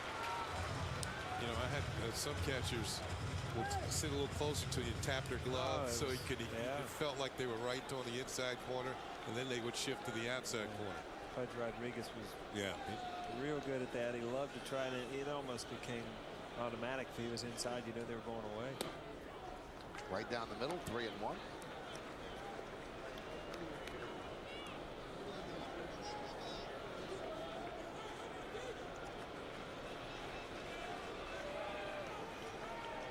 Hinske pinch hit in the 10th inning and worked a pinch hit walk. Nick Swisher started in this spot in the lineup, number 8. Hairston took over for defense, and then Hinske pinch hit for Hairston. The 3-1. Grounded foul. 12th inning of a game. No one wants to make the bad pitch. No one wants to boot the ball. Everybody wants to be the hero. But as each inning mounts, so does the pressure. This might be one of those games that years from now people will say today, oh, we were at that game. Remember that game? And each succeeding year, be 5,000 more people added to the crowd. Runner goes on 3-2 and 2 outs. And Hinske works another walk. And now Melky Cabrera, we've talked so much today about how he has been so clutch for this team, especially in late inning pressure situations when the game is on the line, and that is certainly the case right here.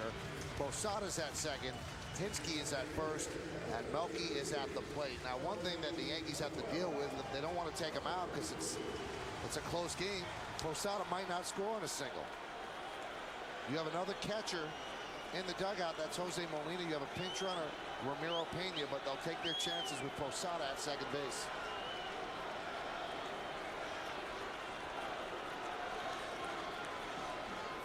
Look out, Melky. His reputation precedes him. John Farrell, the pitching coach, quickly out to the mound. See if you get a game-winning in on this one. That's right. Now let's review the arms in the outfield. The best arm in the outfield for the Red Sox is J.D. Drew. He can throw you out. Ellsbury has about an average arm in center, and Reddick also average in left field. The best arm obviously belongs to J.D. Drew. But it's incumbent upon Posada to take a big secondary lead, because you know anything up the bat, they're going to be charging, they're going to come up throwing, and Posada is not fleet of foot. So what you're hoping for is a little looper that drops in between the outfielders as opposed to a line shot that's hit right at somebody, even if it is a base hit. If you're hoping for anything, if you're in that Yankee dugout, Robbie Kukuz's spread sitting there waiting for you. You need to get in and eat and get ready to play tomorrow. The 1-0. 2-0. Melky has faced Del Carmen 5 times. He has 2 hits.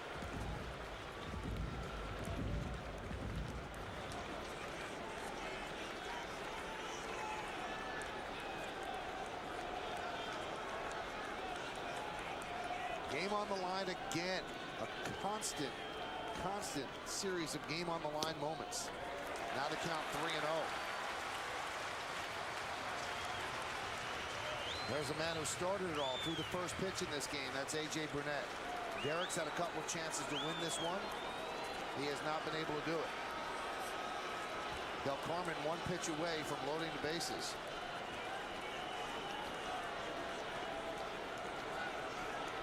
And the 3-0. Taking all the way, and he nipped the outside corner, did Del Carmen. 3-1.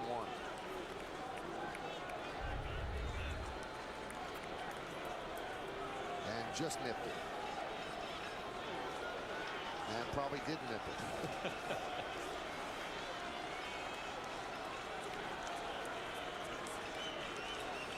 3-1. Popped up. Pedroia is there, and he'll put it away for the final out of the 12th inning.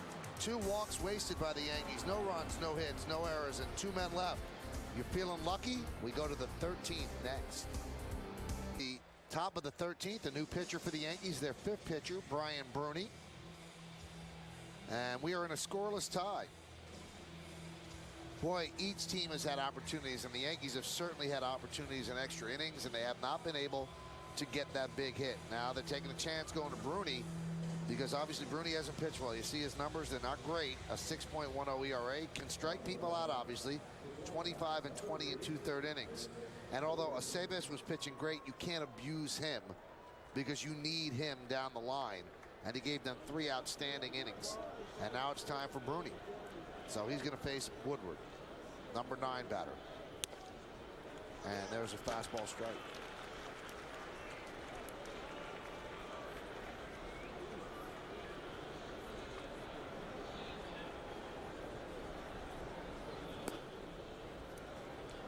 Count 1-1. It'll be Woodward, Ellsbury, and Pedroia.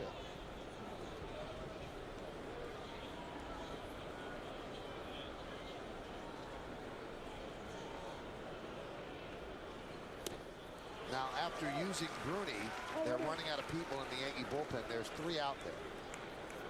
You've got Mark Melanson, you've got David Robertson, and you have Phil Koch.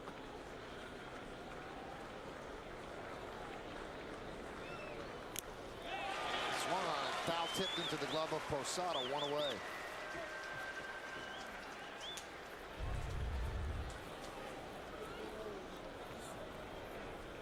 High fastball right on by Chris Woodward.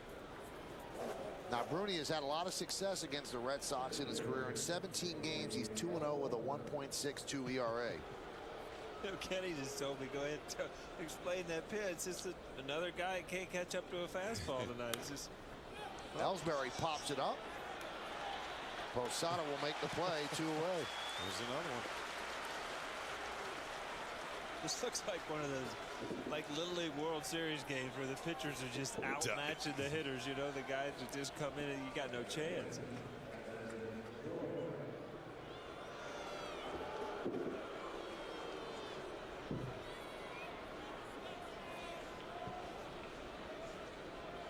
There's Pedroia.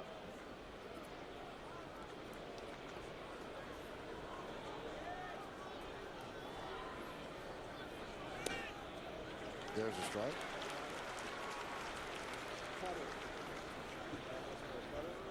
Like that right there. Pedroia is 0 for 3, 3 fly balls and 2 walks.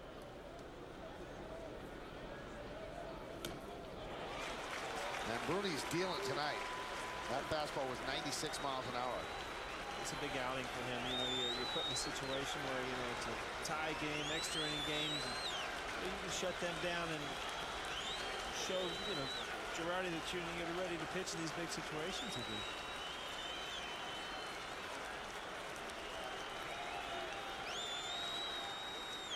Burnett, Hughes, Rivera, Aceves, now Bruni. And the 0-2.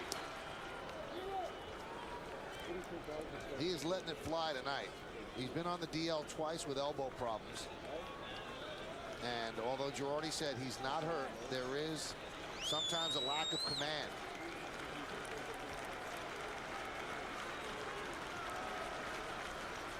Oof.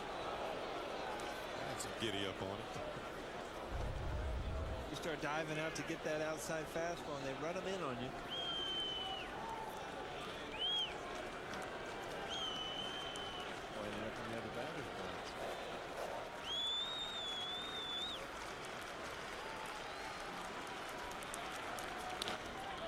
Serve down the right field line, but foul.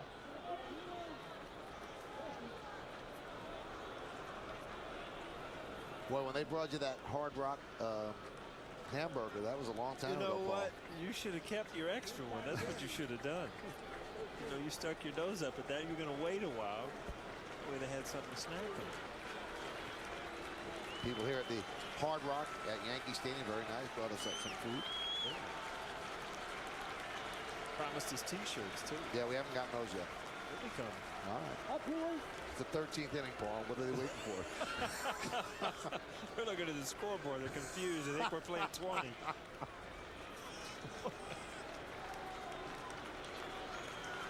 And the 2-2. That one's bounced up there. And the count now full at 3-2. You sell those at Modell's? No? I don't think so. Pick up one of those up at Modell's with your gift certificate. Bernie was 0-2 on Pedroia. Now it's full.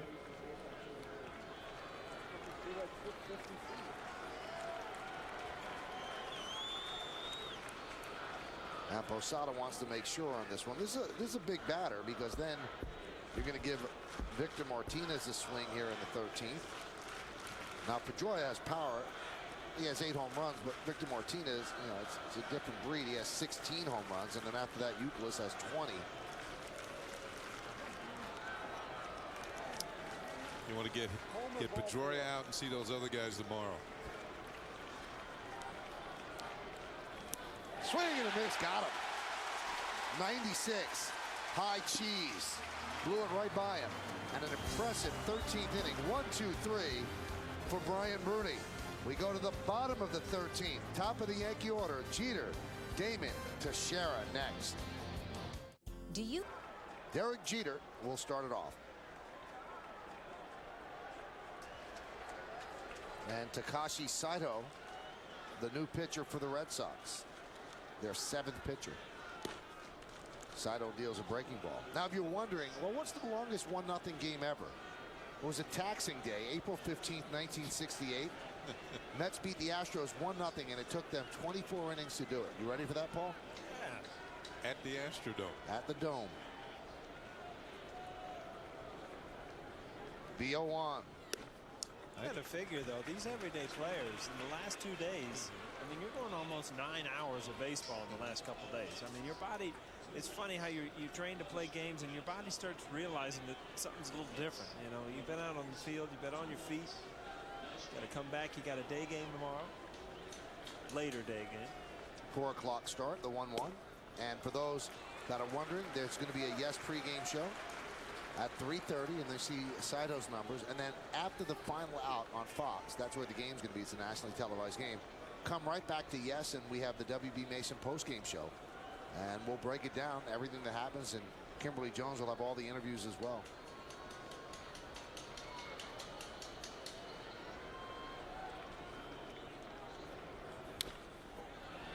Grounded, foul. You know, speaking of Kimberly Jones, 8th inning, she goes downstairs because she's waiting to do the interview on the field. She's been stuck. Down there she is. Hi, Kim. She's in the camera box in the third base side. She looks a lot better than we do up in the booth at this point. She does look all fresh and happy, doesn't she? Hang in there, Kim. Well, now she's doing double duty.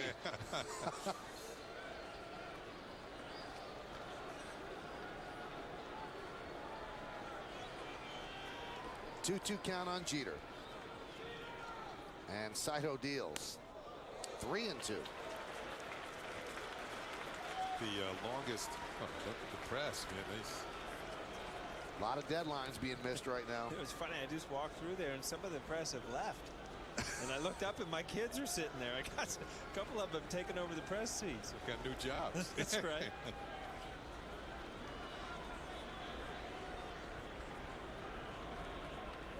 And the 3-2. Hot shot towards short. Woodward's there, and Jeter's out. Long night for Jeter. 0 for 6 for Derek. Well, last night, 19 runs and 26 hits in the regulation 9 innings. We're at the bottom of the 13th now. There's not been 1 run and only 8 hits. 5 for the Yankees and 3 for the Boston Red Sox. What a difference a night makes. What a difference good pitching makes. Here's Johnny Damon. Game like this will affect a lot of averages because there's a lot of offers in that lineup. As I just mentioned, Jeter's 0 for 6, Damon's 0 for 5, Teixeira's 0 for 5.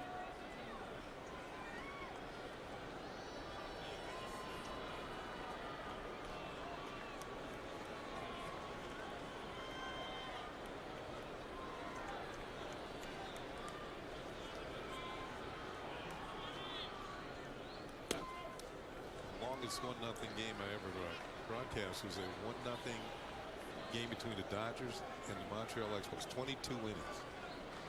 In Montreal? In Montreal. Rick Dempsey hit a home run off Dennis Martinez, who came in relief. He was a starter. And they were former teammates.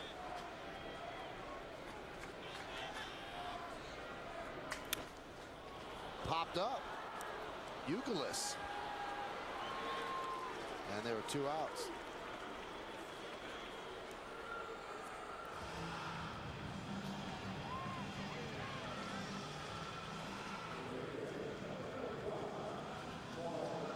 And that's going to bring up Mark Teixeira. Mark gave everybody a little bit of a thrill when he drove one to center field. Looked like it had a chance, but kind of died out there. And Ellsbury ran it down well before the warning track.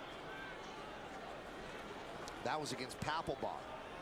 And that was in the 11th inning.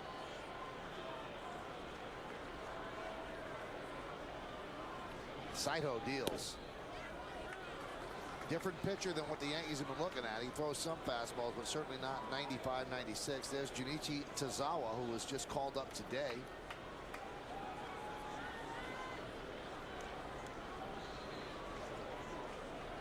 And he's the last pitcher available for Terry Francona.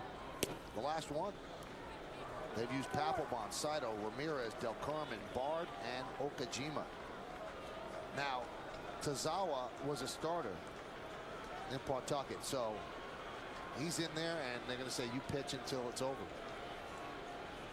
He's going to give them length.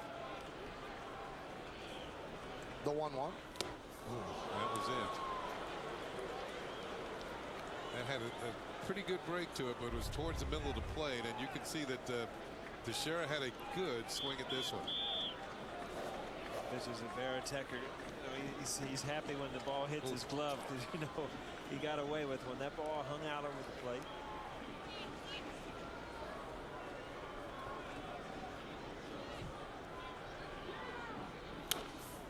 Another pitch.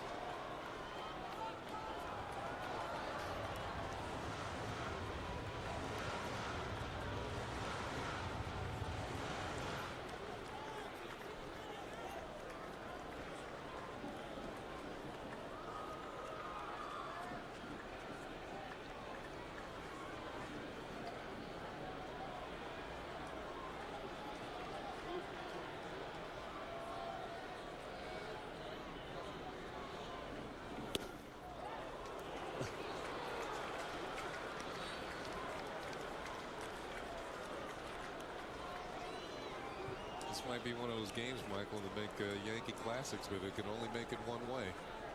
Yeah, they're undefeated on Yankee Classic. That's right.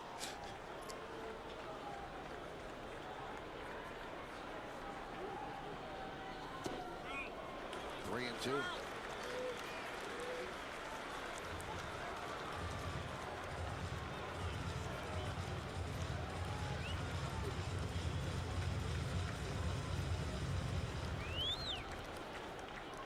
You know, Michael, we're at 5 till 12. You got to get another weather report here at midnight. And a UV index. That's right, and I guarantee it's low at this point.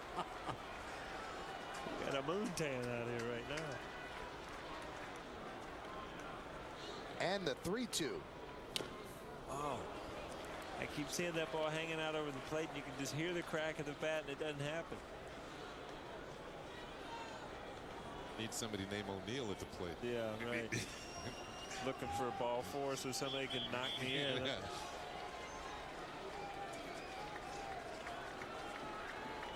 Like 4 extra inning home runs in your career. Yeah.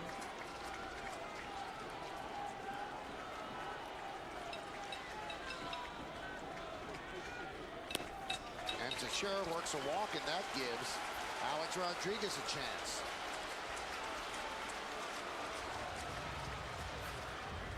Once again, Alex has been sitting on 19 home runs for 71 at-bats, and that is the longest homerless streak of his career in one season. Now with Saito, he does not have to worry about being overpowered by a fastball. But Saito's pitches move for sure. Teixeira's at first. He's going to be held there by Victor Martinez. Most of the right side of the infield open as Pedroia shades up the middle.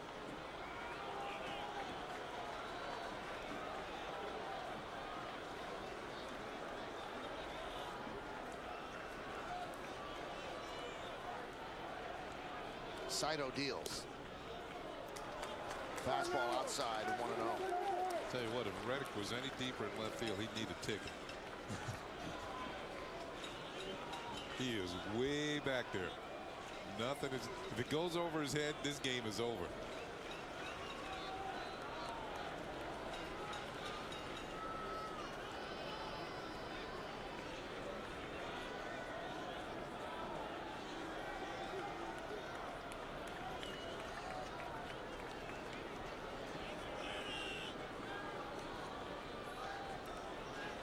Closing in on 5 hours at the ballpark. It would be a shorter duration for the Yankees or the Red Sox, whichever team won. The team that loses is going to feel really tired.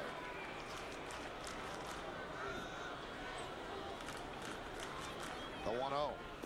Check swing and a breaking ball, 2-0. All right, now what are you thinking on 2-0? You thinking, okay, this guy's best pitch is his breaking ball, or he's got to throw a fastball here?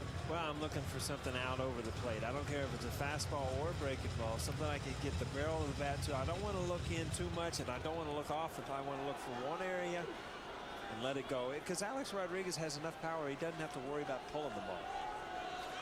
He's already seen a couple of breaking balls, so you think fastball, you've already seen the breaking ball, you react to it.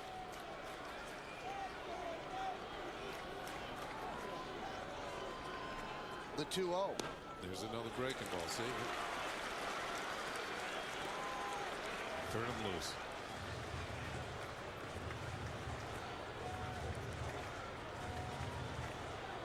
I don't think Saito's going to throw a cookie up here, though. Might throw him a 3-0 breaking ball. Matsui on deck.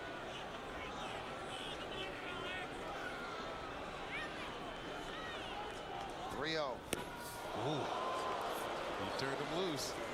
And so did Saito. To a 93-mile-an-hour fastball. Not a straight fastball either. You see that ball has some run on it. Good swing by Alex. So, you know, if you're 3-0, it's home run or nothing. You don't want to pop up or ground out. You try to hit the ball out of the park. When you get back in the same, 3-1, you're still going to look for a good pitch.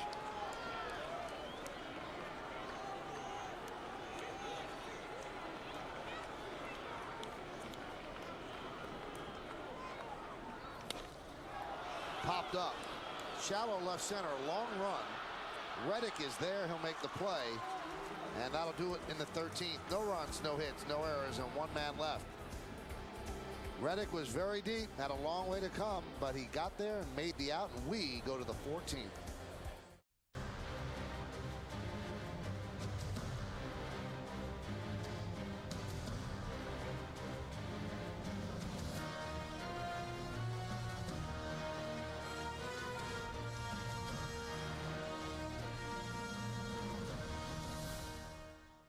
All of that adds up to 0-0 as we go to the 14th inning here at the stadium in a classic nail-biter between the Yankees and the Red Sox.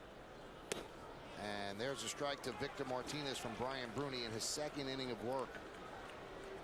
You put these ingredients together, two top-flight pitchers, two longtime rivals, the first and second place teams in the American League East.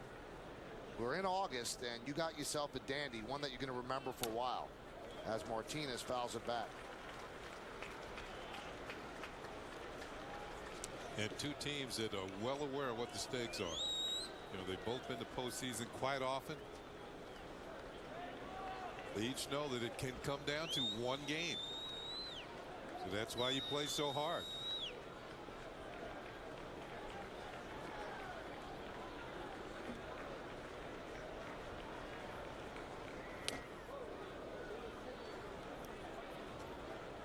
I've been on a team that lost the division by one game. That's not fun. The whole offseason, you went through all those games you could have won. Oh, my goodness. Tell you what, it made us tougher the next year, though. We won the World Series.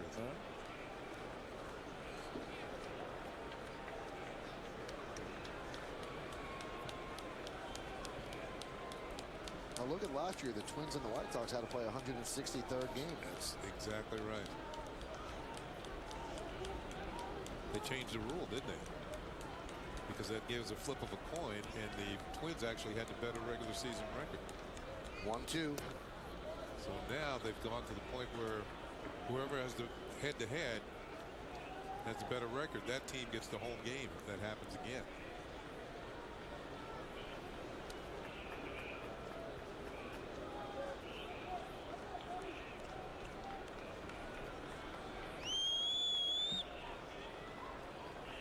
Martinez 0 for 5 tonight.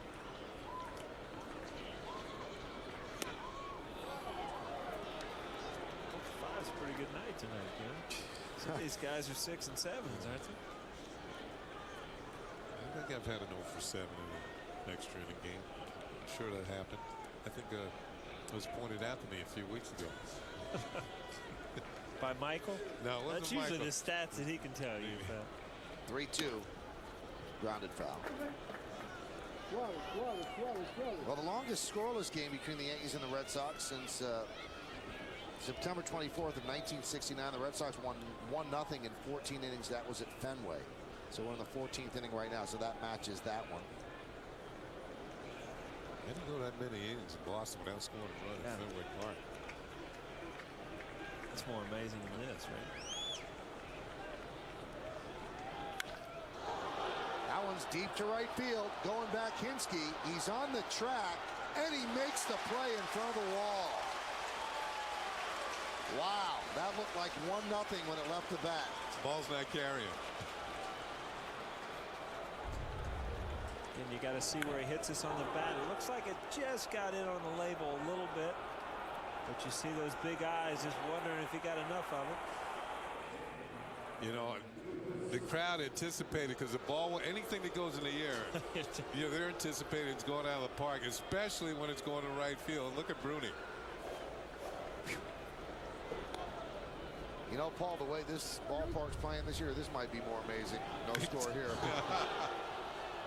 Papelbon thought it was gone, and he was wrong. It's the witching hour here in New York. It's 12 o'clock. And if you've hung in there right from the very beginning, we thank you so much. We appreciate all of you that watch YES on a daily basis, and you're watching a dandy tonight, that's for sure.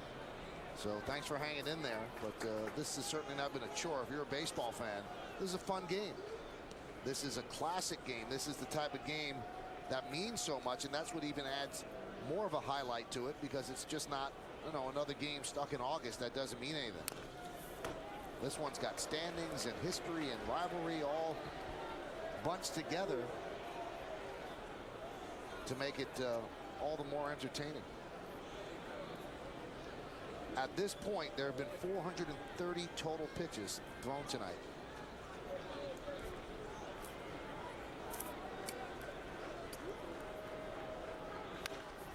That one is lined into left center field. It's going to be a base hit. Melky was playing very deep, and he's going to hold Youkilis to a single. Youkilis made a big turn. Why do you play no doubles late in the game? You'll see why. Melky's got a better route to the ball. I mean, this is a sure double early in the game when the outfielders playing normal depth. This is the Red Sox first hit since the 10th inning. He gets a good jump, and again, you play 4 or 5 steps deeper, you can cut that ball off before it gets to the wall. Make a good throw. Well, Bruni's gotten hit hard twice now after a very strong 13th inning. Here's David Ortiz. And Bruni's still throwing hard, though, at 95 miles an hour on that pitch. Ortiz picked up a single against Rivera in the 9th inning. He's 1 for 5.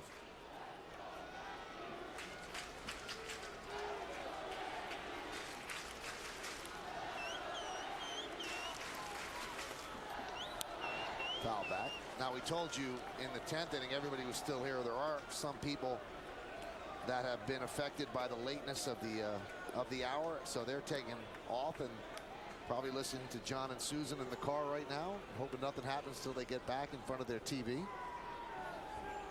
Some pockets in the upper deck starting to empty out. And even if you don't have work, and if you have kids with you, it's late. Pitch is high.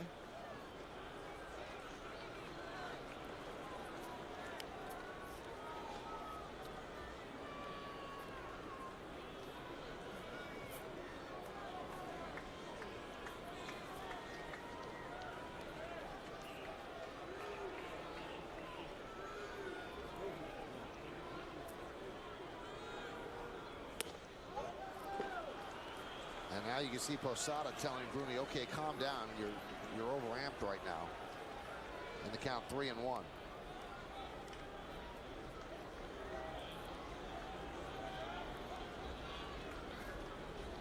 I told him also, watch the runner. The runner is Youkilis, held there by Mark Teixeira. Foul back. A little bit later on today, David Ortiz is going to have a press conference here at Yankee Stadium to explain his name being on the list of players that failed the survey testing for performance-enhancing drugs. And that'll be here at the stadium. I believe it's anywhere from 12:30 to 1 o'clock. So not too far off from now. Runner goes. 3-2 is foul back. See, Poppy's not getting cheated even with 2 strikes. Last couple cuts. Each hitter has his little routine that they go through prior to hitting. Good at bat sitting on the bench there, Mike Lowell. You know how many kids in Boston now spitting their hands in Little League because of David Ortiz?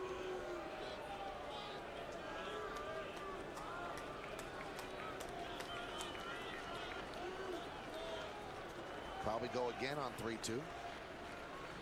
He does, and the pitch hit sharply at Cano. Oh, did he scald that ball? And by running Youkilis, they stayed out of the double play. You can't hit the ball much harder, and that's why Ortiz is so frustrated. 2 away. He's hit some in the direction of Cano tonight, and Cano has robbed him every single time. Just missed the outside corner ball 1.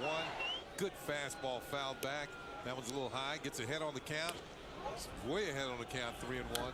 Had a good swing at that. Fouled it back. Fouls this one back. Another pitch out over the plate. Here's that low pitch that he scalds to Robinson Cano. Cano stays with it, and that's the second out. Now J.D. Drew's up, and it looks like they're going to intentionally walk him.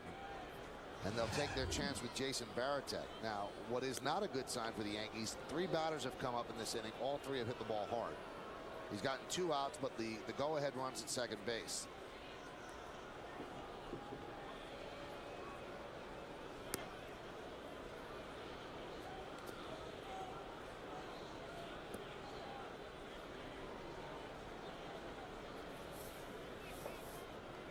And Girardi and Island going over matchups.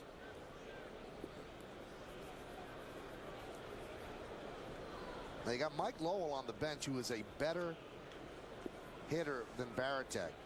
But managers do not want to mess with just having 1 catcher left. Victor Martinez is in the game. You pinch it for Varitek, you're taking a chance. Same thing when Posada was at second.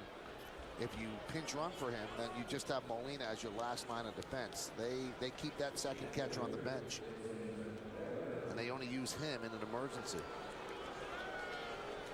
So they will take their chance with Varitek after the intentional walk to Drew. Drew was 0 for 5 before that, and Varitek is 0 for 5 with 3 strikeouts. Varitek actually has more runs batted in than Drew, but his batting average is much lower.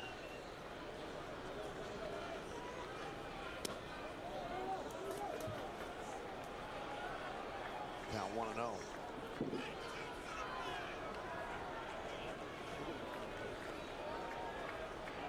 Varitek, the captain of the Red Sox. There was some doubt during the offseason if he was going to come back. He had to settle for a 1-year contract. He was looking for a multi-year deal. There's a strike.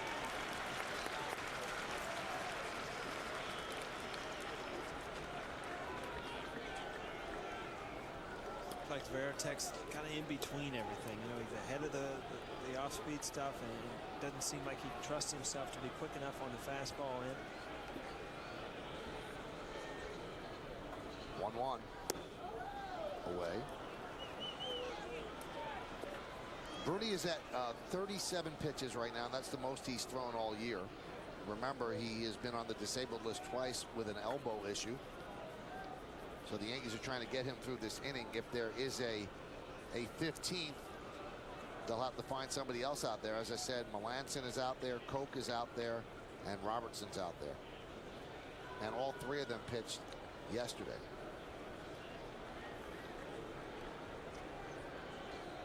The 2-1. And the count 3-1.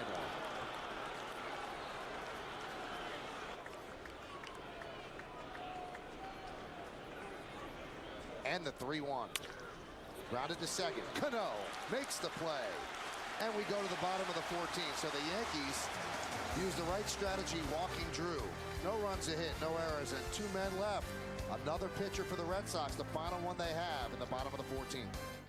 Major League debut now for Junichi Tazawa. And how about that, coming into a game like this, making your Major League debut? And that's exactly what Tazawa is doing. Now, leading off for the Yankees is Hideki Matsui. Now, we showed you earlier Tazawa bowing to Matsui. Matsui is Tazawa's hero. So now he gets to face his hero, and his hero wants to make his Major League debut a miserable one. And there is the bow. And they get a picture together. Sign of respect. How ironic is this? Tazawa's just 23 years old. Usually,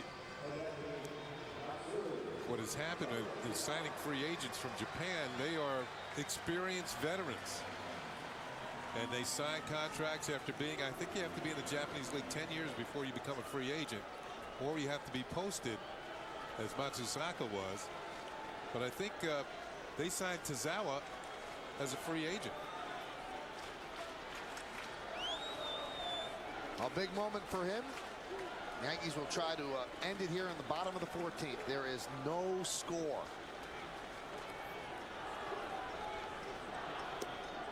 And the pitch is low, 1-0.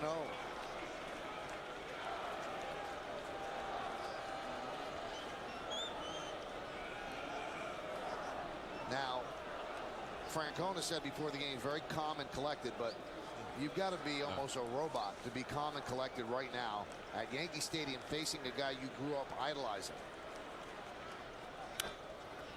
Popped up behind the plate, and Varitek runs out of room.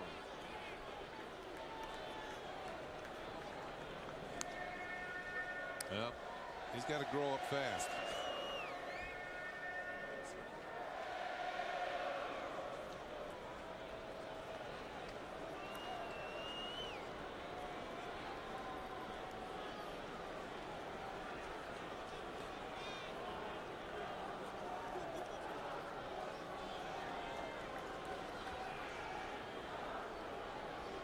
Defense straight away from Matsui. And Tazawa deals. Line drive, center field. It hangs up there. He hit it too hard. Ellsbury makes the play. Hit that one right on the screws. Now, what I'm a little bit surprised at, as we see Matsui take a low pitch and drive it, there's nobody up in the Yankee bullpen. And Bruni has thrown more pitches than he has all year, and that was an exhale there. Wow, got him out. See that sigh of relief? That works in every language. You know, that doesn't matter what language you speak, it still works. Phil Koch starting to stretch. Tazawa's given up 8 home runs in 109 and a third innings this season in the minors, splitting between AA and AAA. Here's Posada. Now for the Yankees, they're at a disadvantage. They've not seen this guy. Obviously they have scouting reports, but unless you experience Tazawa, you really don't know exactly what he's throwing. You could say, well, he throws a breaking ball, fastball, but you got to see the movement on the pitch.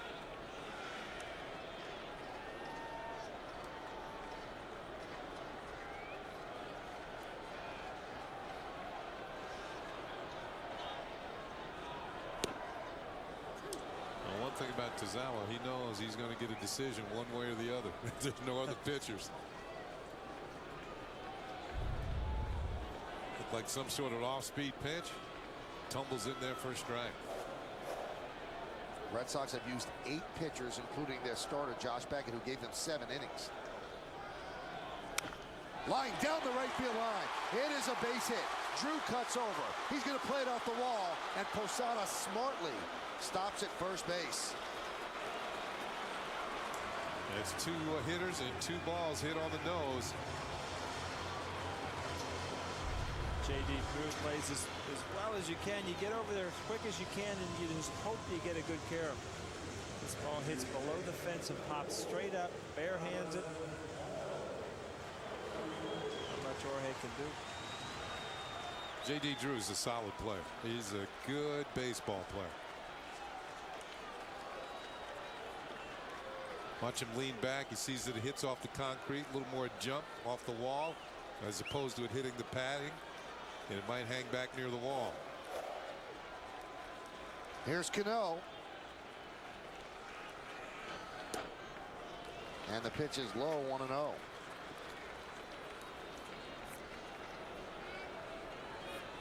Now Phil Coke beginning to throw in the Yankee bullpen.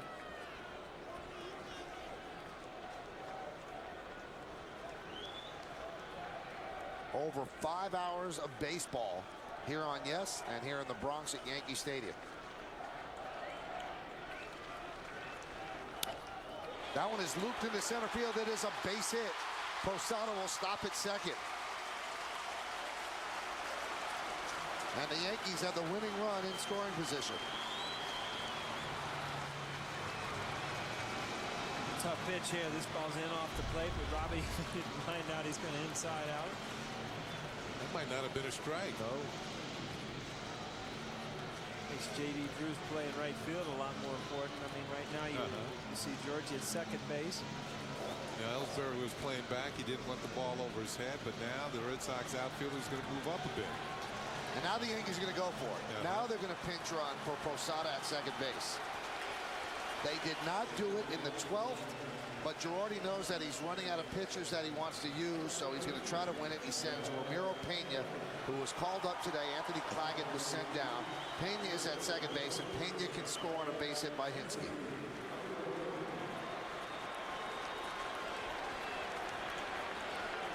So a bit of a gamble for Girardi, as he will have to use his final catcher if the Yankees don't win.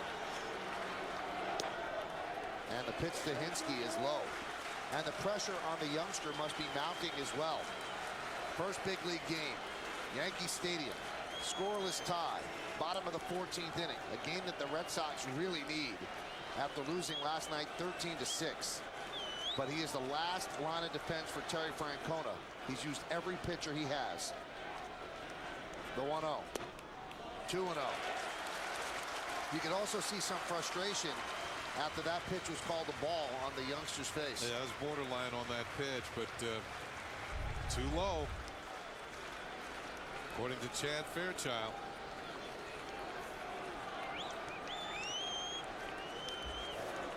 I'll go with low.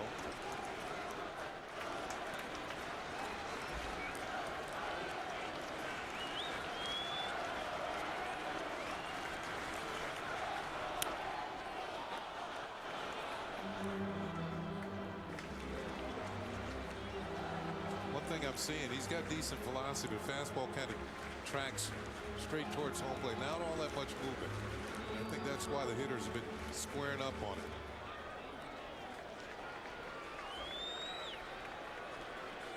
I think he has a decent little breaking ball, but he doesn't throw it early in the count. He throws it when he gets ahead in the count, and gets in these situations where he can't use it. He has to go straight to his fastball.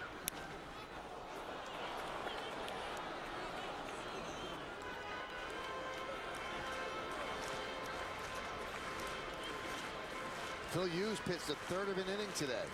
CC Sabathia is still at the ballpark. He's pitching later today. Yankees 0 for 9 with runners in scoring position tonight.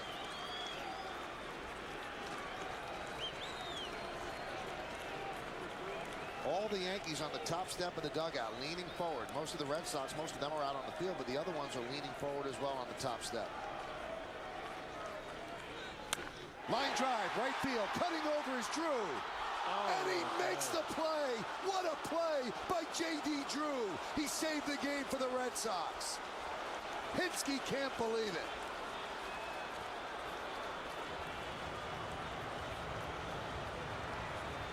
Well, we just got through saying he's a solid ball player. And that means the ability to play defense. Hinske squares up, hits it well. Drew reaches out for all he's worth and hauls it in. Man, what a play in right field. He thought he was the hero, but not to be. Here is Melky Cabrera now. Ramiro Pena played it halfway, but then had to hustle back so he didn't get doubled off. Melky, the king of the walk-off so far this year with 3. The Yankees have 9. Is this another one? Foul back. There's a guy back in our studio waiting for the postgame, John Flaherty, who knows what Eric Hinske was dreaming of right there. He had a great walk-off moment with the Yankees against the Red Sox right across 161st Street. A.J. Burnett thought that was a win. So did Andy Pettit. So did Jorge Posada. Just a great play by J.D. Drew. I believe John's big hit was in the 13th.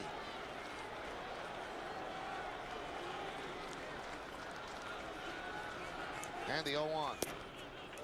1-1. Now David Robertson has joined Phil Koch throwing out in the bullpen.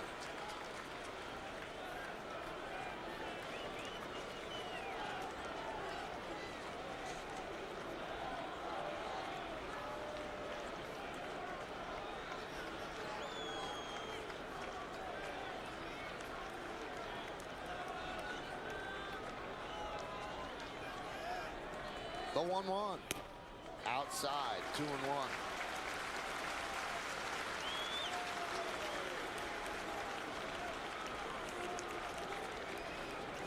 Derek Jeter's on deck if Melky could reach without bringing in the run.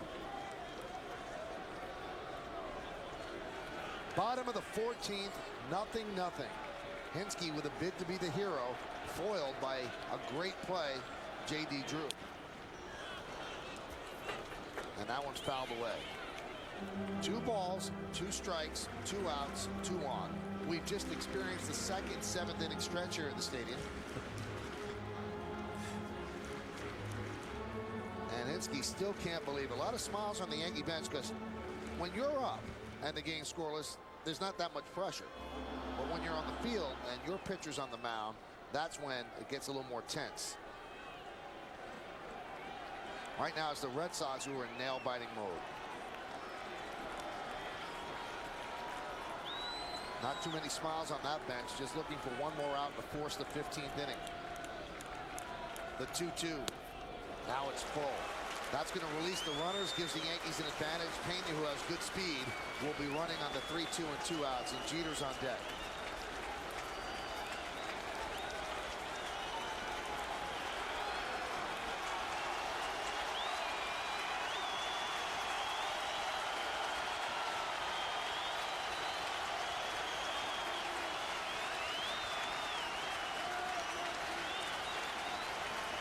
Runners go, 3-2.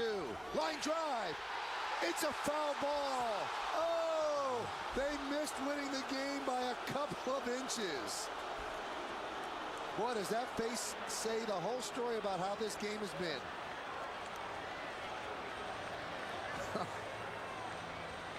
Whew. How close was it? Melky with a rocket down the line. Wow.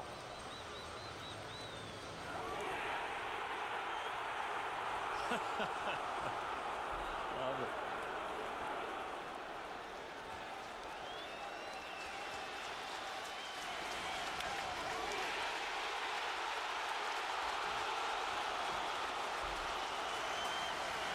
Runners go, 3-2, foul back.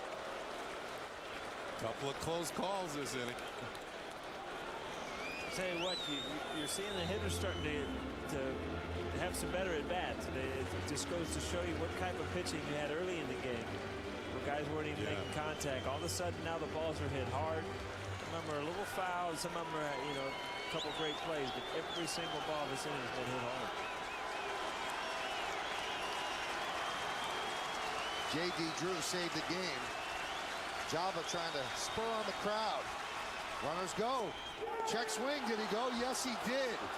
So Melky Cabrera strikes out after missing by about an inch of winning the game. In fact, 2 instances of an inch making a difference.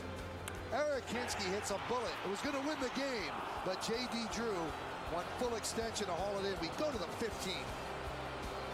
15 innings. Wow. No score.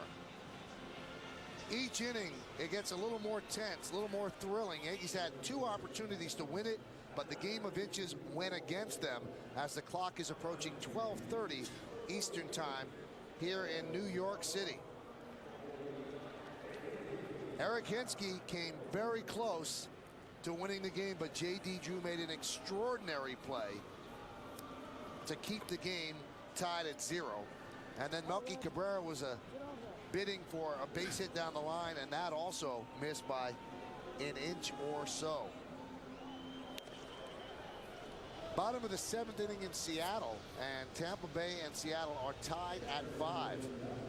That game started at 10:10. Obviously 7:10 on the West Coast, and that might finish before this one does. Molina is the new catcher for the Yankees. Remember, Posada got pinch run for, and Phil Koch is the new pitcher, and it's the Yankees' 6th pitcher of the night. Yankees still have 2 more pitchers in the bullpen, David Robertson and Mark Melancon. It's going to be 8-9-1 in the Red Sox order against the Yankee lefty. Josh Reddick will start it off. Check swing. Did he go? No, said Darryl Cousins.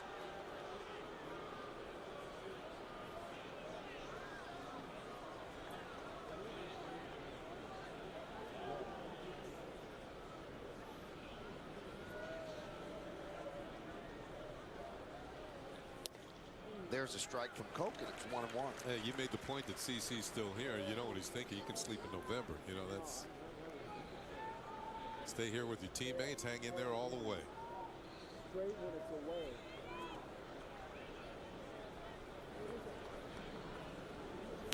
Although that Yankee clubhouse now is better than some 5-star hotels in the city.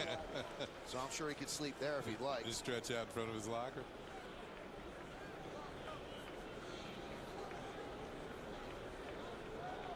How you raid the refrigerator at home late at night?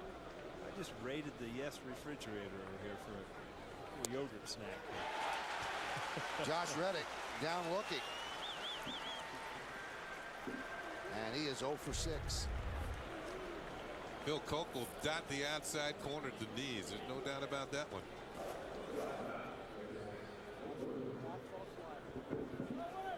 Here's Chris Woodward, and boy, did he get thrown into a game.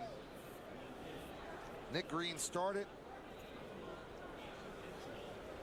Casey Kochman pinch hit in the 8th inning. And then Woodward came on. He was just claimed off waivers from Seattle. Pitch outside. 15 innings is the longest game of the season for the Yankees. They played 14 against Oakland on April 22nd. Rally cap time there for Jonathan Papelbon, trying to get a run across. He pitched an inning and a third tonight. And there's a strike to Woodward.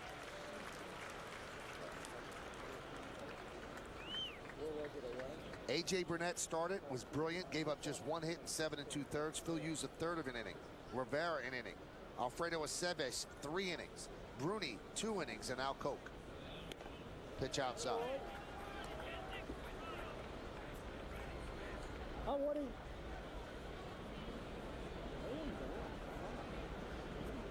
Jacoby Ellsbury is on deck. Paul, you were talking about the batting averages taking a beating. High fly ball, right field. Hinsky, 2 outs. Those ERAs are being helped out tonight, aren't they? These are arbitration numbers for the pitchers today. Now, Kenny and I have the same scorebook. And we know that right now we're on the precipice of trouble. Yeah, we are. Because we have just 15 innings available to us. And after that, there's a big issue.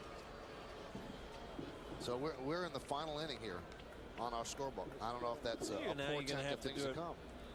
It's all going to be ad-lib from here, Michael. Nothing to go back on. I'm going to do the Paul O'Neill method and not right. keep score. There it is. It's just the 15th inning. That's it. You got to turn the page. Or I could squeeze a 16th right along the binding. Dude, it wouldn't look clean. You got to turn the page. Man. Now, Paul, you want to show your yogurt while we got the camera up here? You know what? It's late. The 1-0. And there's Paul preparing. There we go. Caught right in the act, huh? What kind is that, peach? Did you look at the expiration You know date? what? At this point, it doesn't matter what it is. That might have been fresh at the beginning of the game. That's right. It looks a little lumpy. The 1-1. Foul back, 1-2.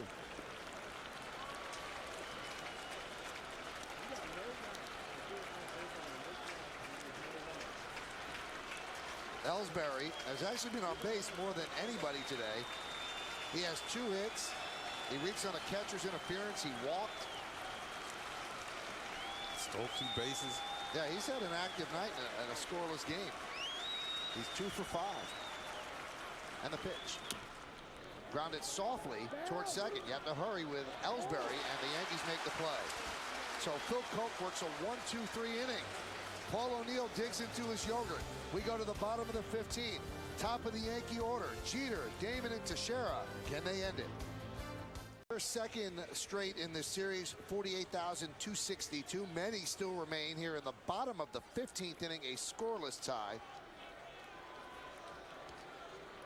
And now Derek Jeter will start it off against Tazawa.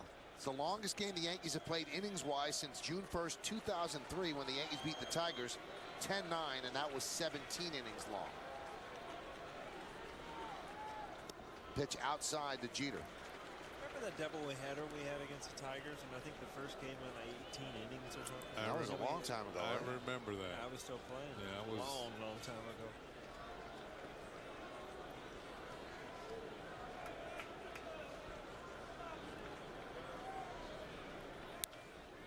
Breaking ball, and Jeter's too quick and pulls it foul.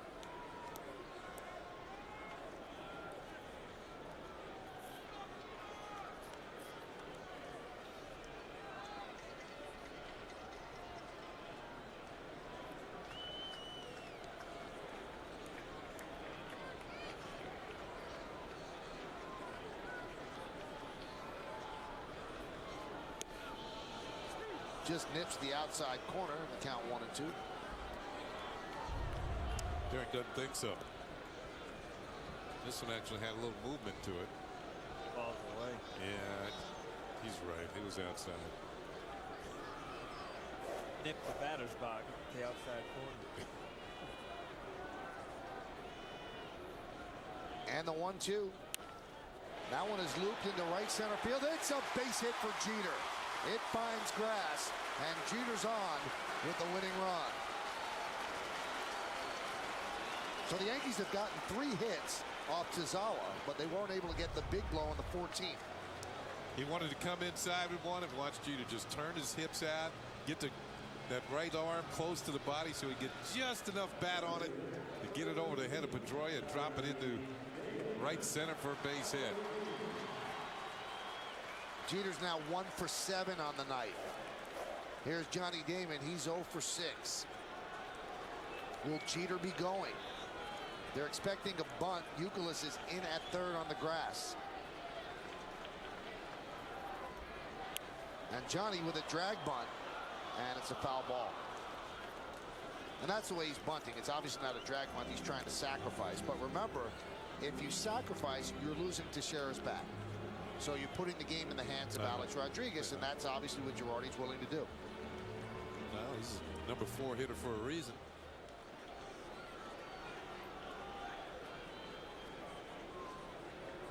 This is the first time the Yankees have had the leadoff runner on since the 7th inning.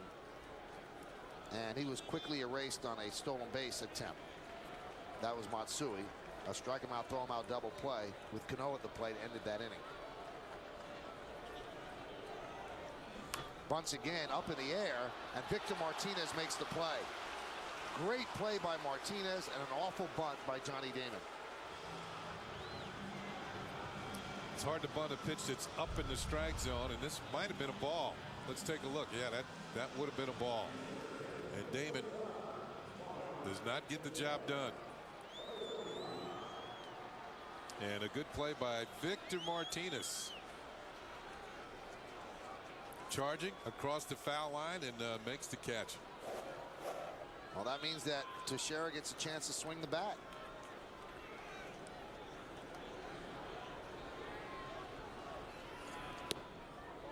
And there's a strike. First big league game for Junichi Tozawa. Rookie out of Japan.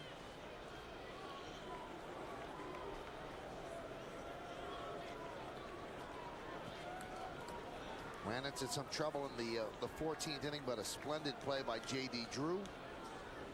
Took away the game-winning hit from Eric Hinsky. The 0-1. Got a little bit of a funky recoil in the middle of that. Seems like the Yankees are okay with it because they are hitting him well.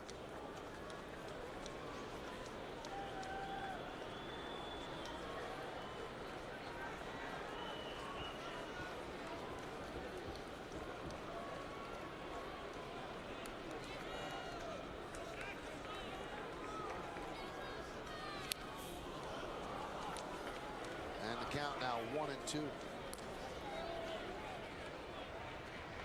So far, he looks like a two-pitch pitcher. Fastball, decent breaking ball. That one had some snap to it. You haven't seen him throw that curveball in fastball counts. And I don't know if he doesn't have control or if Veritek's afraid to, but you know, until he gets, you know, like here where he's ahead in the count, you've seen nothing but fastball. But now as a hitter, you know that he'll rely on his breaking. The 1-2. He struck him out on a fastball upstairs. 2 away here in the 15th, and that's going to bring up Alex Rodriguez. This ball out of the zone. Sometimes, you know, you're over anxious in these situations.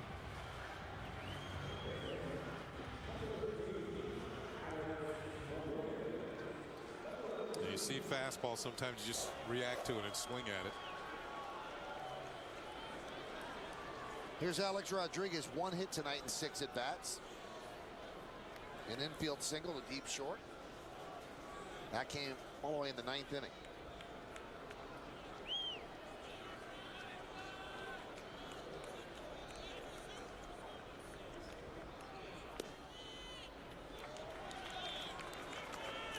Count 1-0.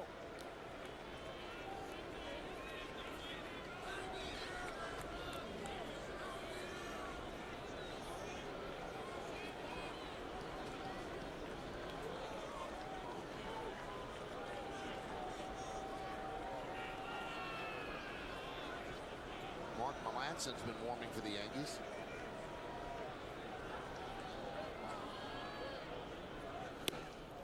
There's a strike and count 1-1.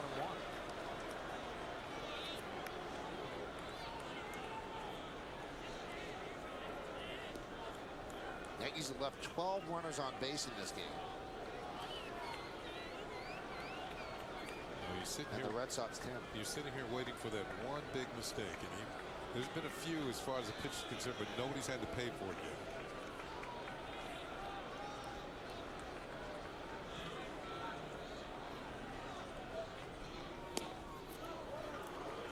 Caught a lot more fastballs this inning than he did last inning.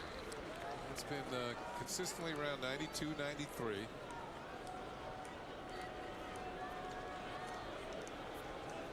Red Sox called up Tozawa today, and they designated Billy Traber, a guy who got roughed up and took a bullet for the team when John Smoltz was knocked out. They designated Billy Traber for assignment. Well, you knew they needed a fresh arm. The 2-1. That one's drilled deep to left field. There it goes. That ball is gone. See ya. A walk-off 2-run home run for Alex Rodriguez. And a long night's journey into day is over as the Yankees beat the Red Sox 2-0 in a classic here at Yankee Stadium.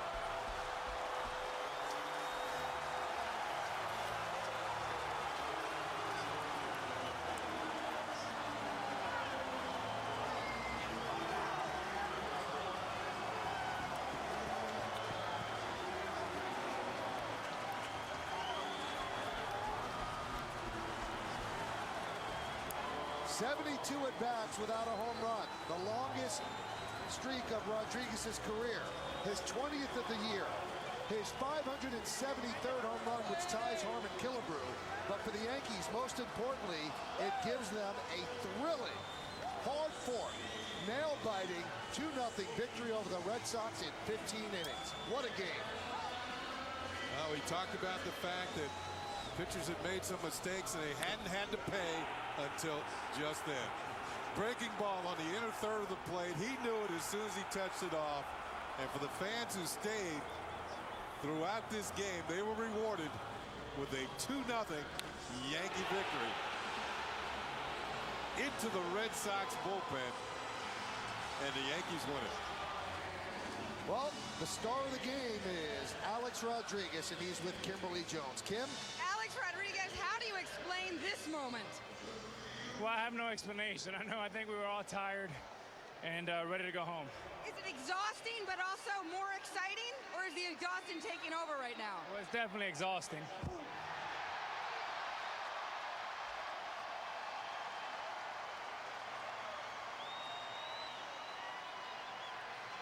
He didn't get me good. That's good. He didn't get you. A.J. Burnett's not exhausted. What can you say about the pitching in this game tonight? Well, both teams were remarkable. It's a heavyweight fight, and we were fortunate to have the last hit. Have you ever been part of anything like this? No, never, but it's definitely good to be on the winning end. You picked an awfully nice time to end a streak of more than 70 at-bats without a home run. Were you saving it for this drama? No, I wasn't saving it. It's just got a good pitch ahead and hit it good. This would be a very hard game to lose tonight. Physically, guys are worn down. The bullpens are worn down.